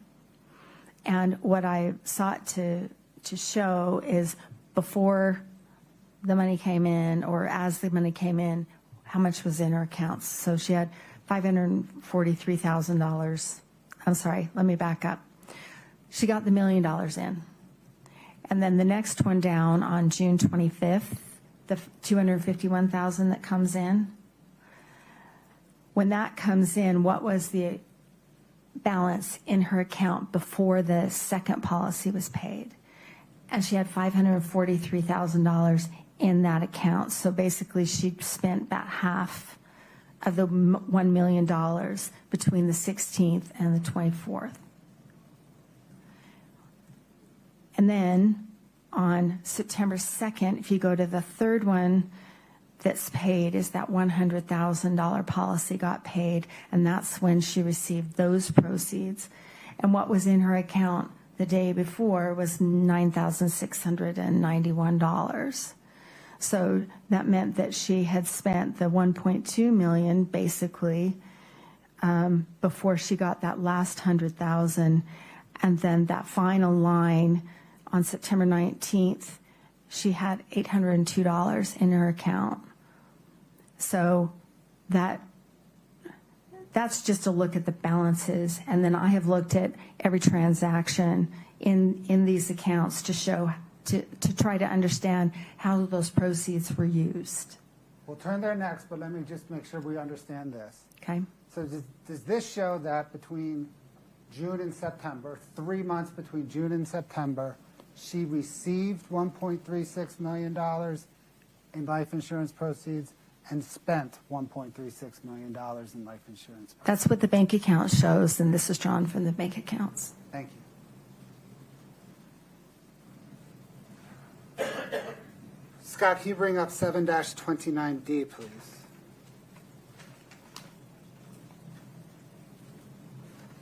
Your Honor, we're froze up again. My apologies. Let's reset.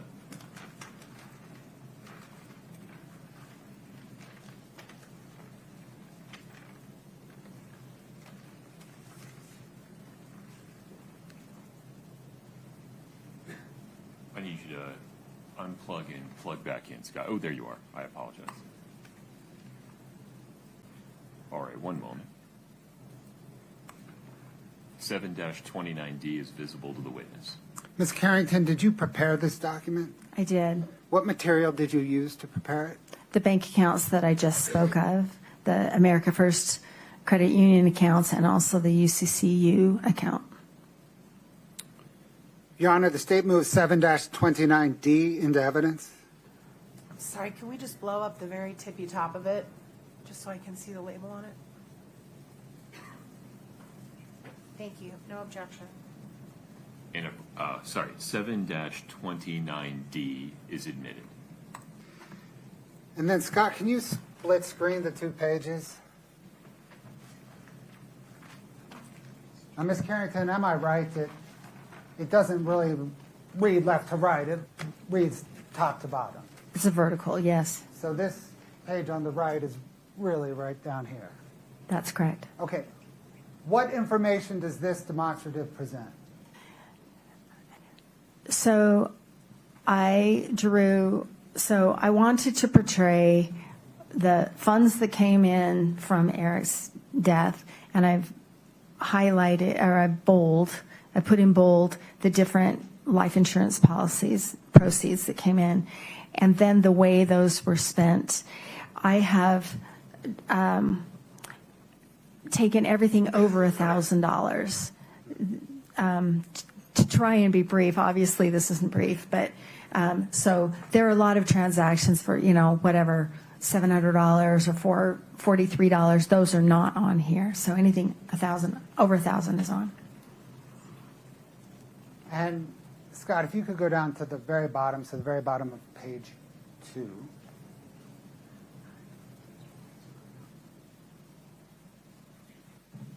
What information does this present? So this shows even without putting those de minimis transactions in there, there's 1.3, almost 1.4 use of the proceeds, or that came in, and she spent the 1.2, so she spent it all. And then my footnotes here, I attempted to do the same thing that was in that other section, my footnote 2.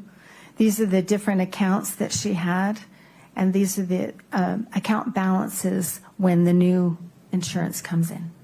Now let's just highlight, Scott, maybe the far left column on the first page.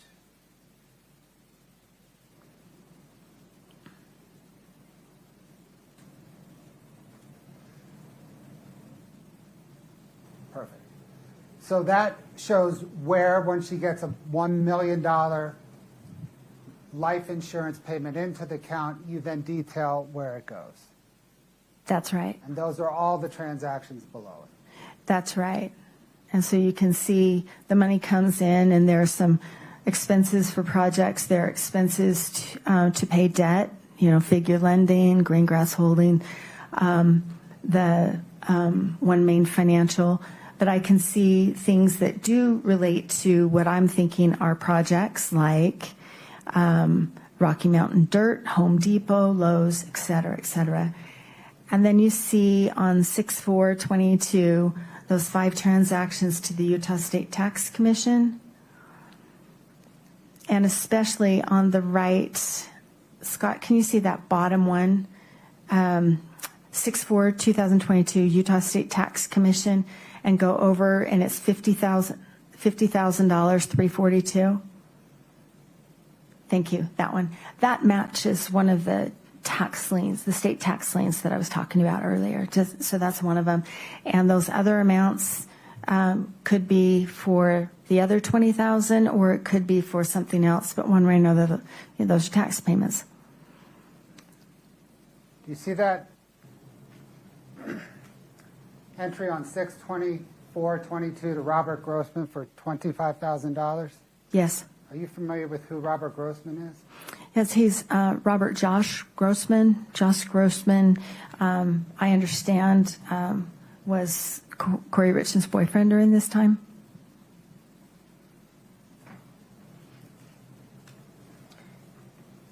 Thank you, ma'am. When you analyzed how the $1.3 million in insurance proceeds were dispersed, approximately how much of that $1.3 million were used to pay debt? About $600,000, somewhere in there. So about half, a little less than half, was used to pay debt. Thank you, ma'am. I think that's all I have for now. I suspect we're going to take a break, and the defense will have some questions for you. Okay. Thank you. Ms. Nestor, any objection to taking a break? No, sir. Okay. Please rise for the jury. Let's take a break. Ms.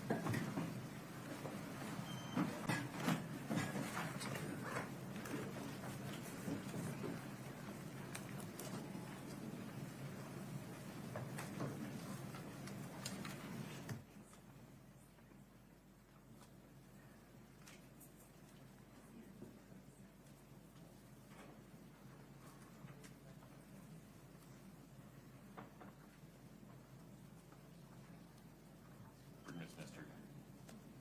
What you like? 10 of 3? Yes, sir. Okay. Ms. Carrington, walk around, use the restroom, grab some water. Please don't talk to anybody about your testimony. Thank you. Court's in recess. Thank you.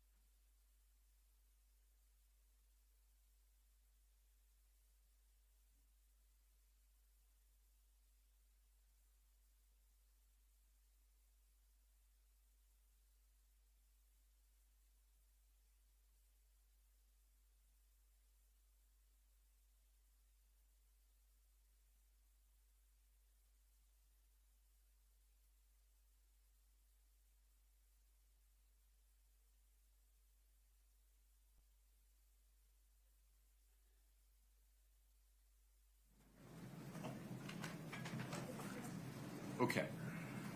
We're back on the record at 231-500-139. May we invite the jury in, please?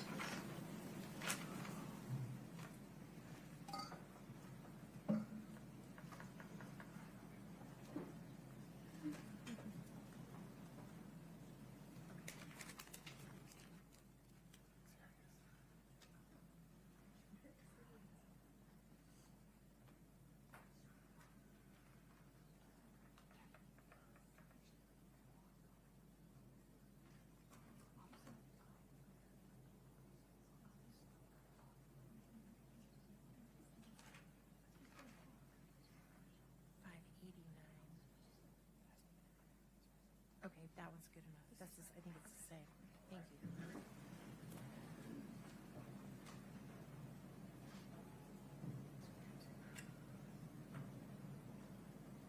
Please have a seat. Thank you.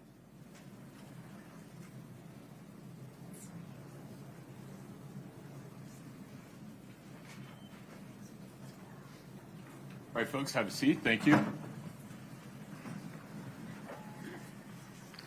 Ms. Carrington, you're still under oath. Yes. Ms. Nestor, please proceed. Thank you, Your Honor. May it please the court. Good afternoon, Ms. Carrington. Good afternoon, Ms. Nestor. You and I have known each other for some time. Is that We have. accurate? That is accurate. Okay. So I'd like to talk to you about how you got involved in this case. Is it fair to say that you were brought into this case by the gentleman who was working as a private investigator for the trust for the estate? Absolutely, yes. And his name is Todd Gabler, correct? That is correct. And Mr. Gabler is also someone you've known for a really long time. I have. Professionally, yeah. Right. Well, of course. I should have said that. I'm sorry. And you guys even share office space, or did at one point? No, never. I thought you did. Sorry. And so initially, when you were brought into this case, Eric Richins' family was really your boss in the matter.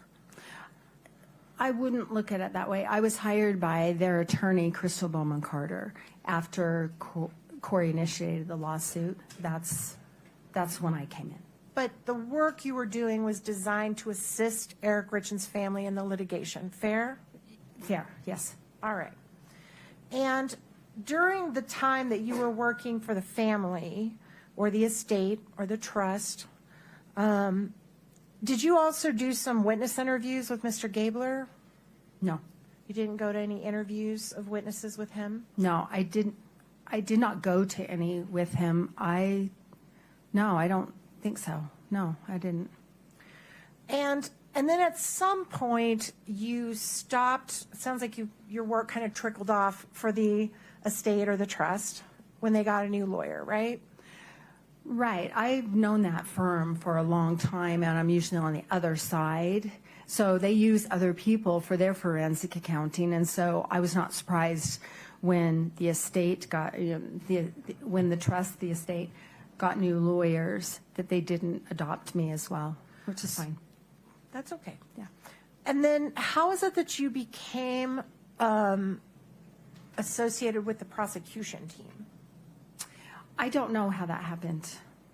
They reached out to you? They did.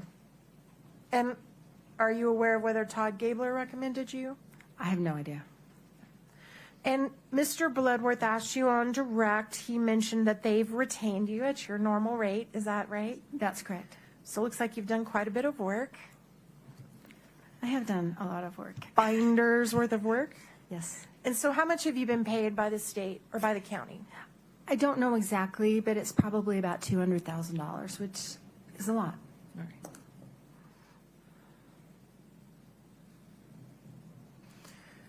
All right, now I want to talk to you a little bit before we get into details about it, the nature of the house flipping business.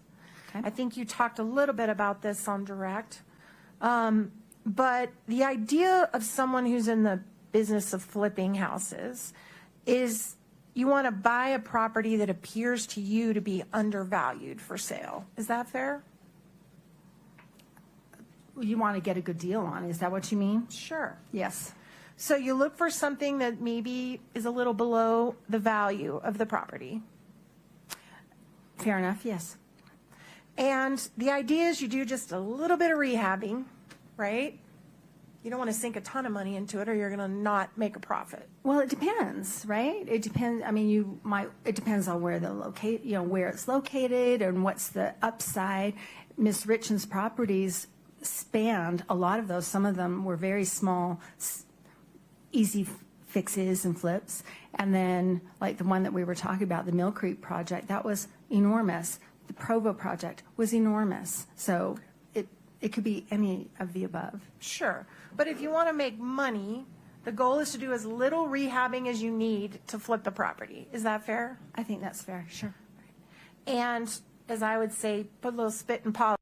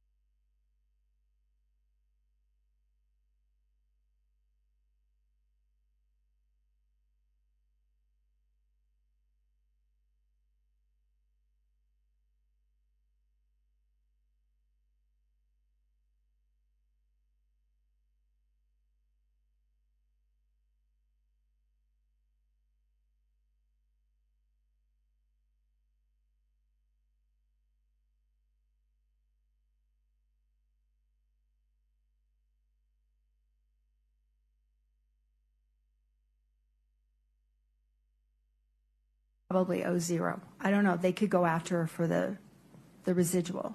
I don't know of a situation where that happened here, but Okay. Did you do any analysis of the average length of time Kouri held the properties before she would flip them? no. Okay. I do know about every property, but I haven't compiled that into a schedule.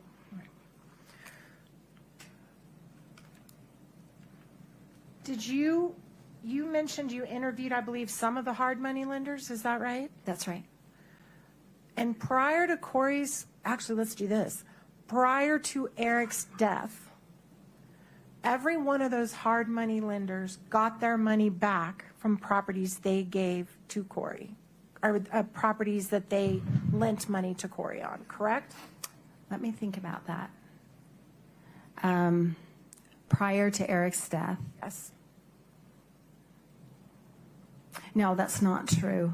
There's one of her early projects, I think it's Casperville, where she ended up $28,000 in the hole Okay. on that project. So she walked away with no buyer proceeds from that, and that was not a successful project.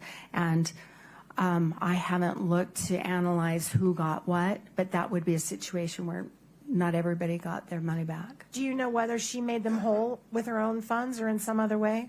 I have not seen anything that reflects anything like that. So you don't know? I don't know. No. Okay. So except for one occasion, on all these other deals that were done before Eric's death, all the hard money lenders got their money back from the deals they did with Kouri, plus interest. I would say that's probably true, but I may come up with another one. I try not to deal in absolutes.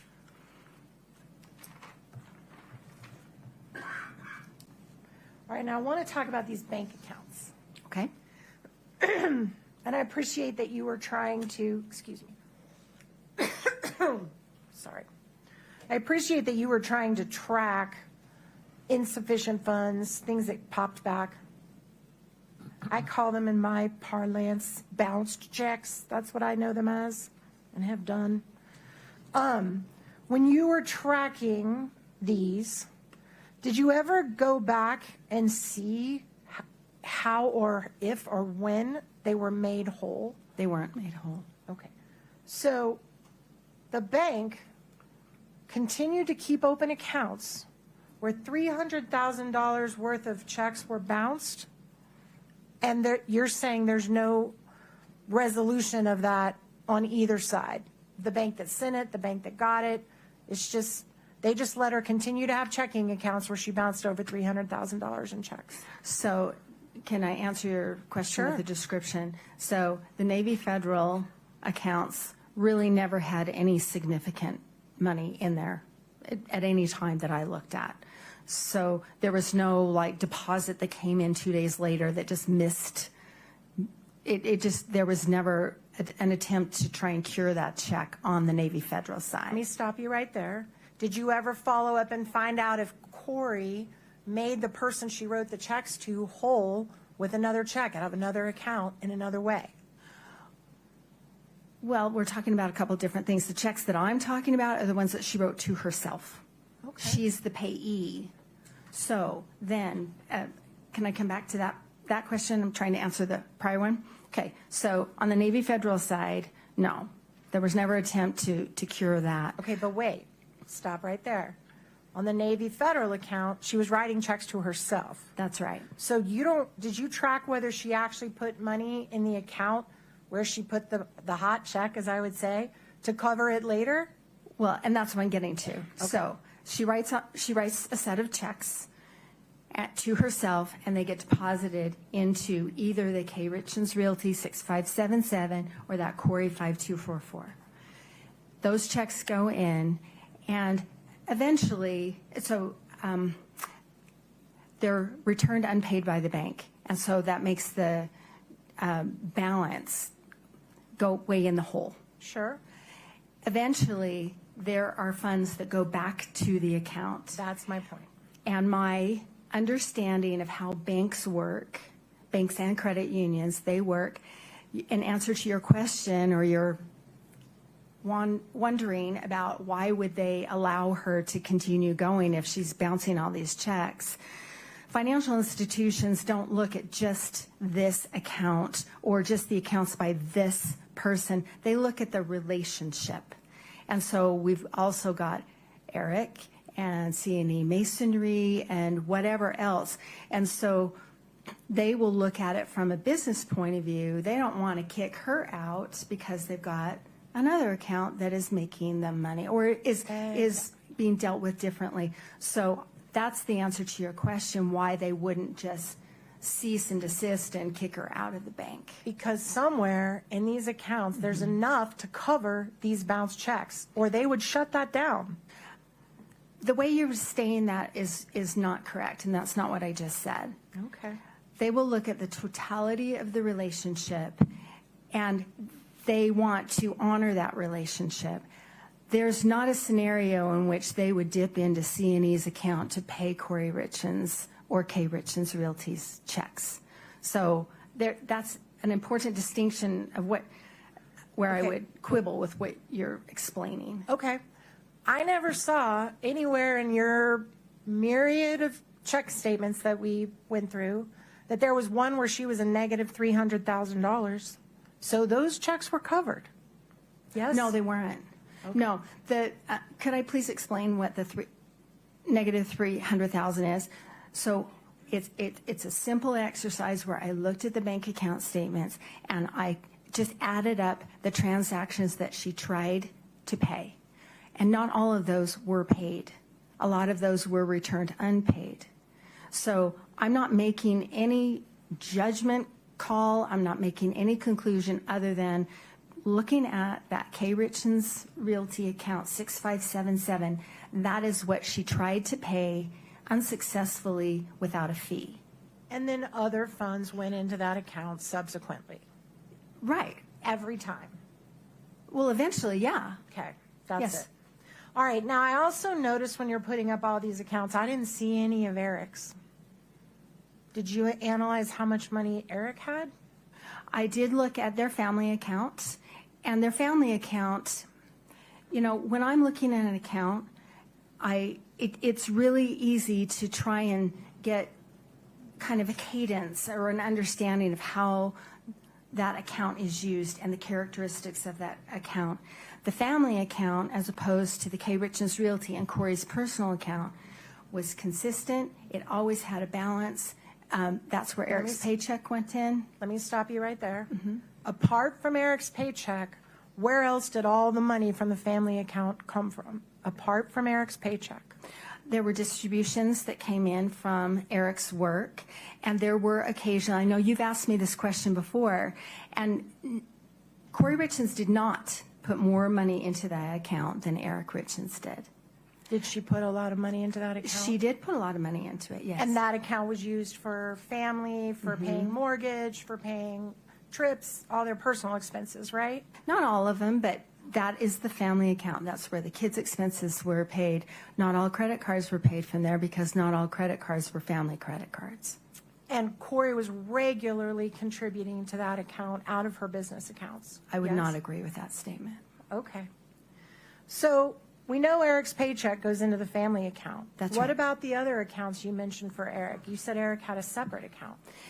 There was a personal checking account, and I had reviewed that initially. It looked like it was squarely Eric's account, and the 5244 was squarely Kouri's personal account, and so I kind of set those aside. She used her personal account for her personal expenses, and he used his for things that appeared to be his. And you do not know the arrangements that Kouri Richins and Eric Richins had as a couple about when they would make money available to each other, did you? I don't. Okay, so how much money was in Eric's personal account? Habitually, there was enough to pay whatever was attempted to be paid from it. I know that my recollection is it had, $10,000, $20,000, something like that. I don't recall it bouncing checks, and I don't recall it going into the negative. Okay, but you did not provide that to the jury to review in terms of assets that were out there for this family. Objection, Your Honor.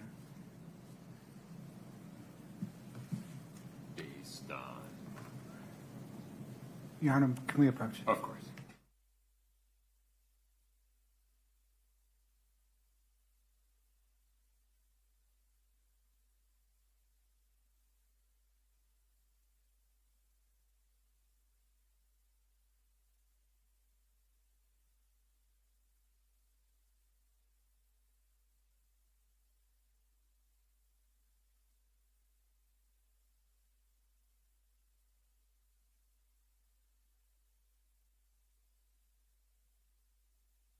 Your Honor.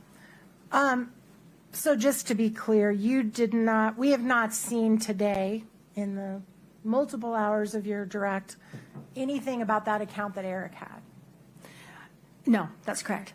And you also mentioned you looked into C&E accounts. That's right. And C&E is the name of Eric's business. Eric and Cody Wright, his business partner. Right. And that's where he kept his business profits, correct? They kept theirs, yes. Okay.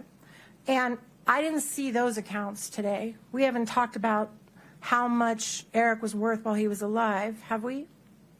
No, Corey didn't have any control or access to the C&E account. You understand they're married.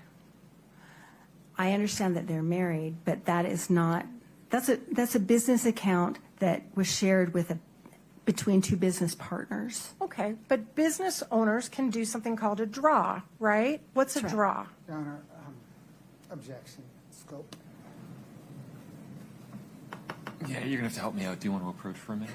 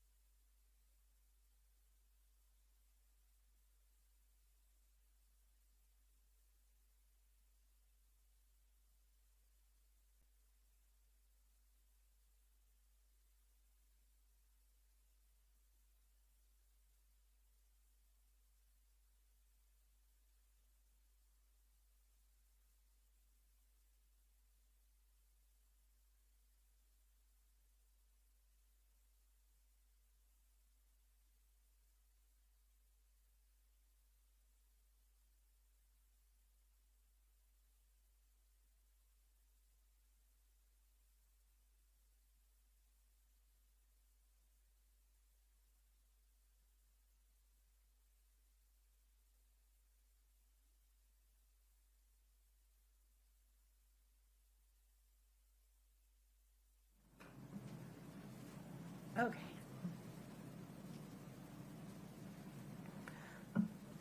The C&E accounts, that's the business accounts that Eric and his partner put money in for their business, correct? That's where their revenues and their expenses were paid, yes. And the jury saw multiple examples of C&E checking accounts today during your direct, did they not? That's right. And routinely, the dollar amounts in those accounts were in the strong six figures, correct? Routinely, yes. Okay. And you don't know what arrangement Kouri Richins and Eric Richins had about whether or not he would invest in her business, whether or not he would be a silent partner, whether or not he would help her fund her business. You don't know that, do you? No. Okay.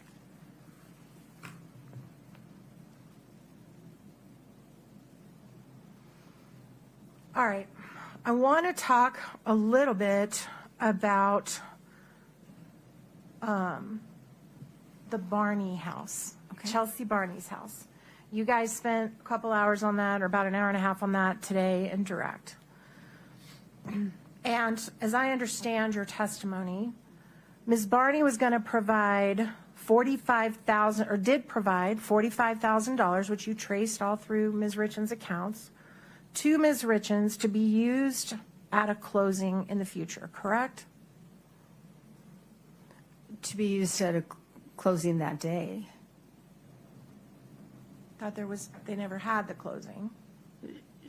Well, they didn't. Right. My understanding of that whole text string is that there was this closing that was going to happen imminently, and this was the $45,000 down payment that Chelsea was paying toward the house to then be in her name. Right. And the $45,000, well, strike that. Let me back it up just a little bit so it's not confusing. Kouri Richins Realty had already purchased the Chelsea Barney home prior to all this, correct? That's right. And you went through all the efforts she was making to try, well, let me ask it this way. When it's first purchased, the idea was probably to flip it, right? Like she does all her business. No, She was going to keep it. she was going to keep this one. Okay, but she had hard money lenders the same way she did on her other flip properties originally. Well, remember, she's got those two different kinds. You know, she's got the hard money where she's got a 6-month balloon and she doesn't have to pay anything in between.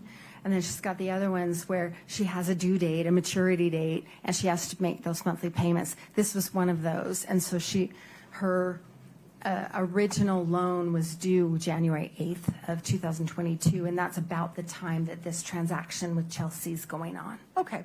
And as you explained in your direct, she was trying to shop around for a long-term mortgage to get better terms of the mortgage, right? Right, with David Ige and Excel, she was trying to refinance a few things. Right. And while she's looking for a new mortgage package, Chelsea sends her this $45,000, right? No, I think I could be wrong about this.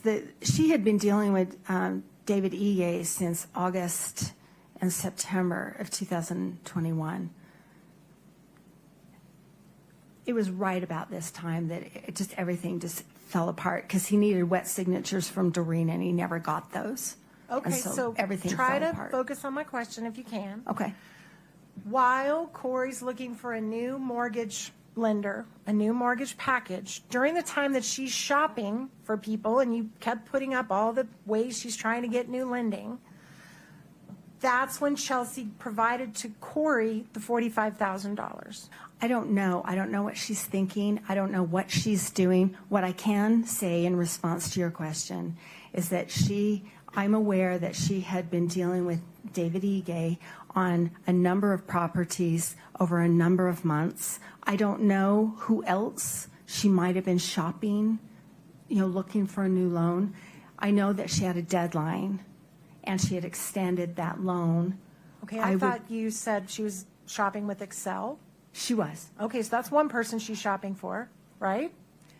You brought that up. I'm not trying to argue with you. Okay. I'm trying to understand and answer your question. You said she's shopping to all these lenders. I don't know that. I know that she was consulting with David Ige and had applied for a loan to refinance a number of properties through him.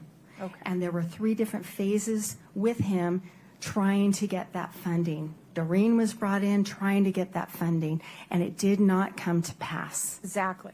So the $45,000 was not put in a trust account at a closing firm, right? It was given just to Kouri.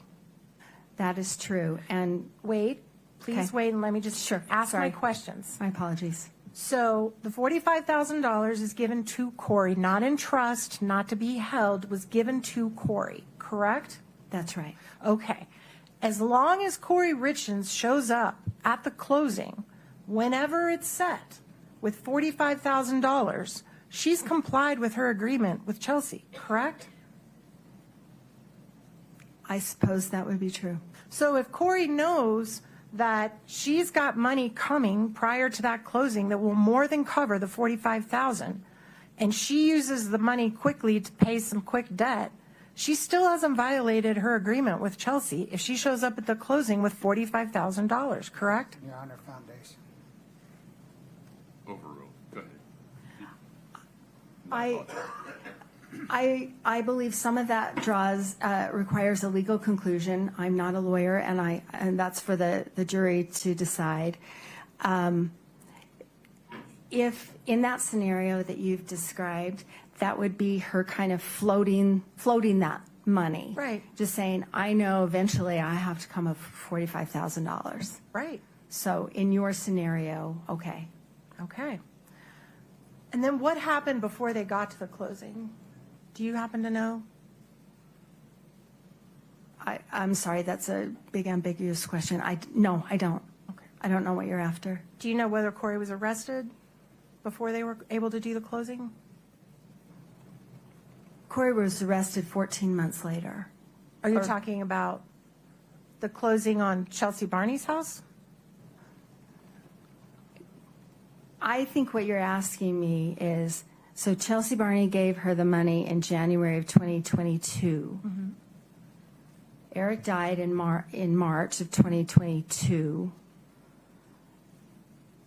Kouri was arrested in May of 2023, coming out of the title company in which she borrowed $95,000, using that home as collateral. Okay. Along with the Roy house that Kouri also owned. And then she used that $95,000 for debt payments of her own. Okay. So is that the closing you're talking about? Yes. Okay. All right. So then I want to talk to you about the HELOC. Katie, can you please bring up 5-89D? This is in evidence, Your Honor. All right.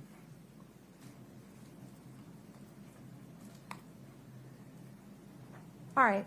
And that's where you kind of kept track of the balance on the HELOC, right? This is correct. And yeah. Katie, can you blow up the dates on the across the top line? Make them bigger. That's good. So this begins in March of 2019 when the first $50,000 or so was drawn down out of the HELOC, correct? Yeah, 60,000. Yes. And can I say something about the dates before you continue? No, I Okay. appreciate you waiting on my question. So from 2019 until 2020, there was a significant amount drawn down on the line of credit, correct? That's correct. And then it looks like in November or December of 2020, there was a nice little payment made that made it smaller. It was in October. October, thank Yes. you. Looks like November on that, but I believe you.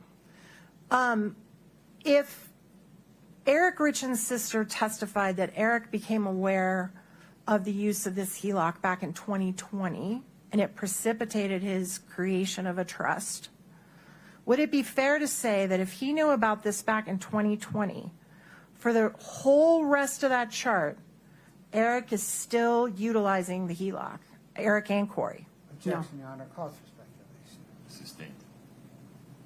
Is it fair to say that there's no more significant payments made by either Eric or Kouri all the way up until Eric's death? There's never evidence that Eric made a payment. So, All right. yes. So is it fair then to conclude that if he knew about this in 2020 and never made a payment until his death 2 years later, that he was aware of this and could have checked it at any time? His name is on the account, right? Objection, Your Honor, calls for speculation. Sustained. His name was on the HELOC, right?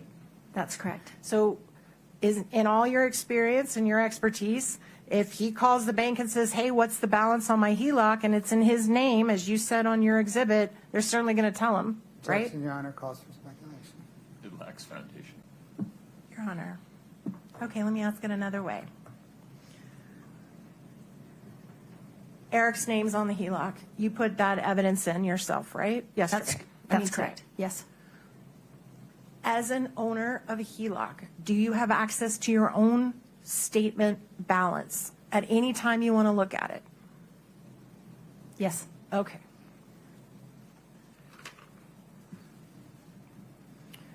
All right, now I want to talk about, you can take that down, thank you. I want to talk about the tax returns. And I just want to make sure I got this right, because I hear the word tax and it's not my favorite word. You're basically saying that she over-reported her income on her taxes. Is that fair? No. Well, the net income. What I'm saying is the accounting that she gave to her tax preparer, her CPA tax preparer, for the expenses on her properties did not match what her own notations in her bank account. So because of that error, she paid too much taxes, in your opinion, like a lot too much taxes. She had a larger tax liability. And remember, I also said there's that big category of loans. All those payday loans are not on the CPA's financial statements. Like for 2021, for example, there's nothing. Well, and if she'd have reported the loan, she'd have paid even less taxes, right? Absolutely. So she way over-reported her taxes and paid too much taxes.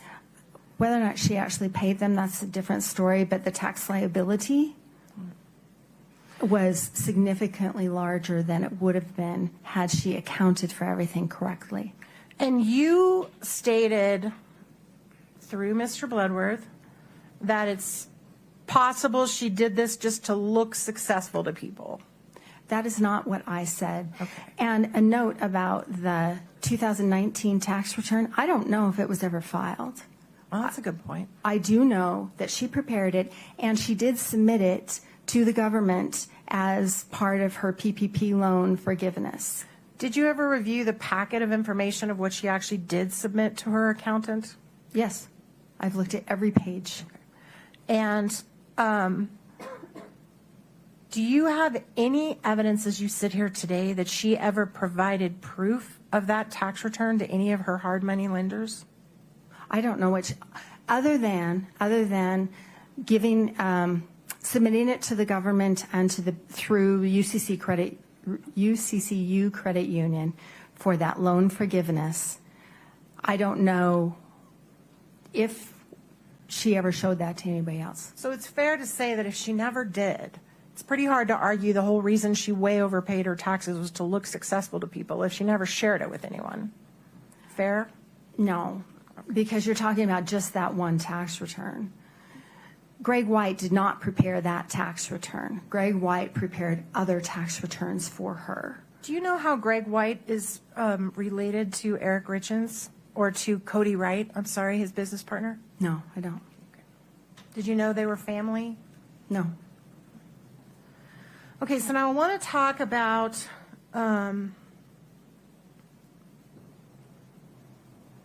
also, just very quickly, because I'm about to wrap up and I don't want to leave this behind.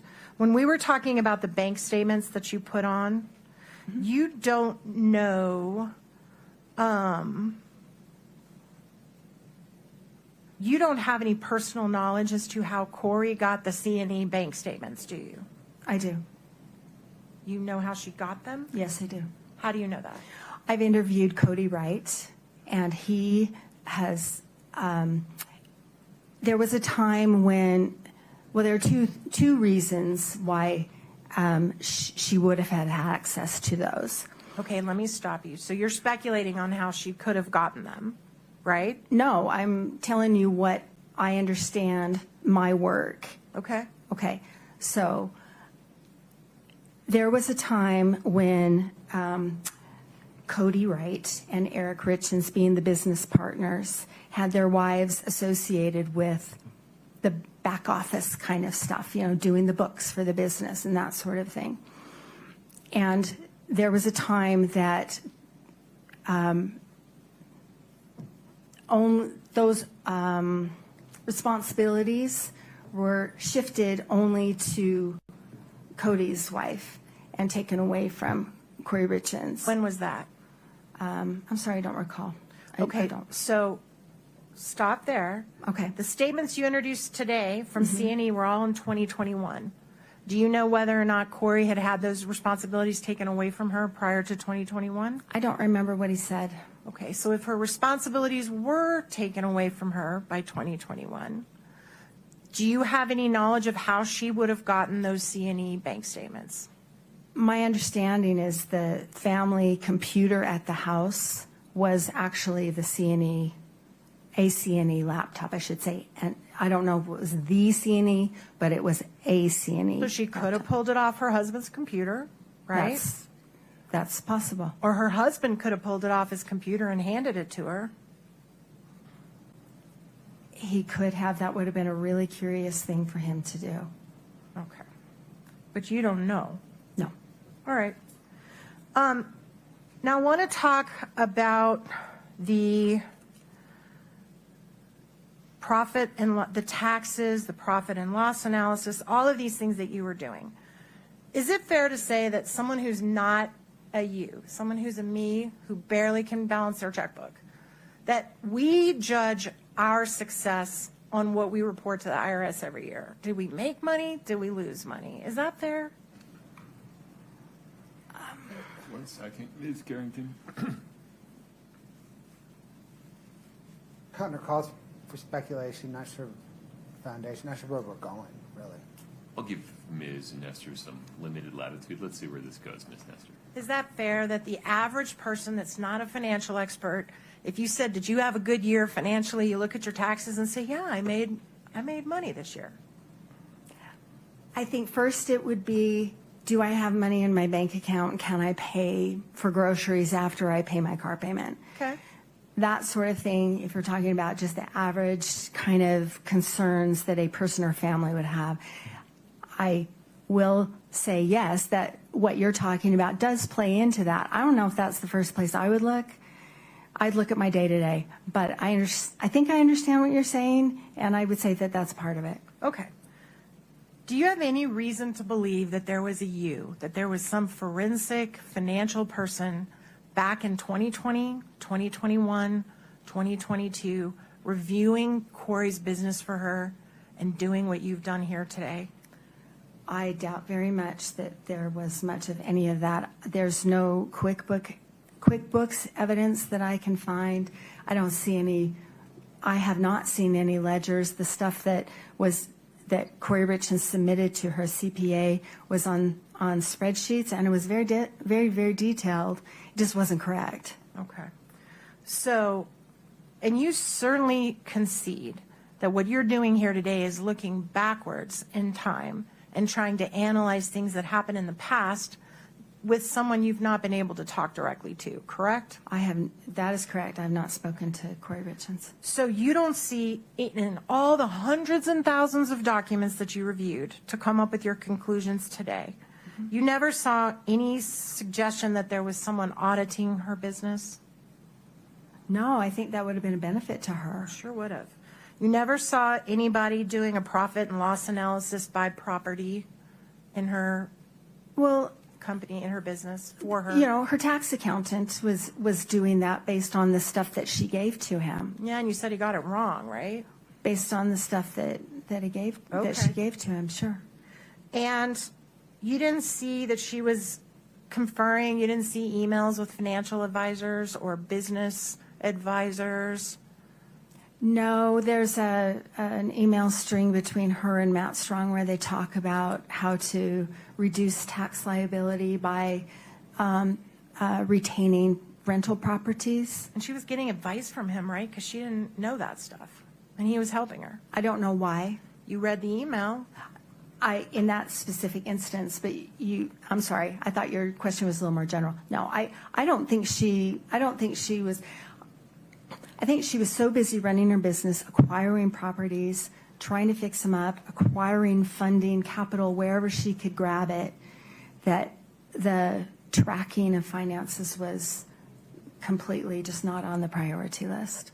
And you don't have any personal knowledge as to how involved Eric was with her, if she talked with him about it every night, if she talked with him about it every morning. You don't know. No, I do not. And did you even know that the day he died, he was out working on one of her properties, spreading gravel? Did you even know I do that? know that. Okay. And you don't know whether or not she got advice from other people besides her husband, Matt Strong? You don't know? I don't. Objection, Your Honor, misstates the testimony. Overruled. The jury can hear both pieces of what Ms. Carrington just said. And speaking of Matt Strong, there was one thing I did want to bring up. Katie, just for the witness only, Your Honor, could we please pull up Exhibit 1066? Did you review this when you were looking at all of your documents? Yes, I did. And you relied upon this in terms of making conclusions about potential rehab of the Midway Mansion? I did, absolutely. Okay, Your Honor, I move to admit Exhibit 1066. I can't, Katie, can you zoom in? I can't see what it is. Okay, from Matt to Kouri. So the bottom half is from Kouri, right? Yes, sir. And are you seeking to admit the entire thing or just the top half? Yes, sir, the entire thing.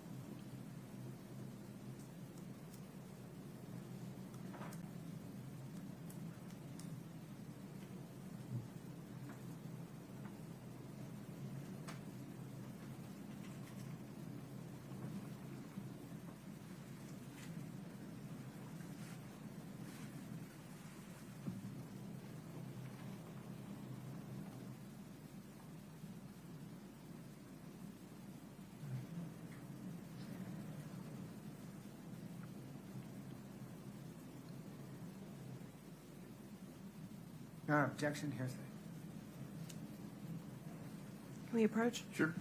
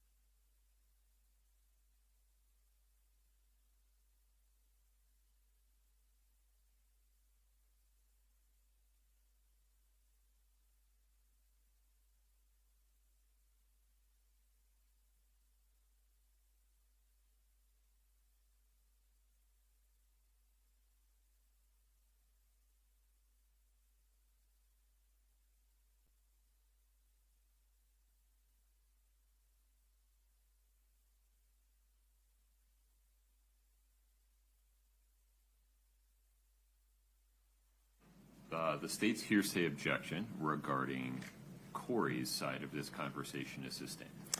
Without revealing what is in this email or commenting on what was said in the email, once you read this, plus the email that we put up on the screen that showed Ms. Richins did not have the $3 million available to rehab, is it your understanding as you were doing your analysis that there was never an intent to do a significant rehab on the Midway property? I understand that's kind of where she landed. Okay.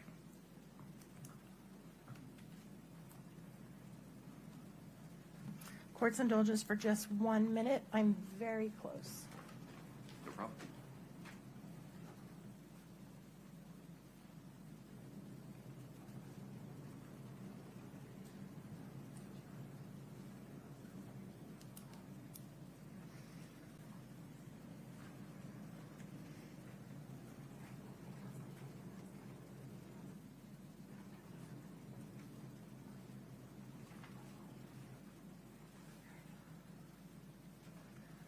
I do want to talk about one more thing before we wrap up, and that's this concept of valuation.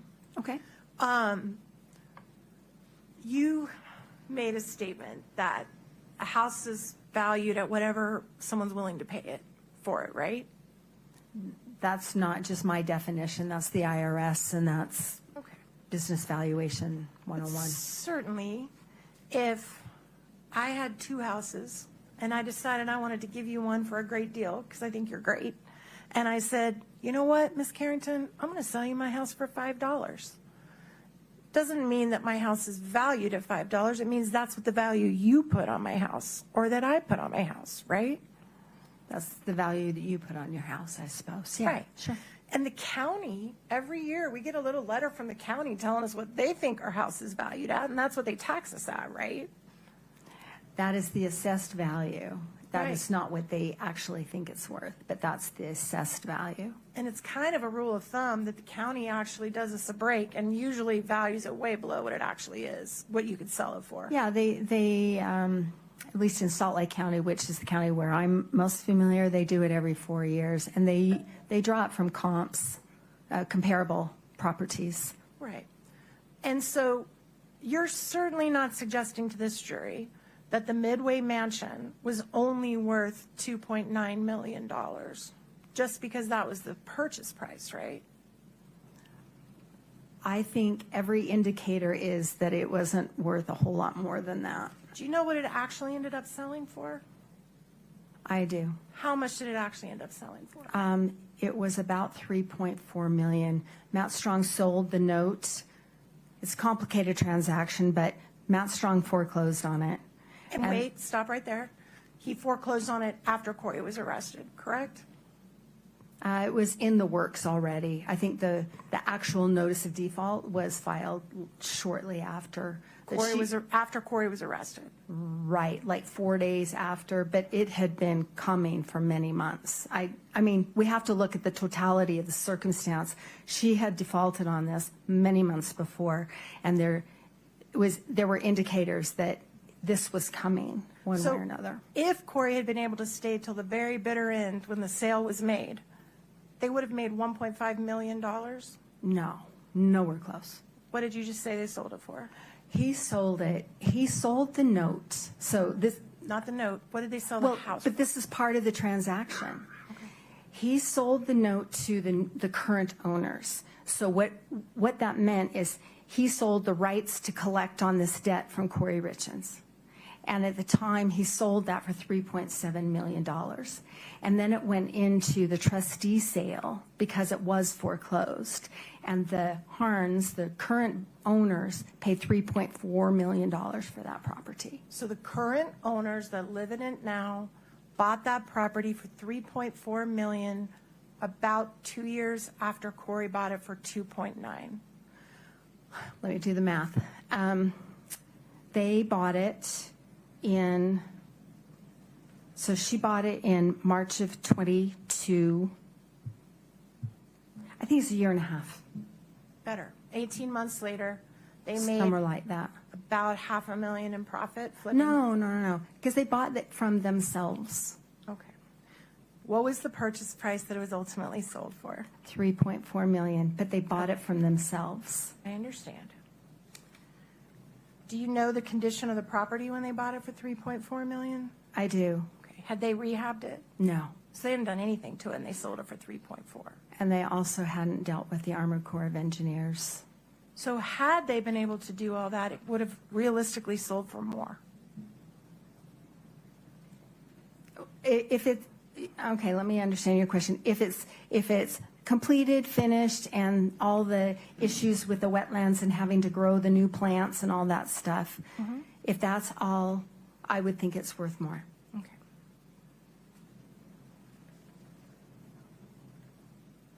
Now, you're here today to give a snapshot of a financial condition at a certain moment in time, right? No. Okay, let me rephrase it. You're here to look backwards at Kouri Richins' financial situation, right? Could you please restate that? And We're what here- time frame are you looking? Backwards, the past. From You're here- today? From today, backwards from today, you are here to evaluate in the past what Kouri Yes. Richins' financial Okay, situation no was. projections for the future. Correct. Okay, yes. But certainly, and you're here to do that, to come up with your conclusion that at the time that Eric died, she was financially, I believe your words were, in distress. That's your conclusion. Yes. Okay. And certainly you would agree with me that every single person who's in financial distress does not opt for a solution of murder to fix their distress. Objection. Is that fair? Your objection, Mr. Bloodworth? Speculation. Sustained. Okay.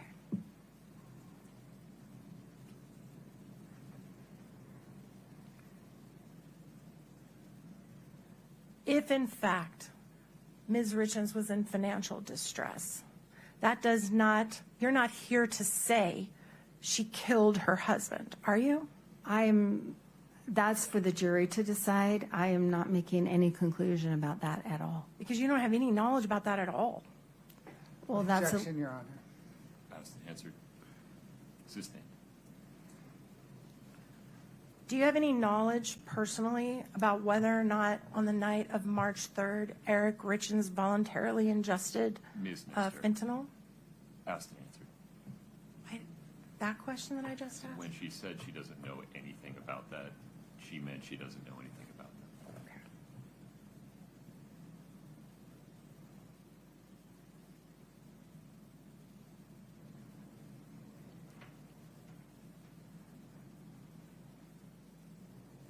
And nothing in all the 100 and some thousand pages that you reviewed, did you ever see any statement by Kouri Richins written down to anyone, to any of her investors, to anybody, saying, I know how I'm going to fix this problem. I'm going to kill my husband and then I'll have plenty of money? Objection, Your Honor. Did you ever see any of that?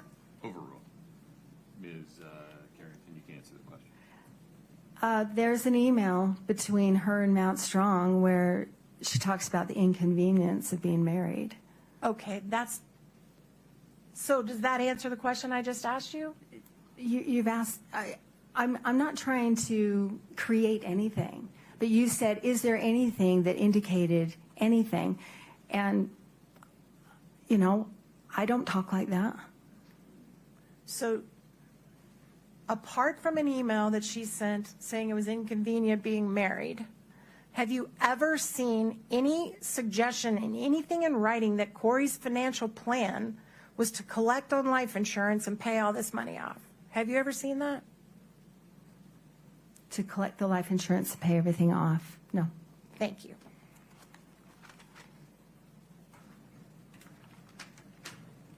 Mr. Blood.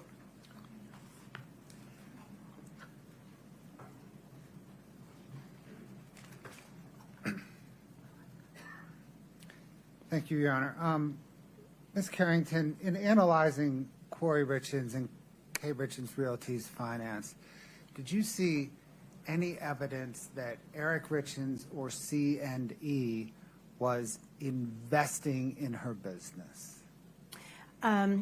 Not really. There's the Franson Lane house in Oakley, where I can see some checks that were paid, and they indicate a draw. So they're from C&E. They get deposited into Kouri Richins' bank account. And then when she sells that project in March of 2021, that's that big spike in my graph, that orange line that's bumping along the bottom, and it spikes up. As soon as she sells that Franson Lane, the Oakley house, she pays C&E $217,000.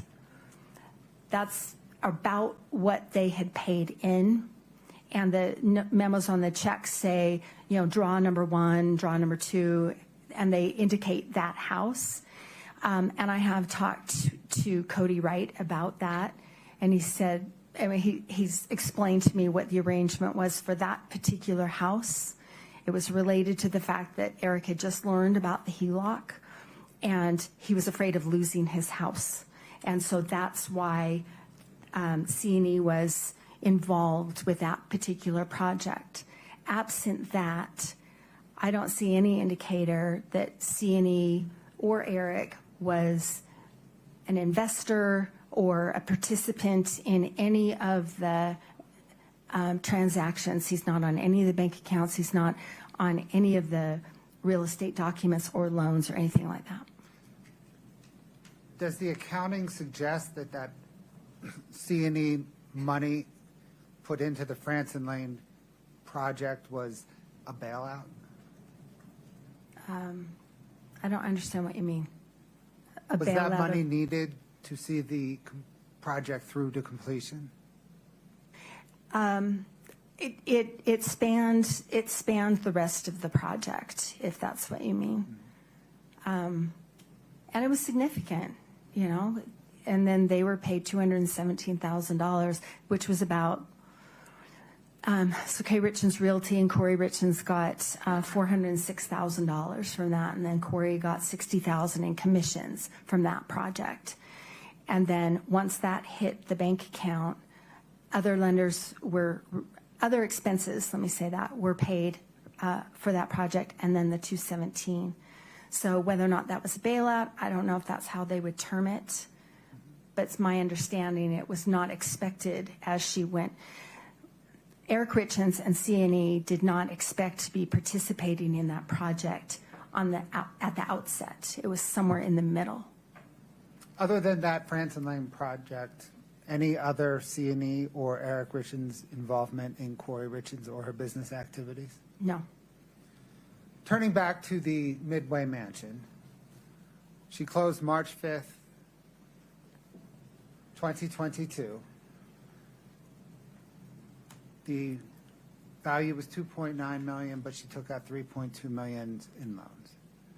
You said at some point through various trust sales, trust auctions, the house sold for $3.4 million. That's right. And before that, it was foreclosed on. Do you know when it was foreclosed on? It was foreclosed in May of 2023. So between purchase March 5th, 2022, and foreclosure on May of 2023, did the $3.2 million in debt on the house stay static? No. Did it grow? It did. The clauses in the lending agreements, for example, the loan, the $2.6 million that the Sierra West and Mount Strong loaned to her, that loan agreement says you've got 6 months to repay this $2.6 million plus 15% interest. So it's due on September 4th of 2022. That's 6 months. And then the loan agreement also says if that does not happen, then there's a 2% default fee. And then that's about $50,000 tacked onto it. And then every month after that, it's another 2% that is tacked onto it. And it's still accruing interest. So, and it's capitalized, which makes a big difference. It's not just something else that's out there. It makes the loan principal larger, so that also increases the interest. And upon default, it goes from 15%, which is already expensive, to 28%. So the whole thing just kind of blows up. So at the point Matt Strong and Sierra West foreclosed on Kouri Richins, how much did she owe on the Midway Mansion? Let me think back. I think it's about $3.8 million at that time that she owed, that she owed on that note, and then it grew after that, continued to grow after that. Thank you, ma'am. No further questions. Ms. Nestor, within the scope of redirect, please. Okay, you just testified that you were not aware of Eric being involved in any of the properties other than the Fransom Lane. Is that right? That's right. Okay, Katie, can you please bring up 5-93D2 just for the witness?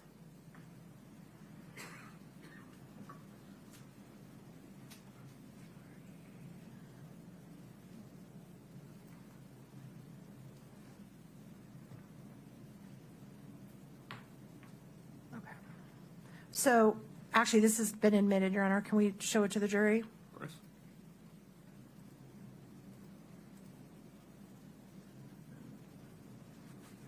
So here you have Eric and C&E Masonry as a funding option for Kouri Richins. Is that correct on your own exhibit?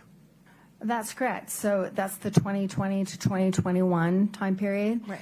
So she bought that Franson Lane project, and she was working on it in October of 2020. She ended up selling it in March of 2021. And so that's why during this time period, that's what I mean. It's the one project. I'm aware of a real estate schedule that she submitted to many of her lenders, and she includes projects that were Fox Lake Investments that are Eric and Cody's, his business partners, and she included them as her own, but they were not her own. Okay, so I'll get to Fox Lake in a minute. Okay. But are you aware that Eric was a lender on the Mill Creek property, that he lent $40,000? I did not see a trust deed or anything, so no, I'm not aware of that. Okay. I want to talk about this Fox Lake business that you just mentioned. Okay. This is a business that basically was a flip business as well, right? I think that was the anticipation, yes. So Eric started his own flip business with his business partner. Is that right? And they had a third partner as well. And who was that? It's like BlackRock and I'm sorry, I can't remember, but it's an LLC. It's a third party, not related to anybody we've talked about. So it's just completely separate and distinct. Okay.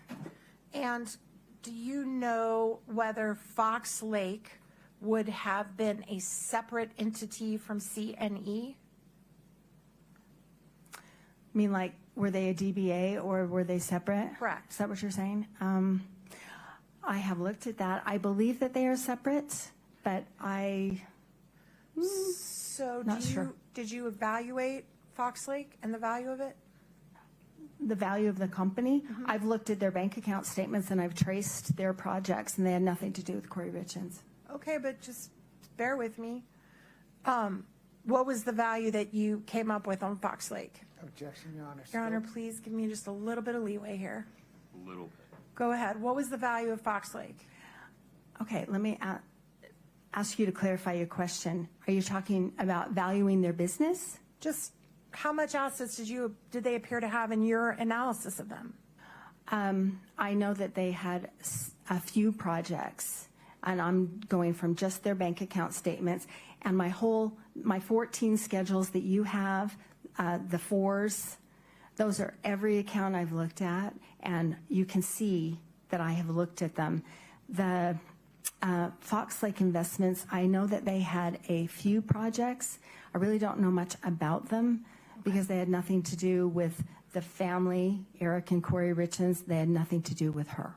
So if there's a prenup that prohibits Kouri from recovering any assets from C&E, it wouldn't apply to Fox Lake because Fox Lake's a separate entity, correct? Objection, Your Honor. Foundation. Sustained. Is Fox Lake a separate entity from C&E?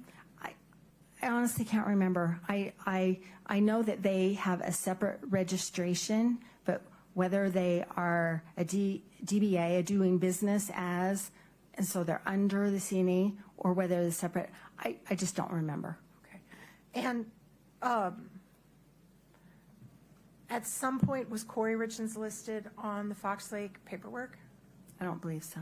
Okay. Did you check that? I did. All right. And you also mentioned that you traced, you did strike that. I need to say also, she's not a signer on the Fox Lake account. On the Bank account. statement, right? She's not. Okay. And did you, just to make sure on the accountings that we're talking about,